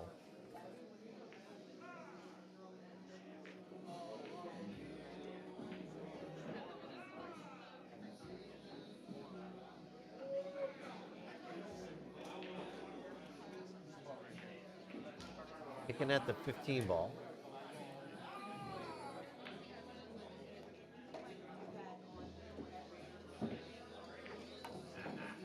Oh, nice hit.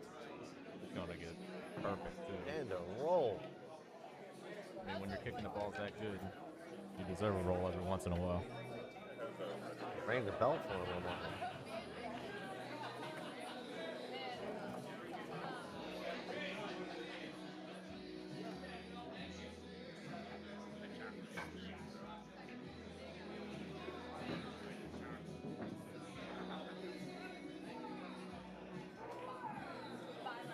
Like a regular 750 euro, mega bottle. Danny Hauser's in another crazy match. It's 3-3, and they've been playing for an hour.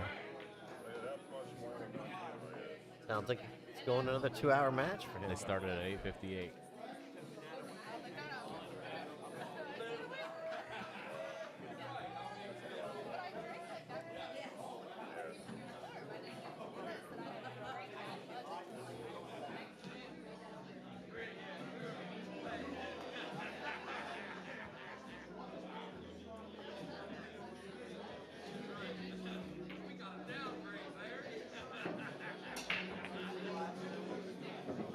Oh boy.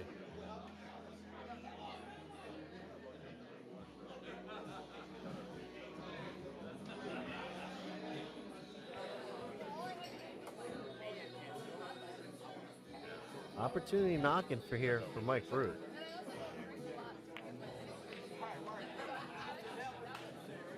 You see the frustration.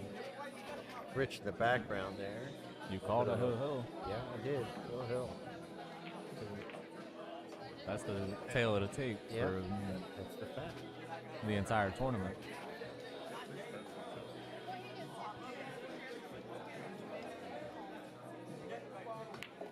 Oh, Oh, that ball just killed. you just Sorry, pop, this that's when you pop up in the middle of your stroke when you try and draw it. Instead of hitting low on the cue ball, you hit dead center. Yep. See, well, this is where you just gotta hunker down, let your emotions go away, and just make the ball.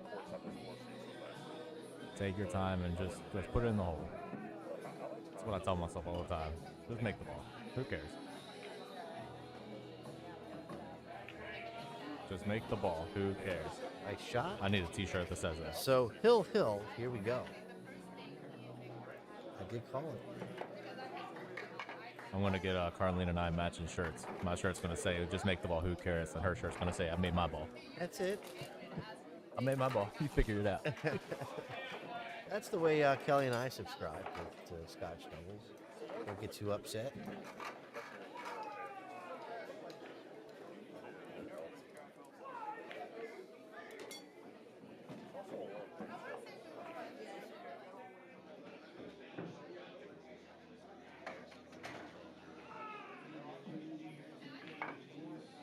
Right.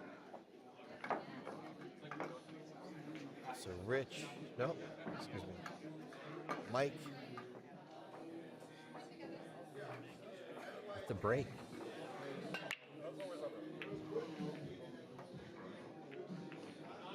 It's gonna be dry.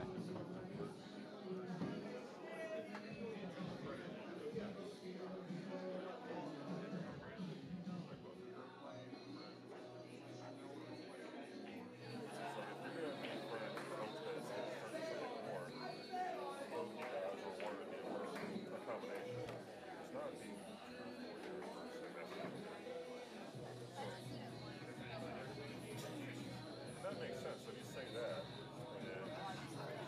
and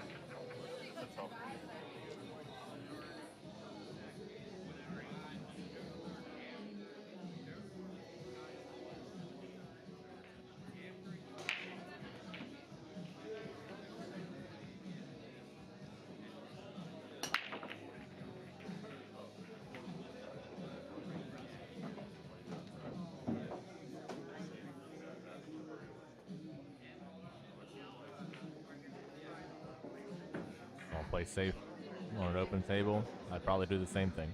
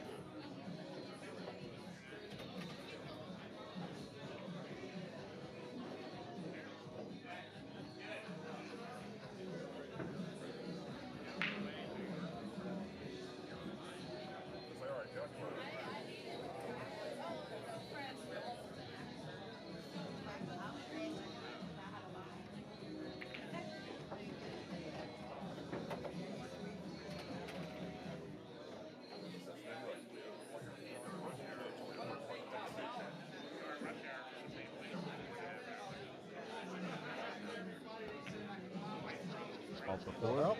Oh, little help. I'll take it when I can get it. Now you play a 10 off the 5, it clears your side pocket.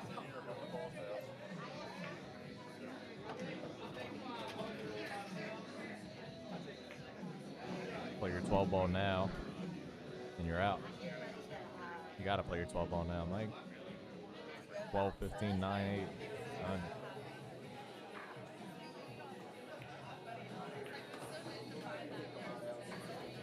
Oh, you got perfect. Oh, no, he didn't. He's gonna have to roll back to where he was for that where he was on that 15 ball to shoot the 12 past the 2. Does the 12 go by The 5. 5? Yes, and 2? Yes, it does. Yeah.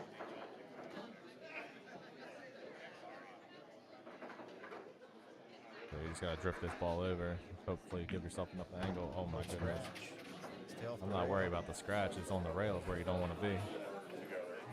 Not shooting into these corners on this table. I don't know, man. You gotta It's hit a it tough perfect. shot. You gotta hit it good.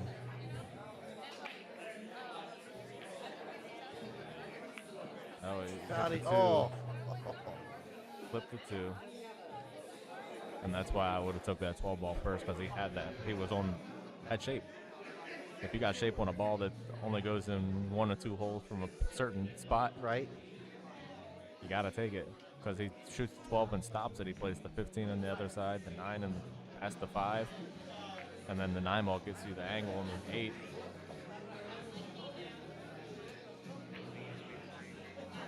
I'm yawning, folks. Apologies. 11 hours and 20 minutes coming up on live streaming. It's a long day. And it's not over yet. And you got tomorrow to go. You're not even halfway there yet. No, I'm not. That's okay. I'll make it. Mike's calling the kick on this 12 ball. If you make it, you better hope you got a shot on the 8.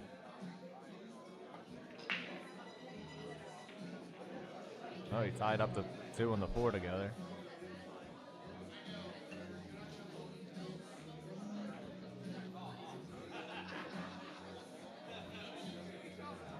I really hope Darlene didn't finish them French fries.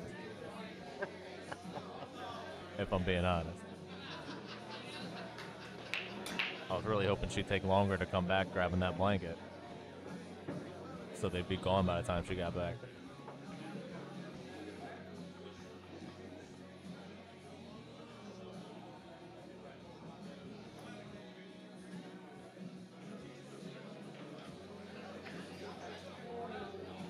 That's a good shot there by Play. Rich. And my legs are getting antsy sitting here, and I've only been sitting here for a half hour.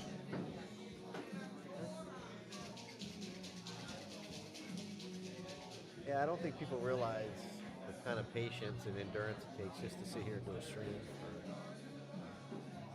for 12 hours.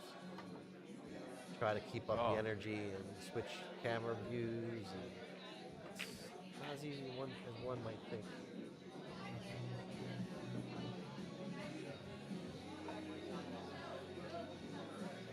I know I won't have a voice bot tomorrow.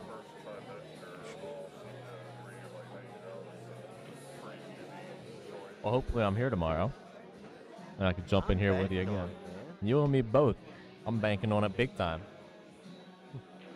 My bank account is too. Yeah. That's what happens when you're a stud. Well, you got to be confident in yourself.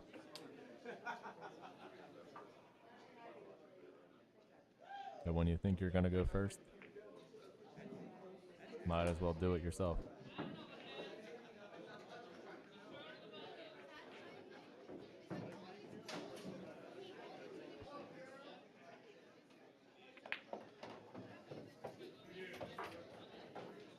I wonder if he knows this 5 goes in the side or not, because I'm not sure that it does. When he had ball in hand, he kind of looked at it. I'm not sure if it's off the rail or not.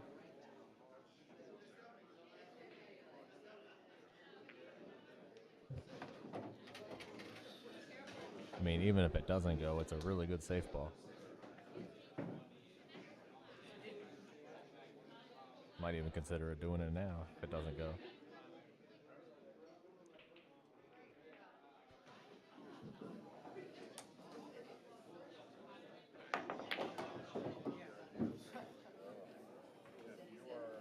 But I think it may.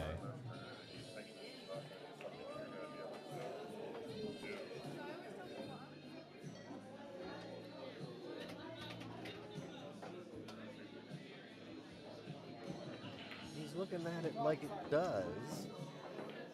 I think it's off the rail, and if it's off the rail, you can squeeze it in the side.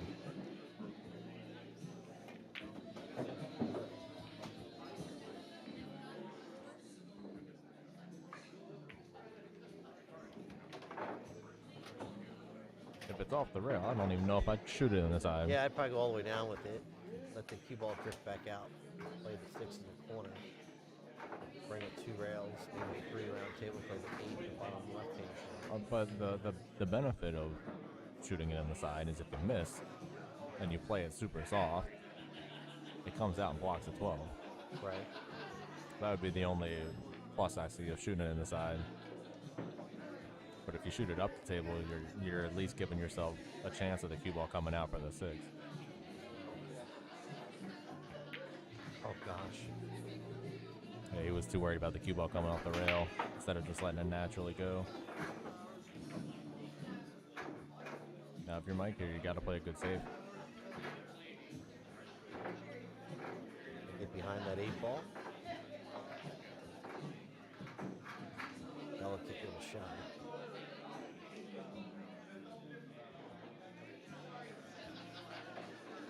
Double kiss. But his 12 ball's makeable now, and this is no gimme for Rich here. His 12 ball's now in a pocket, which makes it almost impossible to save him unless you stick him behind a ball. If I'm Mike, I'm not upset about that shot. Yes, you didn't get perfect, you didn't stick him behind the 8, but it takes a really, really good shot to stick him behind that 8 ball and block him from 2 balls that are almost center table.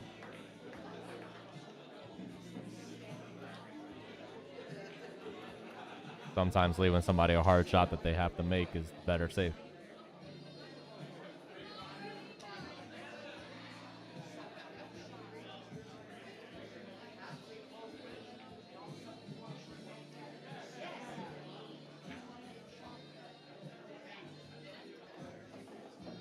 I never want to be in a situation where it's a do or die shot. I would shoot the 6 ball first.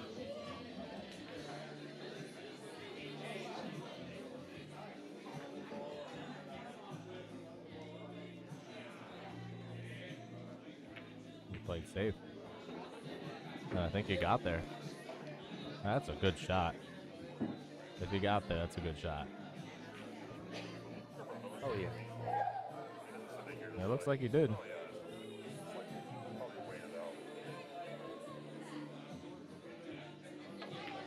I'm too busy sitting here trying to get warm. All of a sudden, I forgot about camera angles. That's what I'm here for. I bring you a blanket, keep you warm.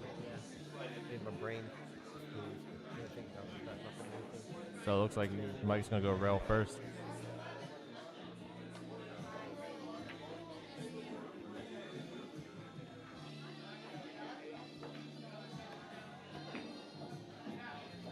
think he hit that ball just a little too hard. I think I'm rolling that ball to leave the cue safe again down on the bottom rail. My mom was asking me, my mom is the same though. She's felt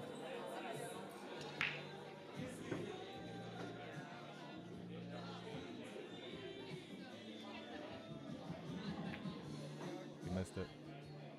Standing up. Stood up in the middle of the shot. Way through. I find a lot of times when players are trying to hit a ball delicately, follow, they lift up right at the very end. Yeah, they stand up to watch it roll. Yep.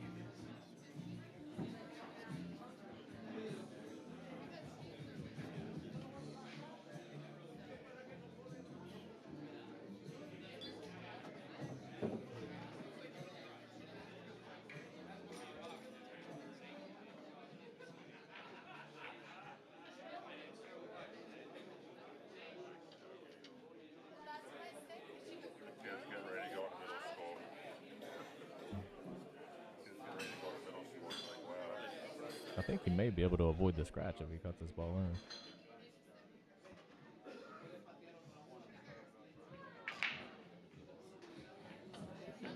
Oh, that's a strong shot. He's not going to like the shot on the 8 ball, but it's a shot on the 8 ball nonetheless. Great. Mike Root for the match. Take your time and stay down, Mike.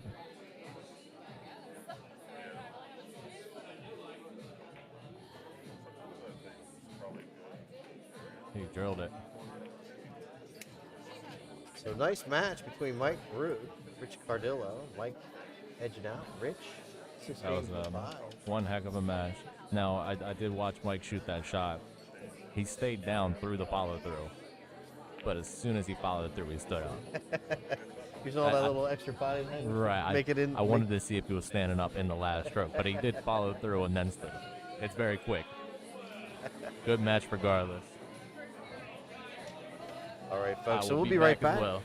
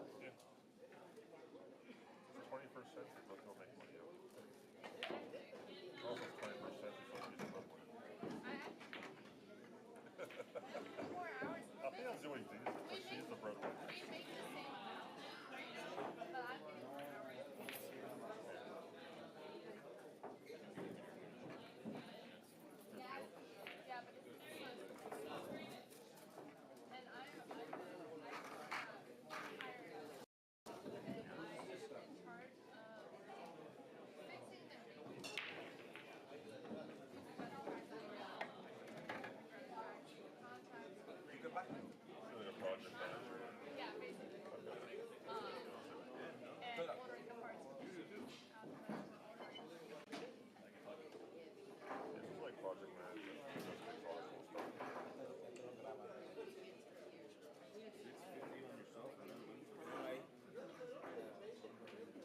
Way to live dangerously.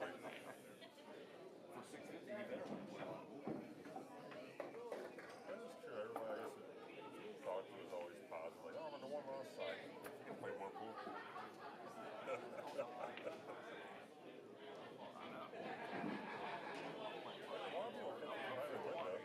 I've seen Shane do it a lot.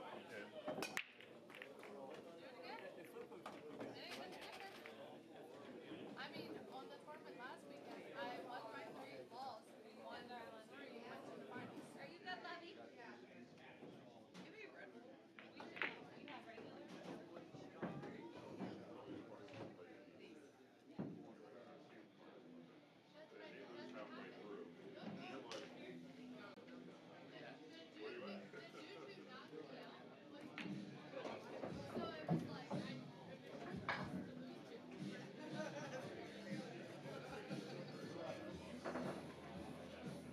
Yeah, there's not much else I got to say there. Yeah. I got beat twice by the same guy.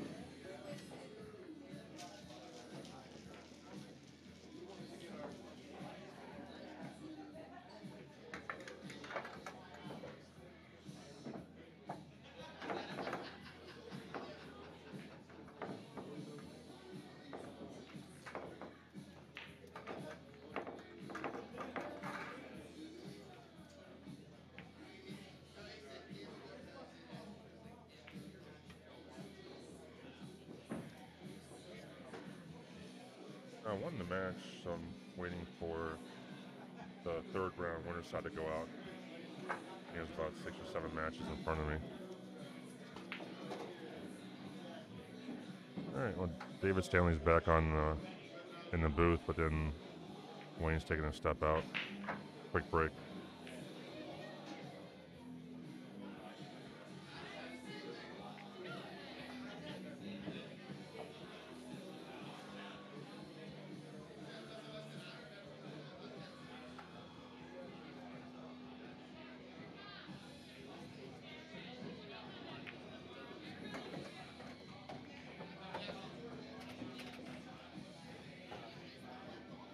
This is going to be a change of pace on the screen table. Looking at a 570 and a 583 matching up. Ponytail Joe the basketball, very strong player. Other opponent I haven't seen before.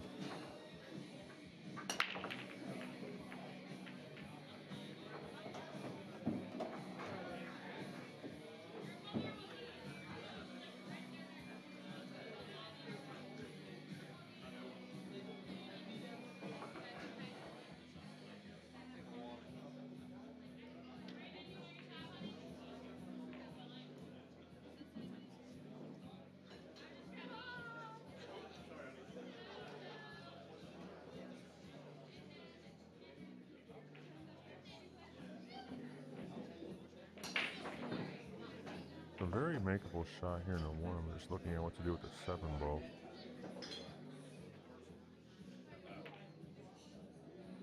Oh, she is there.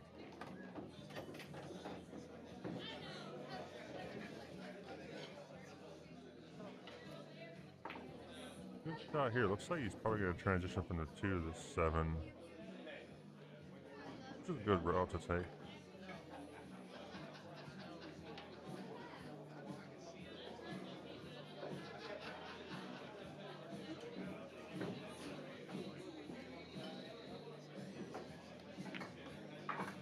Oh, unfortunate miss there. Yeah, 2 ball coming across to the 7. 7 in the side, all about 6 in the corner, and come back for the 8. Would have been a good pass.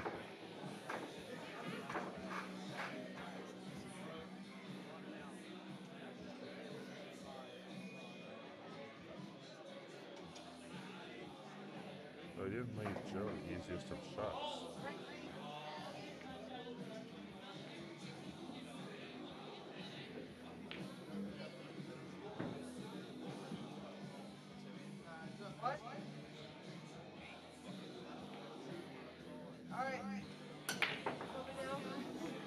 He hit that really good.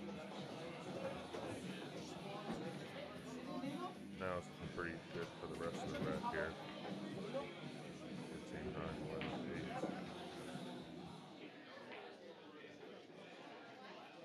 Not too much cue ball movement needed either. It's mostly from the 11 to the 8.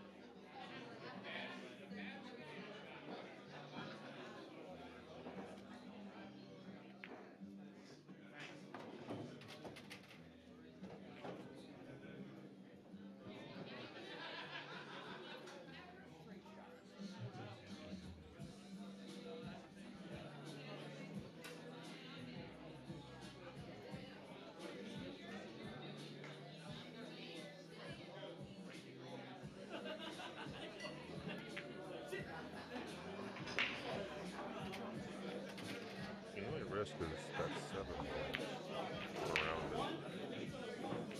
In the middle of the table is 8. You can even try to come under. Look at where his cue's pointing. Straight forward, that's the 7. Basically onto the rail where his cue is. That was a good shot. Good speed. Can't ask for more than that.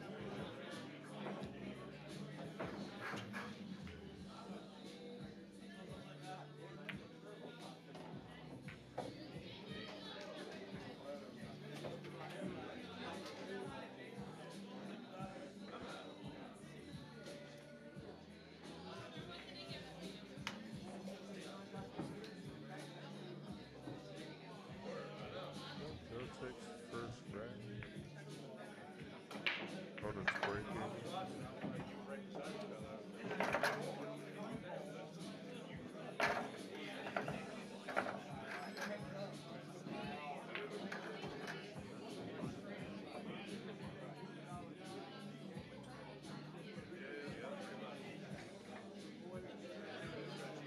I'm surprised they're not establishing a pattern from here. Usually you have one of each on the corners. Not that's a big deal, but I think you could mix them up a little better there.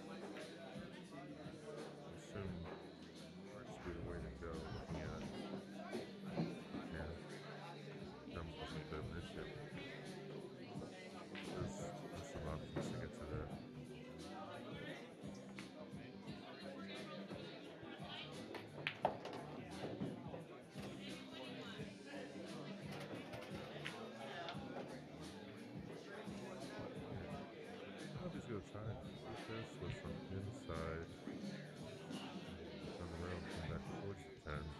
I don't see him get to the 10 ball. I see him hit the side if it even goes past it. He's kind of limited himself here with where he wound up with the cue ball.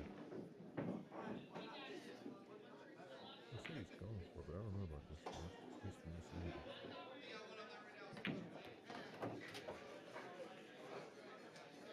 It worked out well though. He's going to really have to get some traction on the rail coming up the window.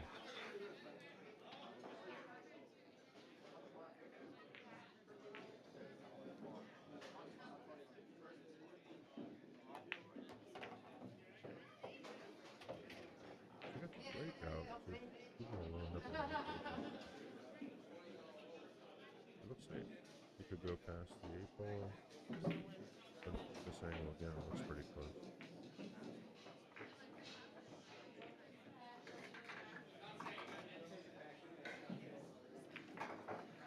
Balls in, yeah, just couldn't quite get there.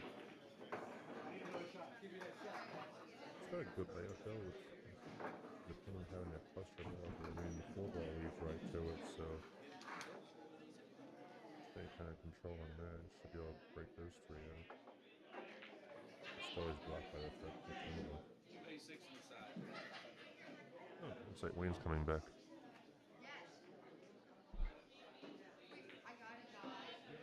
Didn't miss too much over here. Like Joe's back on the table. It's got the cluster of balls to deal with right there, but I mean the 4 balls naturally going towards it.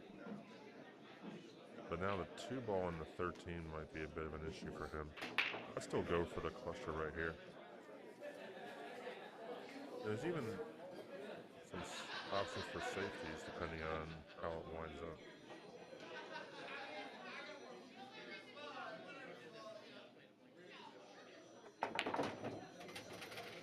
Joe powers into that cluster of low balls. Yeah, just no reward though. I mean, he still has the 7 and 10 tied up. Looks like the 2 and the 13 is, at least from this angle, is a bit of an issue.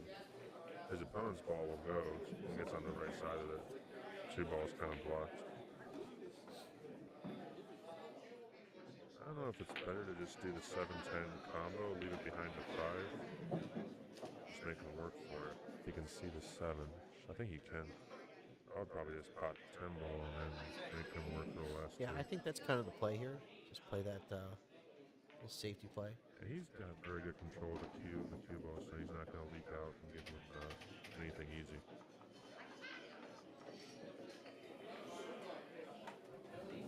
So Joe's in a good spot to go up to a 2-0 win.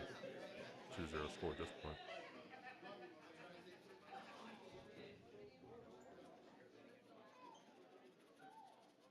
And he's going to try to get to that 14-1. Definitely put a lot of right-hand English, come off the rail, wide the angle a little bit. At least get a hit on the 14, but we'll see what he winds up with here.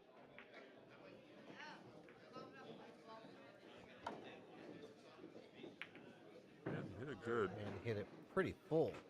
Yeah. Had to spin that ball a ton. Yeah, let's say there's a little bit of spin, come out a little bit of a masse. He just missed the side pocket as well.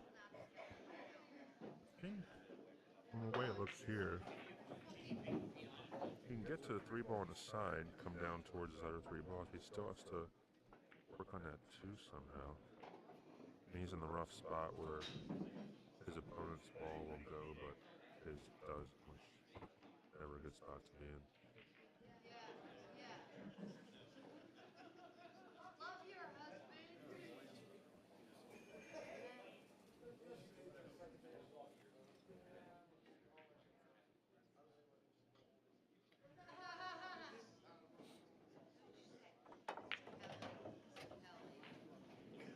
I don't know if he was trying to go 2 rails back to the 2 ball.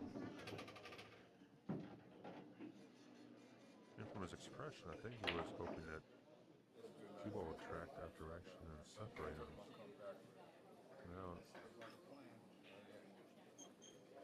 I have to reevaluate here. figure out something to do. Maybe he just shoots. Yeah, he's gonna shoot the one ball and just tuck it behind the 7 ball there in the corner. Because if he gets ball in hand, the 2 ball goes in the outer corner all day long. Exactly right. Does he get there?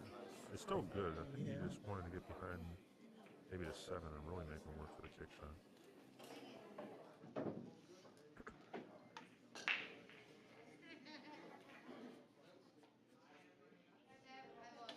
But then it's possible. I can't tell. Maybe the 8 ball is also taking away from the path to the rail. Maybe it forces him to go too far. He could easily hit the 14 without putting a lot of left-hand spin on it. I mean, either way, he did the right shot there. That's a good good spot to hide the cue ball.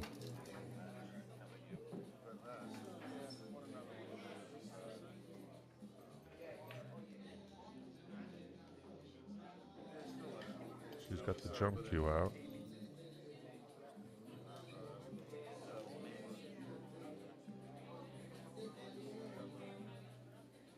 I think he's going to try to jump, go rail first, and go for the 13, or just get a hit in the 14.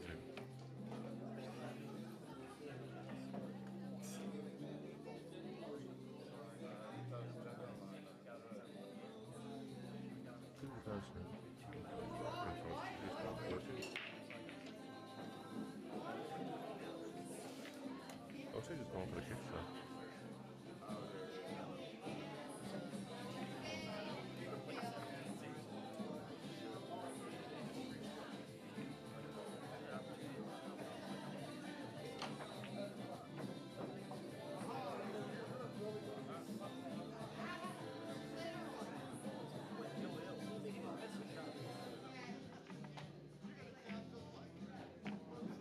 I hit that good. Oh. Yeah, he almost got a kiss off the 13 to make it.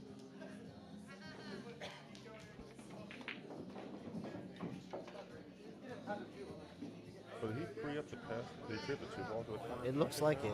It looks like Yeah, he's off the 14, so that helps Joe out. So now he can probably just make the 1 ball. 2 ball goes clean or off the 14. But then he's got a long combo on the possible 5-7. He's getting hard up over.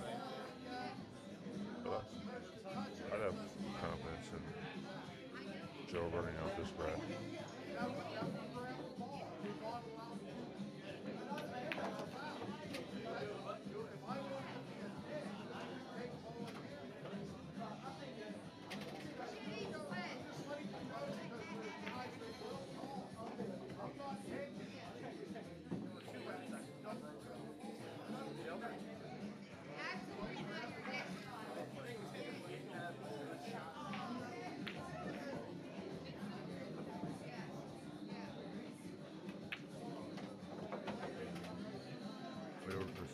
Yeah, so it's good now. 7 ball, probably 2 rail position back out to the middle of the table for the 5, and then foam rail back out for the 8.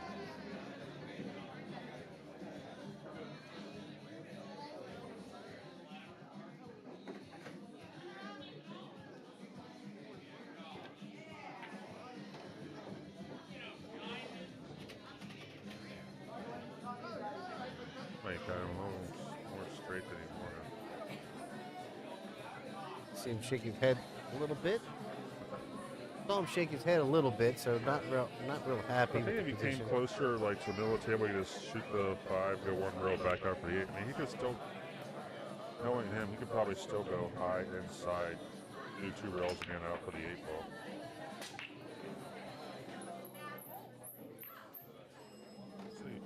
They settle for the pro side. Yeah, short side, very makeable shot in the corner. I mean, you're on the rail, but still, that's a high percentage shot for Joe. He's up to a 2-0 lead.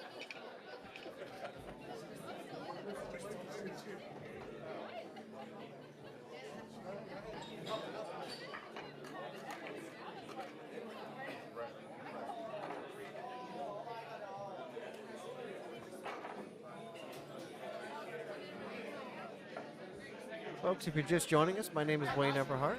And in the booth, I have Dave Stanley.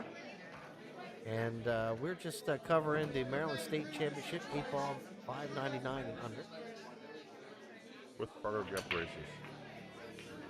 But I've yet to see a gapped race. It's always been 6-6 so far.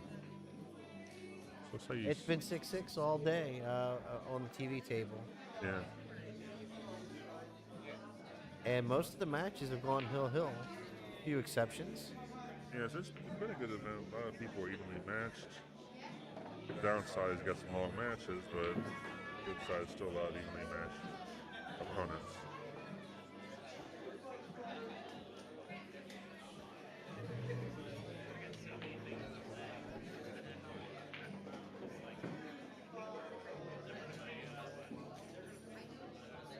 Hey, it's been a long day, huh? It has been a long day. It's starting to catch up to me. I'm feeling it in my back.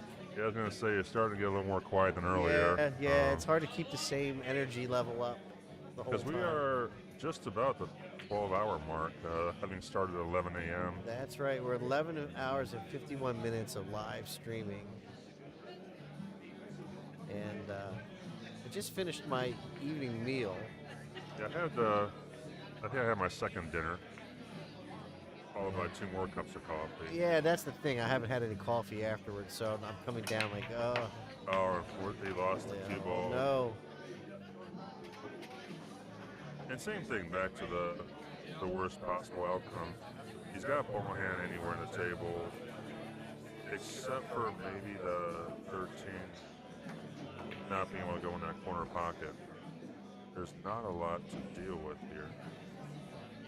Although, I would probably take solids. I don't know why he was looking at stripes trying to do a short side shot. You can do the 6 ball, then you can shoot the 4. Yeah, I said, I think my voice really does carry it. You must have heard me. So you do the 6 ball, you can do the 4 ball. I would probably save the 5 for later in the rack, just to get rid of everything down there in that corner.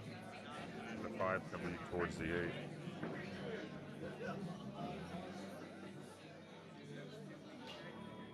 He might have rolled harder than he wanted to. It would have been easier to be below the 4 and then just roll forward to shoot that 1 ball in the corner. Here he's gonna. I don't know. He's looking at the 7. Does he have it? Yeah, it looks Yeah, it like, looks okay, like- so he's got the 7 ball set. Yeah, from that angle it helps. But he still has to come back for the 1 and the 5 though, so he might be doing some cue ball movement here.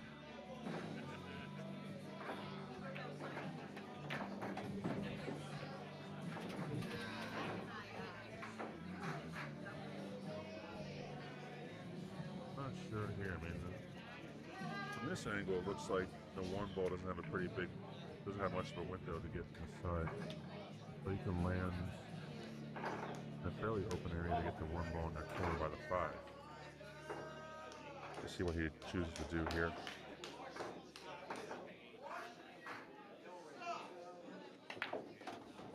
He turned it. I don't know about that one. He turned the cue ball pretty loose on Yeah, that. I mean, I'm not sure what the ultimate goal was or where he was Yeah. trying to be.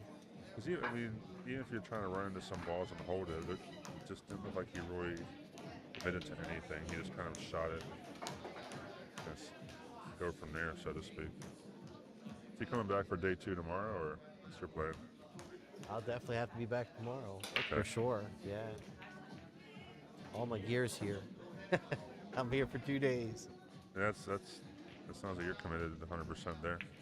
So he banks the 5 ball, and Not it's on those these shelves. deep shelves. Yeah, they will not. Yeah. And he's brutal. scratching his head about why it didn't drop. But yeah, this is one of the tougher tables. I think the other one I heard from the crowd was table 10 was also pretty tough. So,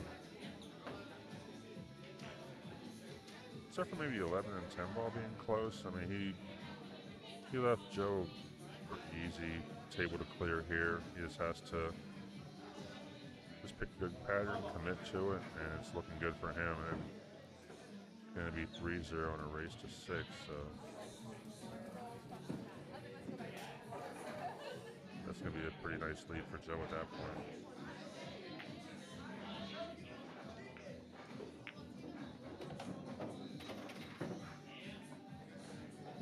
into one of those balls.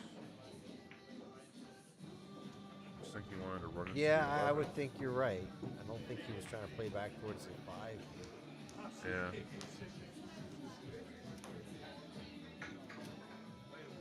At this point, maybe you can play your 14 to the 5, make it, stick the cue ball where it's at, but maybe then the ball might, maybe He might leak Diaz out. can jump the ball.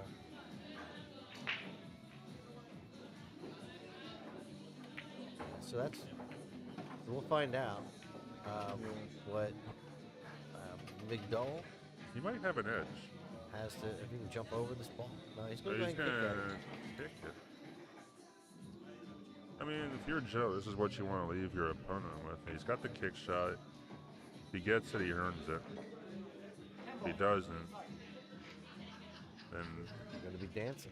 Dances. yeah, and then Joe's back to an open table. Yep. So he's carefully picking a spot in the rail. You say, Derek, you said the pockets look big?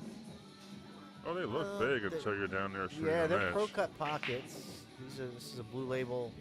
Blue label, like the way I've heard it described to me, the shelves are a little bit deeper than usual. So as you've seen a lot of times, the balls will rattle but not drop. And as far as, I don't know, what do you think the width of the pockets are? I would assume 4 1/4, Yeah. maybe. I don't think they're 4 inches. I think maybe I don't think they're 4 1/2 because I've tried to put 2 balls in They there and they won't, won't go they won't. straight. Like you get to kind of maneuver them a bit. So maybe 4 1/4 with a little bit deeper shelf. This table has seen quite a few challenge matches. That also makes sense of the way it's set up.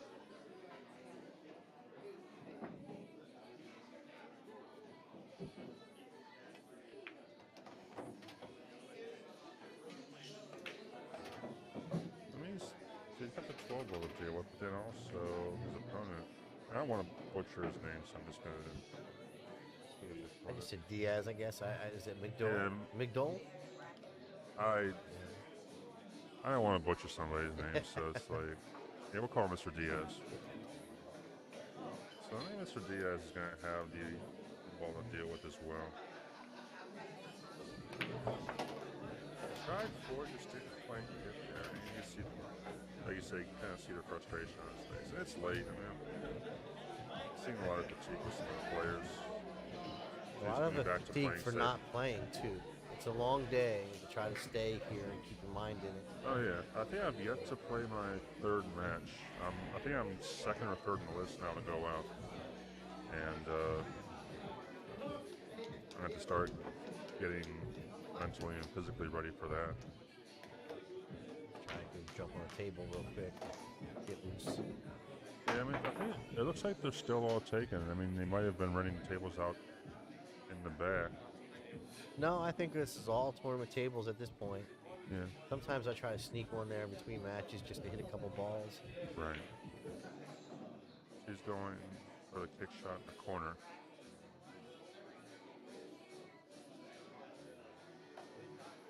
Oh man, he hit it good. Phew.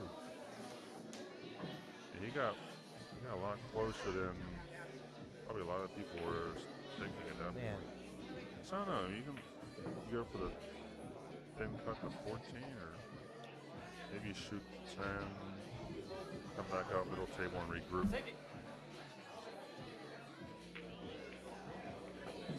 Yeah, I was way off my estimation here. So I'm thinking to myself when they were getting most of the way through the one-loss side that the 3rd round winner was going to be next.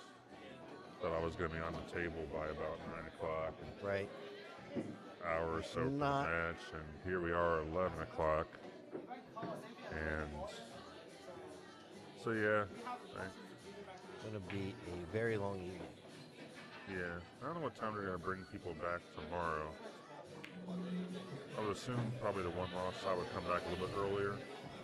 Get Probably some hit other it. matches in. Oh, pretty good shot there, He's Joe. getting good, but he's just Oh, not. no. Just not getting good leads with a cue ball. That's frustrating. You can see it on his face. Like for a player of his caliber, it's just frustrating when you're doing everything right, and then this is what you get left with. And looks like I'm up.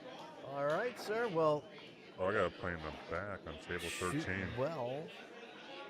So, all right, well, I'm out. You gonna be back later, or Oh, see you come on about back. tomorrow? Yeah, come on back. We'll be here.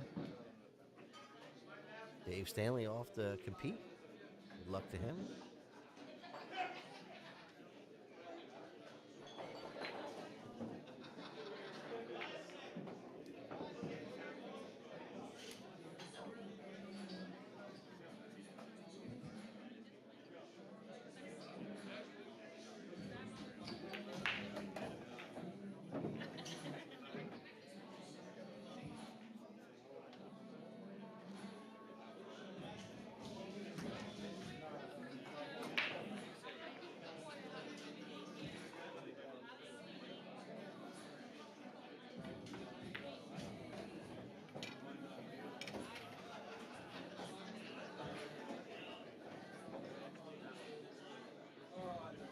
So, an unforced error for Joe there.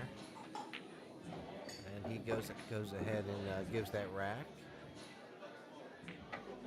to Big Dole.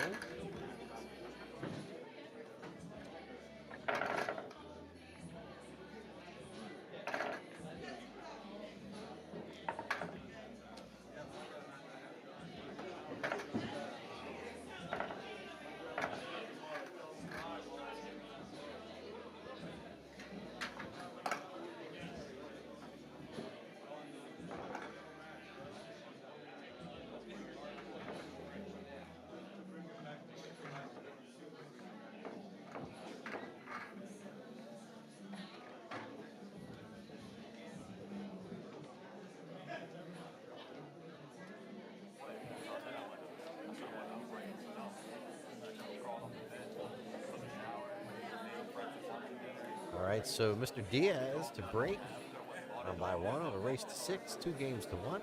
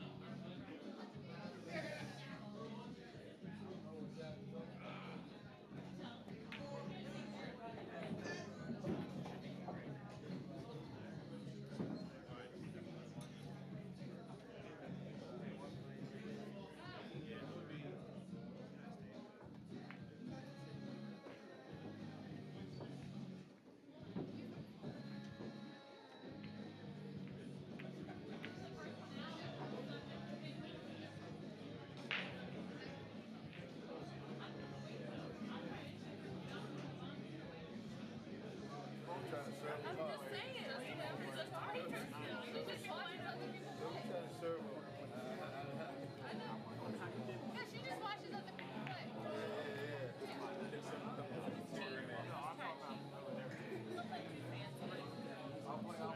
Sure, use a house cue. And I'll play with a house cue.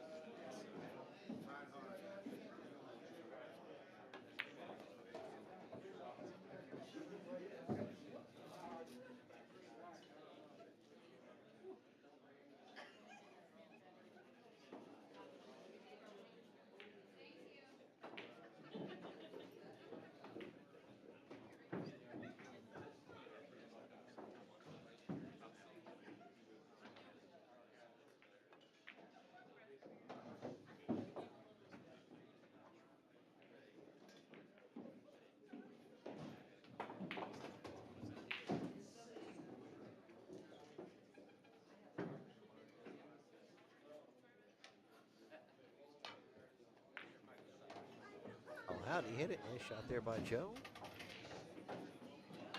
Catching that rail first. Allowed that cue ball to spin.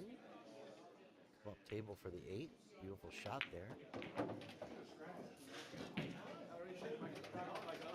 3 games to 1. Mr. Pascal leading Mr. Diaz.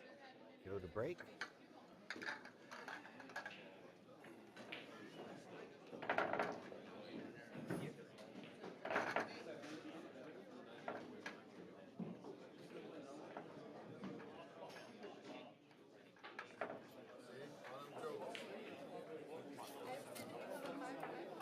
Folks, if you're buying or selling a home, get in contact with Gina Cunningham of Keller Williams Integrity. Making dreams come true, one home at a time. Get in touch with her on our website, www.buyorSellSevern.com. Give her a call at our office, 443-574-1600. Joe Pascal to break. Leading 3 games to 1. Let's race to 6.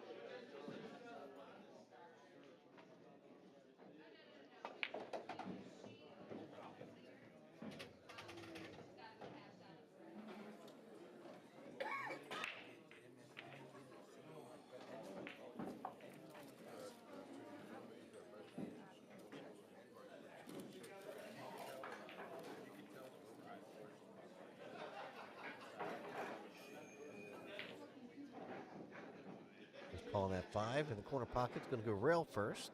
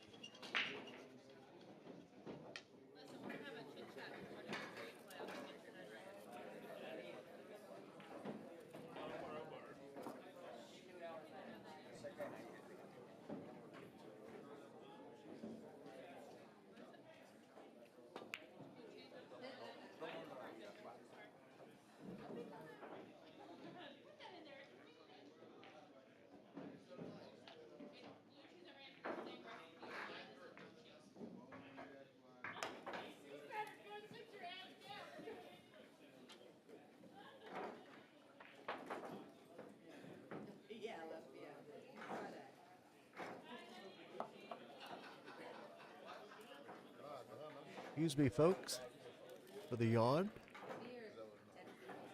We've been going 12 hours and almost 20 minutes of nonstop streaming.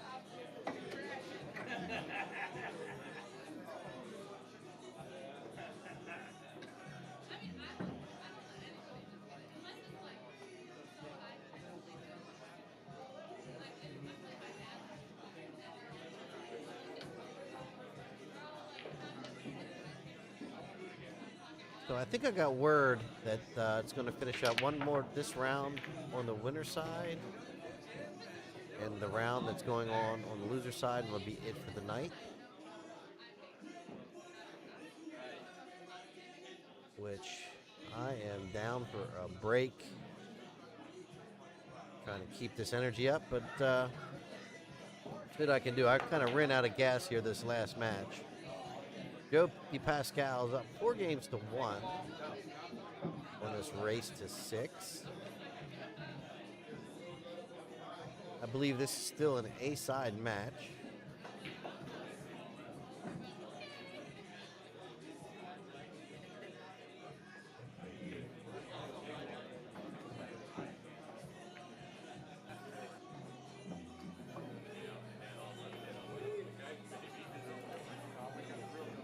Joe scanning the table here.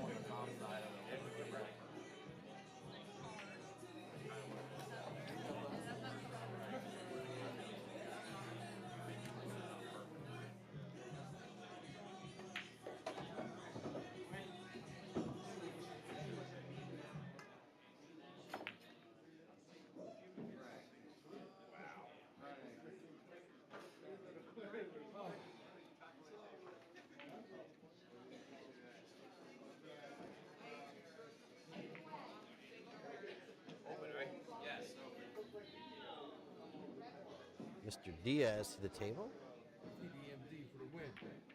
Thank you. ETMD for the win.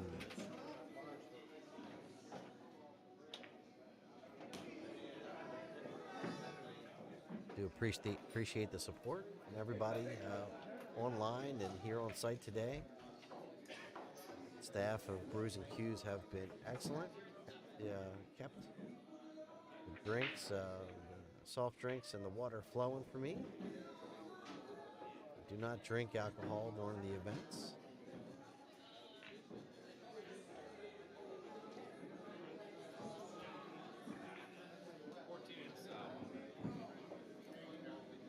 So Joe, call that 14 ball in the side pocket.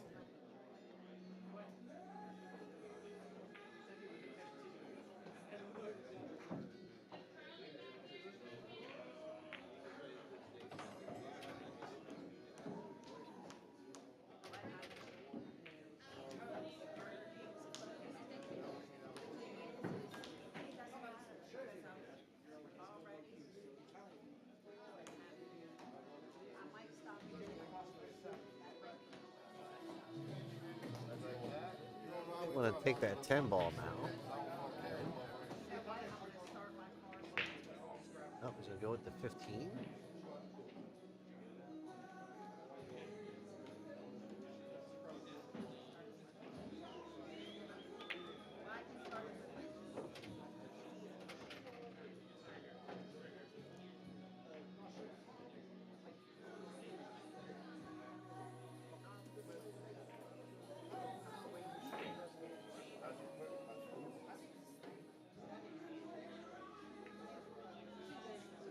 At that 10 ball, the top, excuse me, the top left-hand corner pocket from here.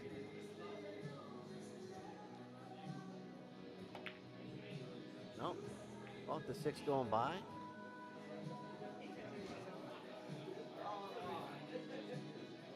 So if they don't,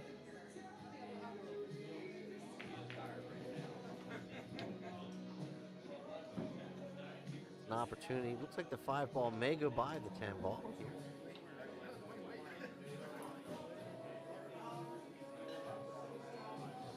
Play that 5 in the corner.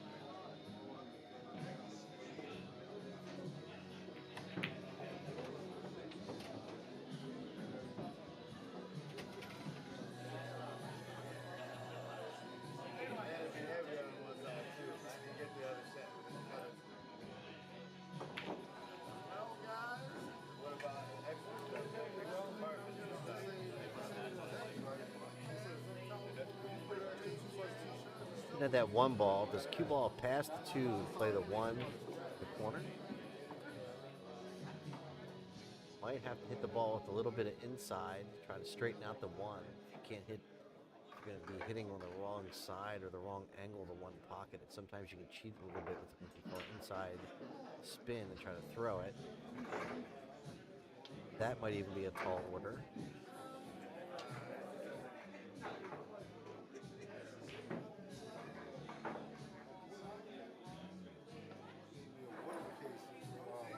Let's see.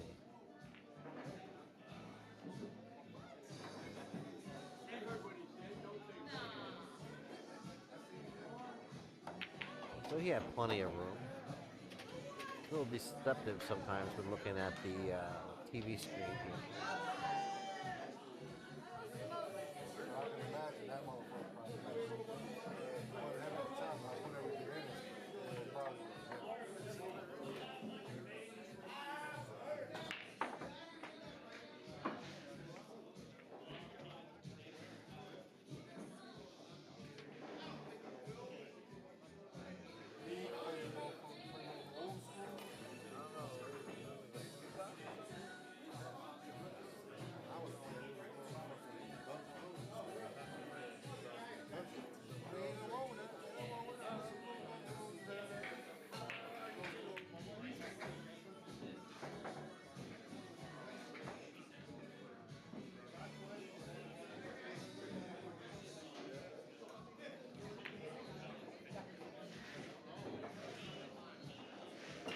Seen a lot of those today.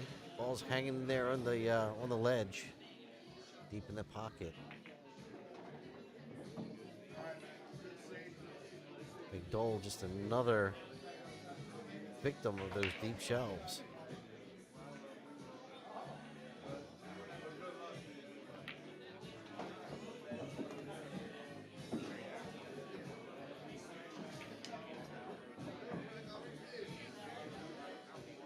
Joe calling that 9 ball in the side pocket.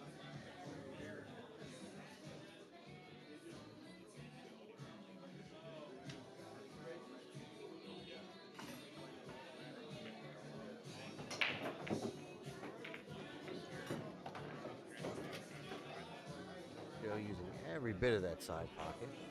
He'll catch the point going in there.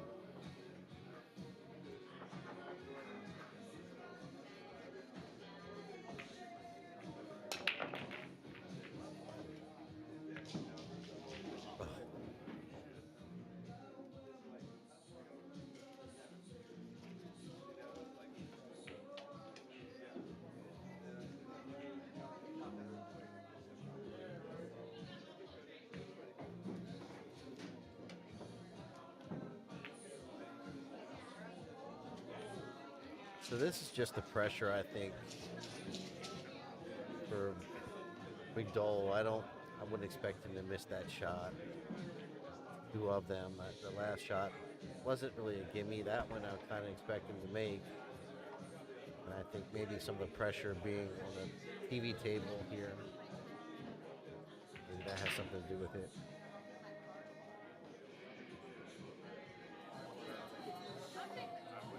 But Joe, that doesn't phase him at all.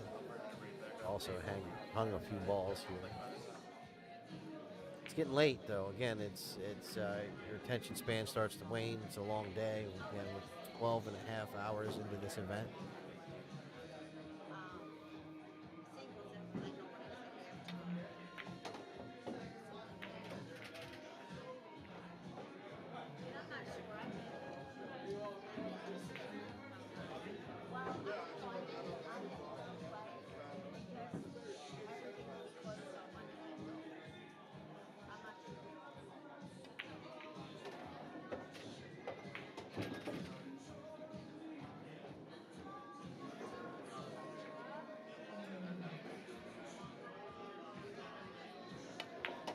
All right, so Joe DePascal on the hill, 5-1 on that race to 6.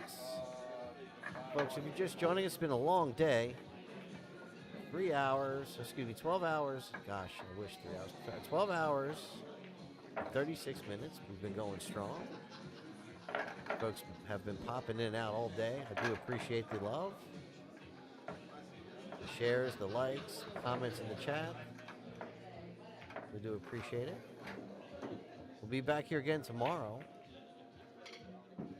As if I'm already done, I think we're probably going to have another match here on the TV table. I'm pretty sure. We'll see.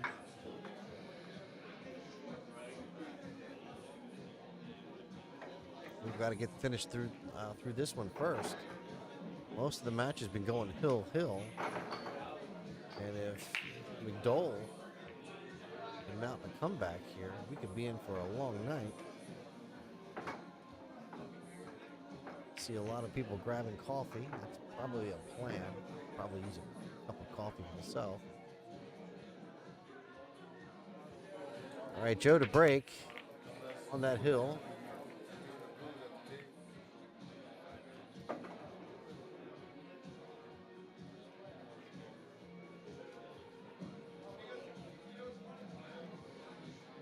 So dry break.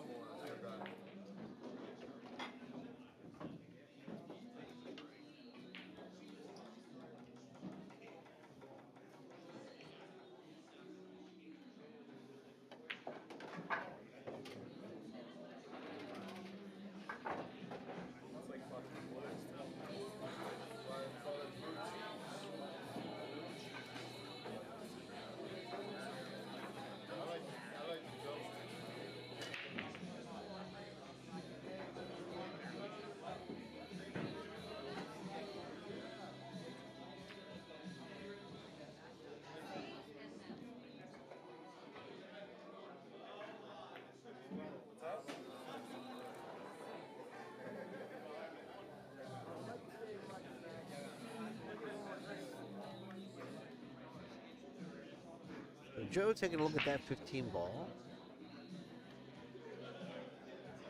Just need to concentrate on making this 15 ball. As long as you don't stun it behind the 8, you should be okay.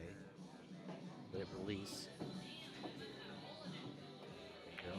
Empty ball release. Oh, wow.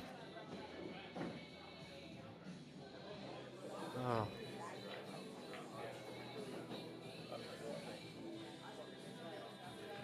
Just a little extra bump off the back of the 8.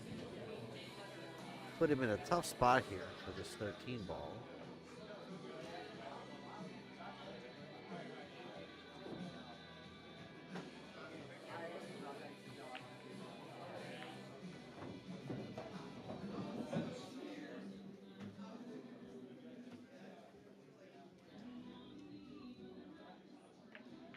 Played a 15 ball.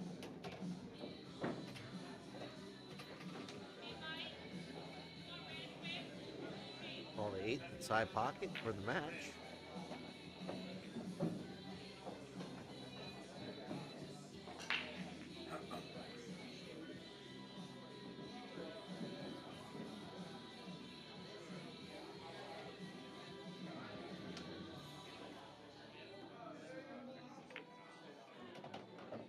All right, so Joe takes the match.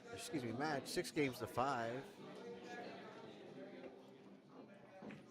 over McDowell Diaz, who's a 570 Fargo. Cody D. Pascal was a 583. So that's the match. We'll see who's next, or if we're getting another match. I think we are. Be right back.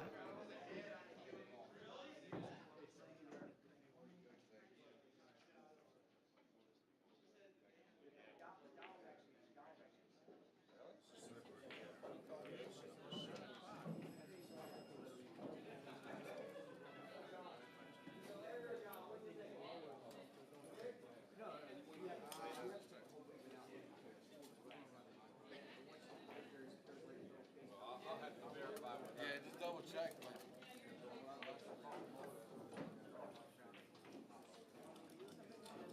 Hey, maybe next time.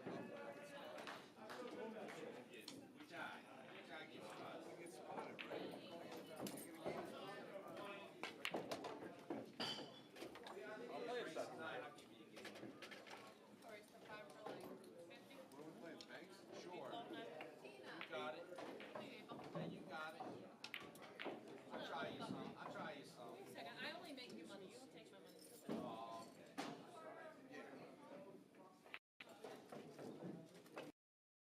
Lorenzo convinced me. Sweetie, what's that? Lorenzo convinced me. Thank him. Would you take my money? See? I mean, if you're chicken to play, I understand I would get the I next ain't person. never that. Watch yourself, sweetheart. That's right. I just don't want to take your tips. Huh? I don't want to take your tips. You're not. Yeah? Me? You ain't taking my tips. Hey, she don't play anybody she can't beat. She don't know me, so I'm a waitress. she can't speak on that. I'll play 2 to 1 if I use a house wheel. Alright? She gonna use a house cue anyway.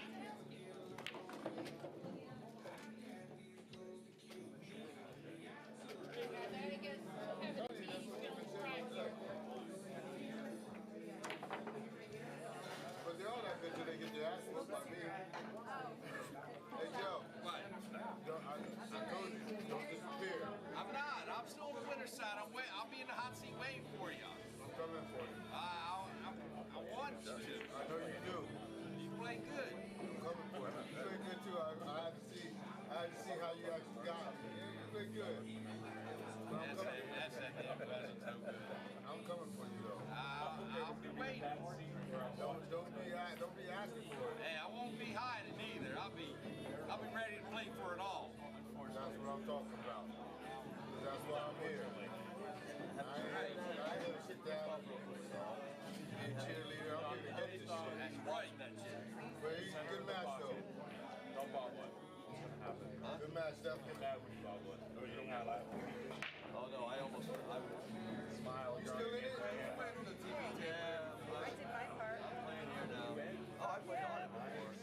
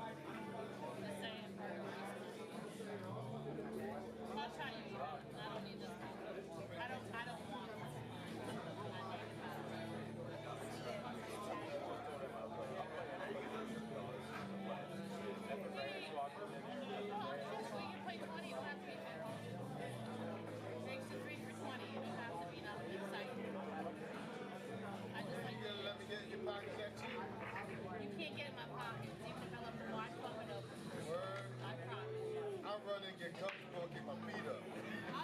All right, so next up we'll have Don Hanks I'm in his pockets too. I'm backstroking him. versus Kevin Ransel. Kevin's going to race the 4 versus Don 6. Checking in on my boy Nick Spriggs over on table 4.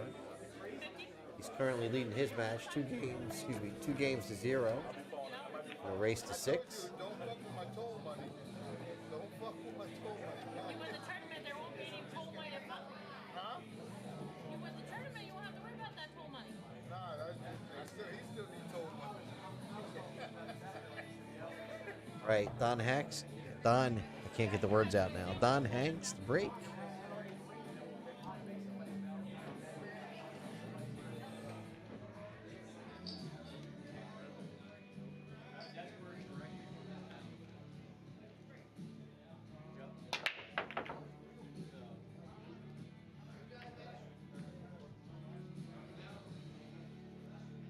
Dry break.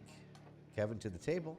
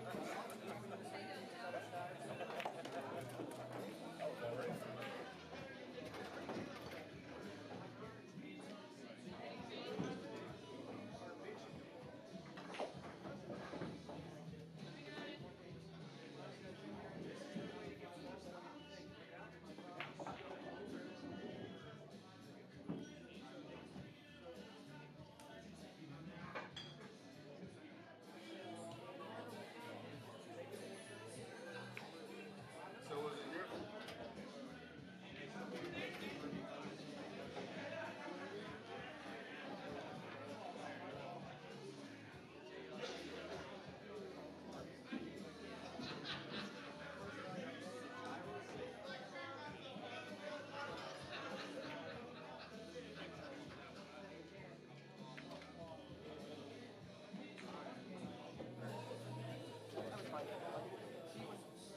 Trying to run the rack, I wasn't running the rack. I told him, no, but one game was playing out. And then I had the out, I had a combo. And even if I miss the combo, I'm like, I'm good because I'm good if I ball block and win.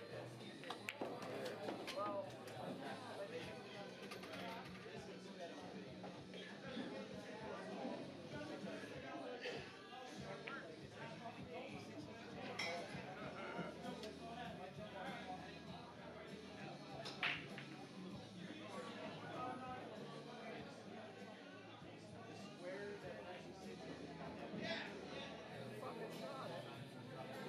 and it went in like it had a perfect speed. It was like a slow roll. It went up, hit the rail, came down past my 10, and just got the slow roll.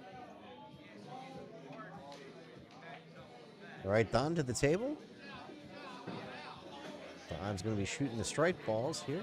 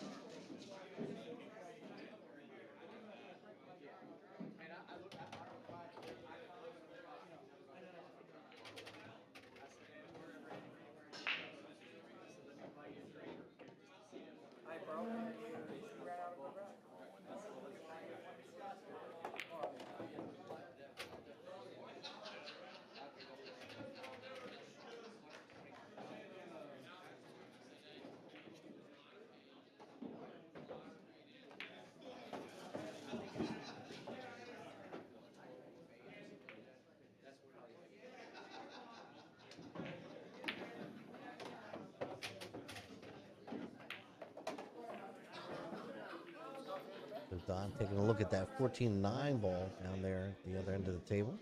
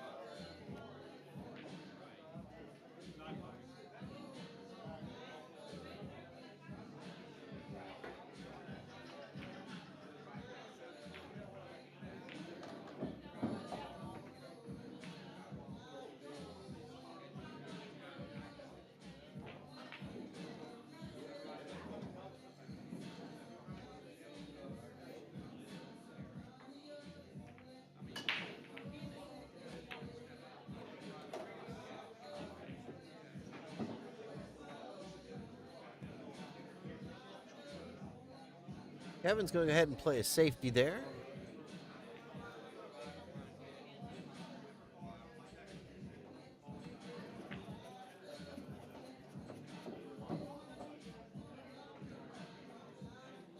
Hank's going to call the 8-ball at top right-hand corner pocket. Trick is going to be getting the cue ball out of the way. Moving off of that rail so you don't double kiss. Pretty good effort there.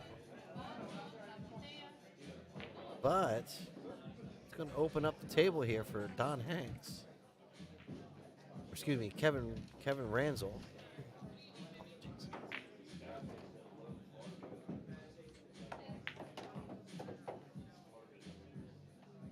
Kevin only needs to get the 4 games.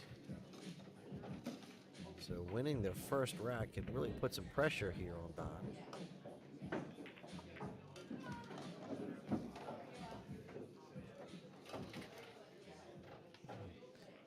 I think I said, again, I'm getting a little fatigued. This will be the last match of the night, I believe, on the TV table.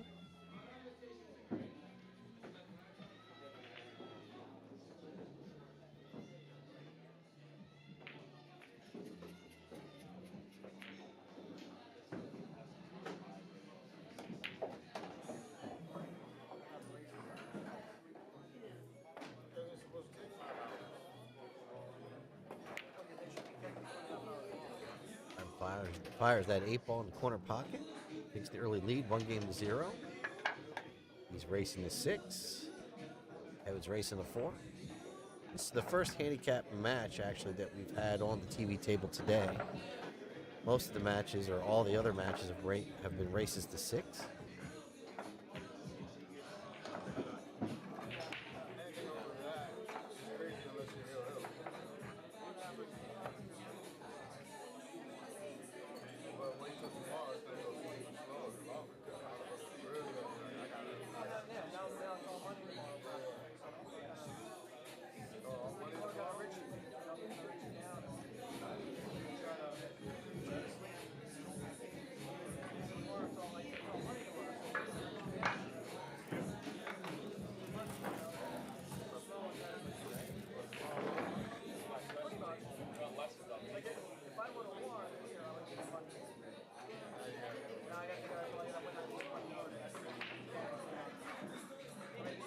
Kevin to break.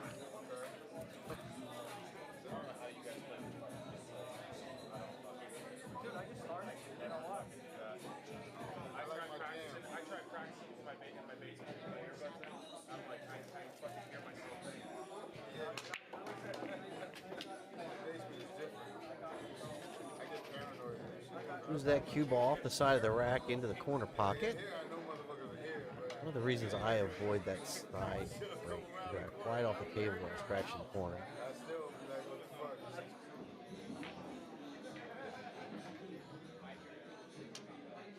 So Don to the table with ball in hand.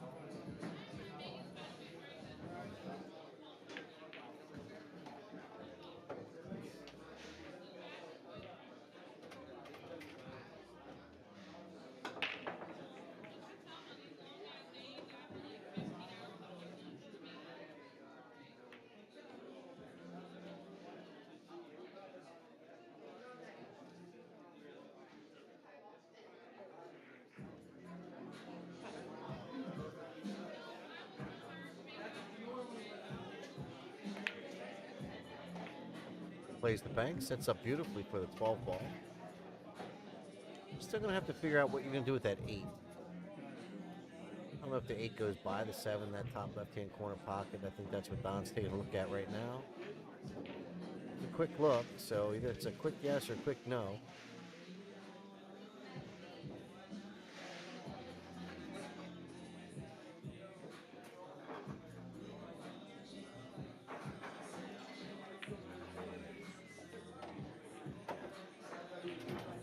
All right, so Don's got a nice angle to get back down table for the 8 at top left-hand corner if that's where it goes.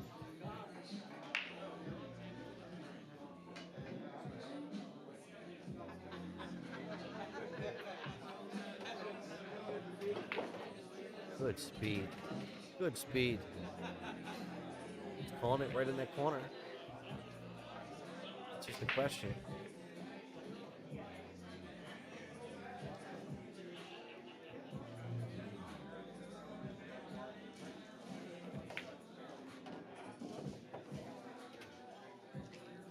Well done by Don.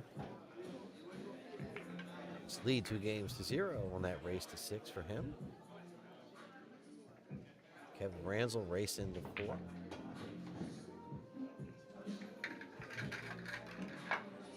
Folks, if you're just joining us, thank you for sticking with us throughout the day. It's been a long one. 13 hours, coming up on 15 minutes. Non-stop coverage of the Maryland State Championship, 8-ball, 599 and under. I believe this will be the last match of the night on the TV table. We'll see. Be back bright and early tomorrow.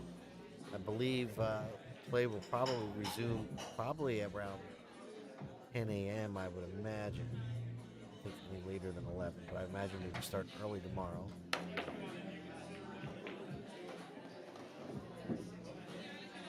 But no matter what, we'll be here to cover it.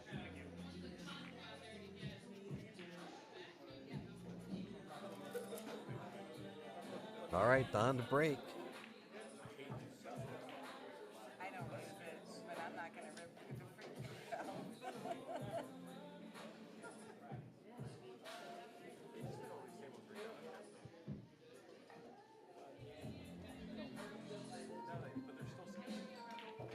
This one was the one was getting a lot. Lost the cue ball in the side pocket. Ball in hand to Kevin. See him blowing on his hands, trying to stay warm. I feel you, buddy. My legs are froze. We're here on the side of the building next to this patio entrance. Can get a little chilly.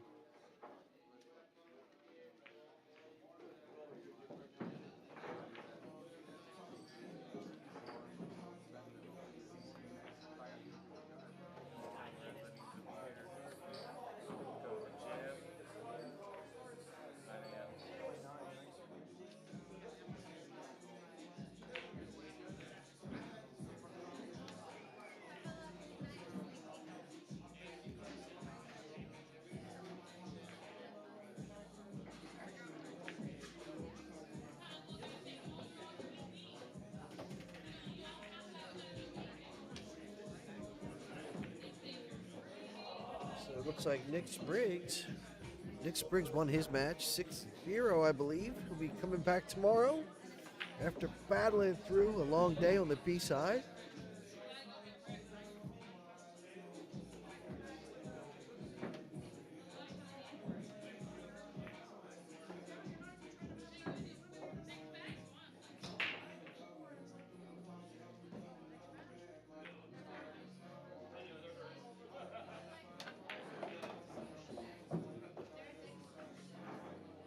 Now, the first time I saw Don Hanks play was at the Dick Cox Memorial a couple of weekends ago. I was pretty impressed. I wasn't sure how he played, but there was no question the guy's definitely a 7. The APA, no question. That kind of efficiency around the table.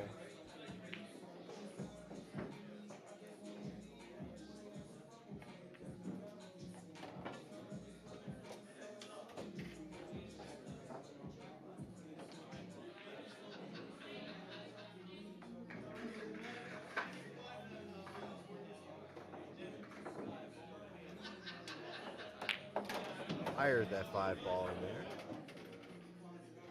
Gets a little bit of love. Kicks the 8 ball out. 3 ball got tied back up with the 9.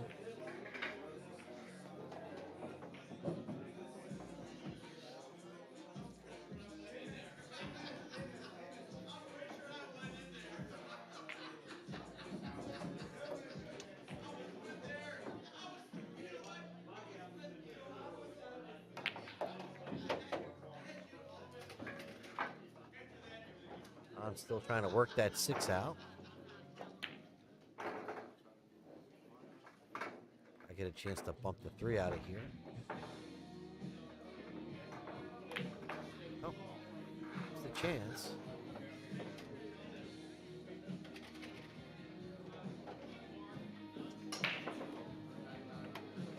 Kevin to the table.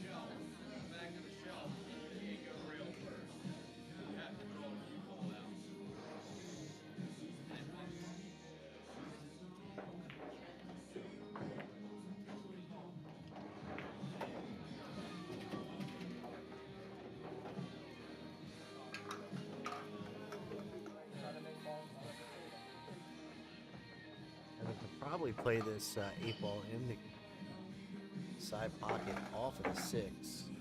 Has to. Oh, it's going to be cross side. All right. Careful not to scratch in that corner pocket down there.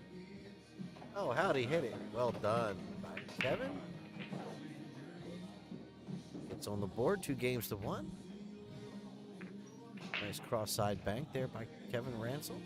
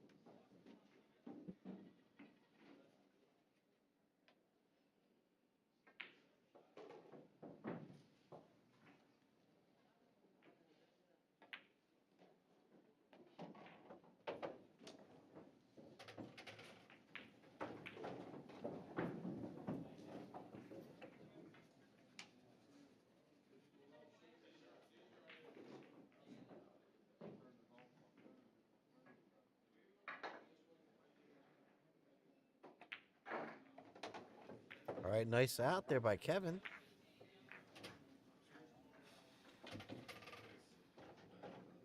Two games apiece. Don Hanks racing to 6, Kevin racing to 2.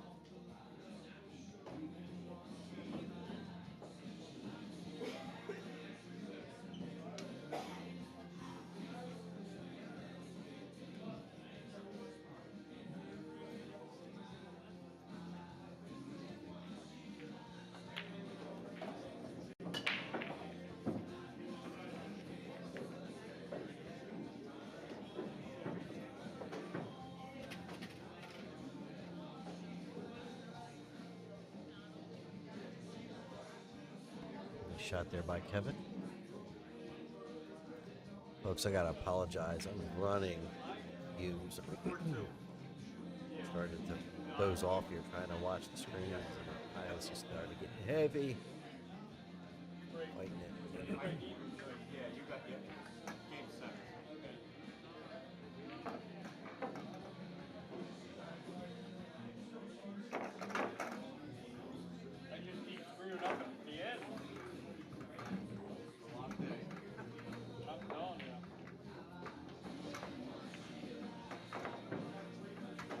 Nice shot there by Kevin.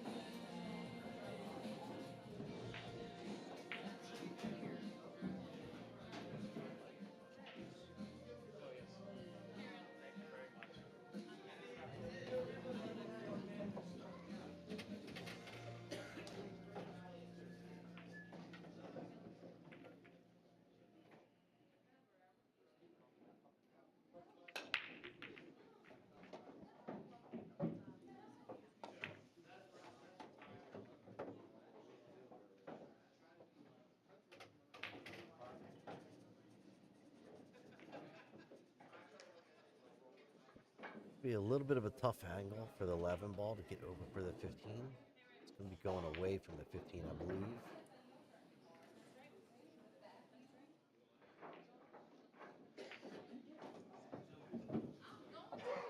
Draw it back just a touch. You might be able just to settle for the cross-side bank.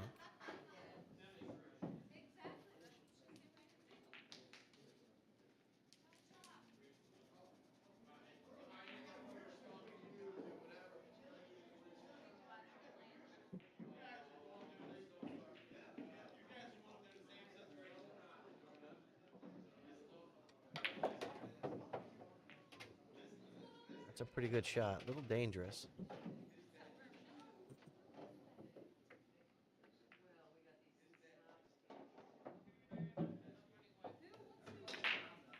Boy, how'd he hit it?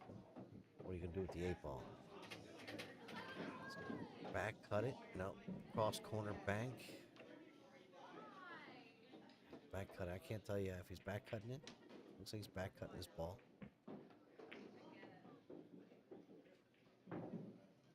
Oh. Hit that pretty darn good. Gotta admit.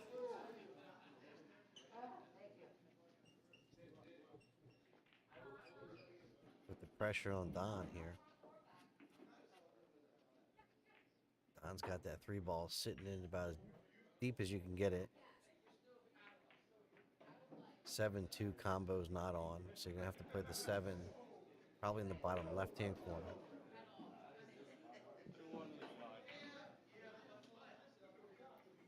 So how are you gonna play this 3 ball here? Get out for at least the 5. You go to the 5 first and try to run the cue ball over? No, I don't think so. You're gonna risk that. Tell you, this ball's sitting deep in the corner. Sorry about that, folks. Switched at the wrong time. Tried to switch so you can see how he was hitting the ball. Got the cue ball back out towards the center of the table.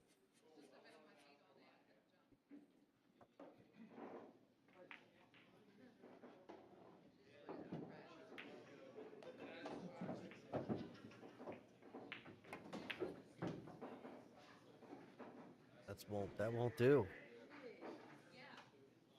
That won't do. So Kevin to the table.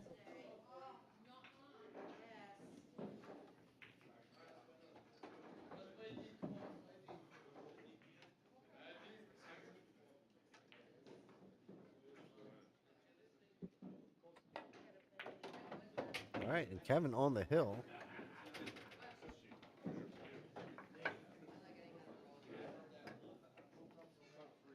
Three games to 3.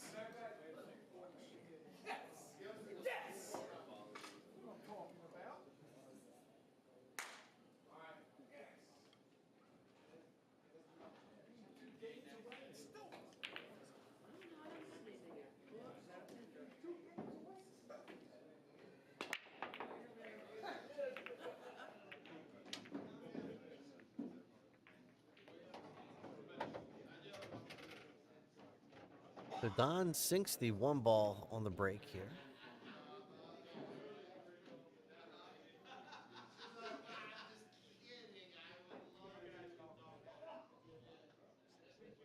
Take either the stripes or the solids. Open after the break.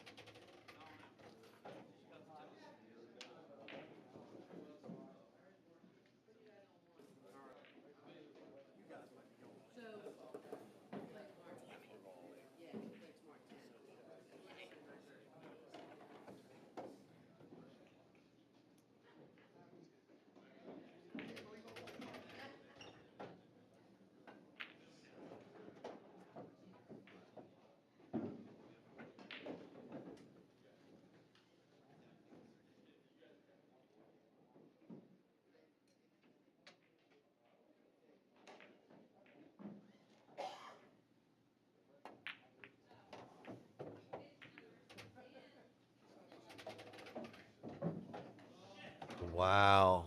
Early 8 ball for the loss. That's tough. So Kevin Ransel advances to the next round with a 4-game to 3 win over Don Hanks with the early 8 ball by Don. Kind of a dagger in the heart there for Don. So that might be it for the night. Wait, let's see if they put another match up here on the table. But we'll see. I'll be right back.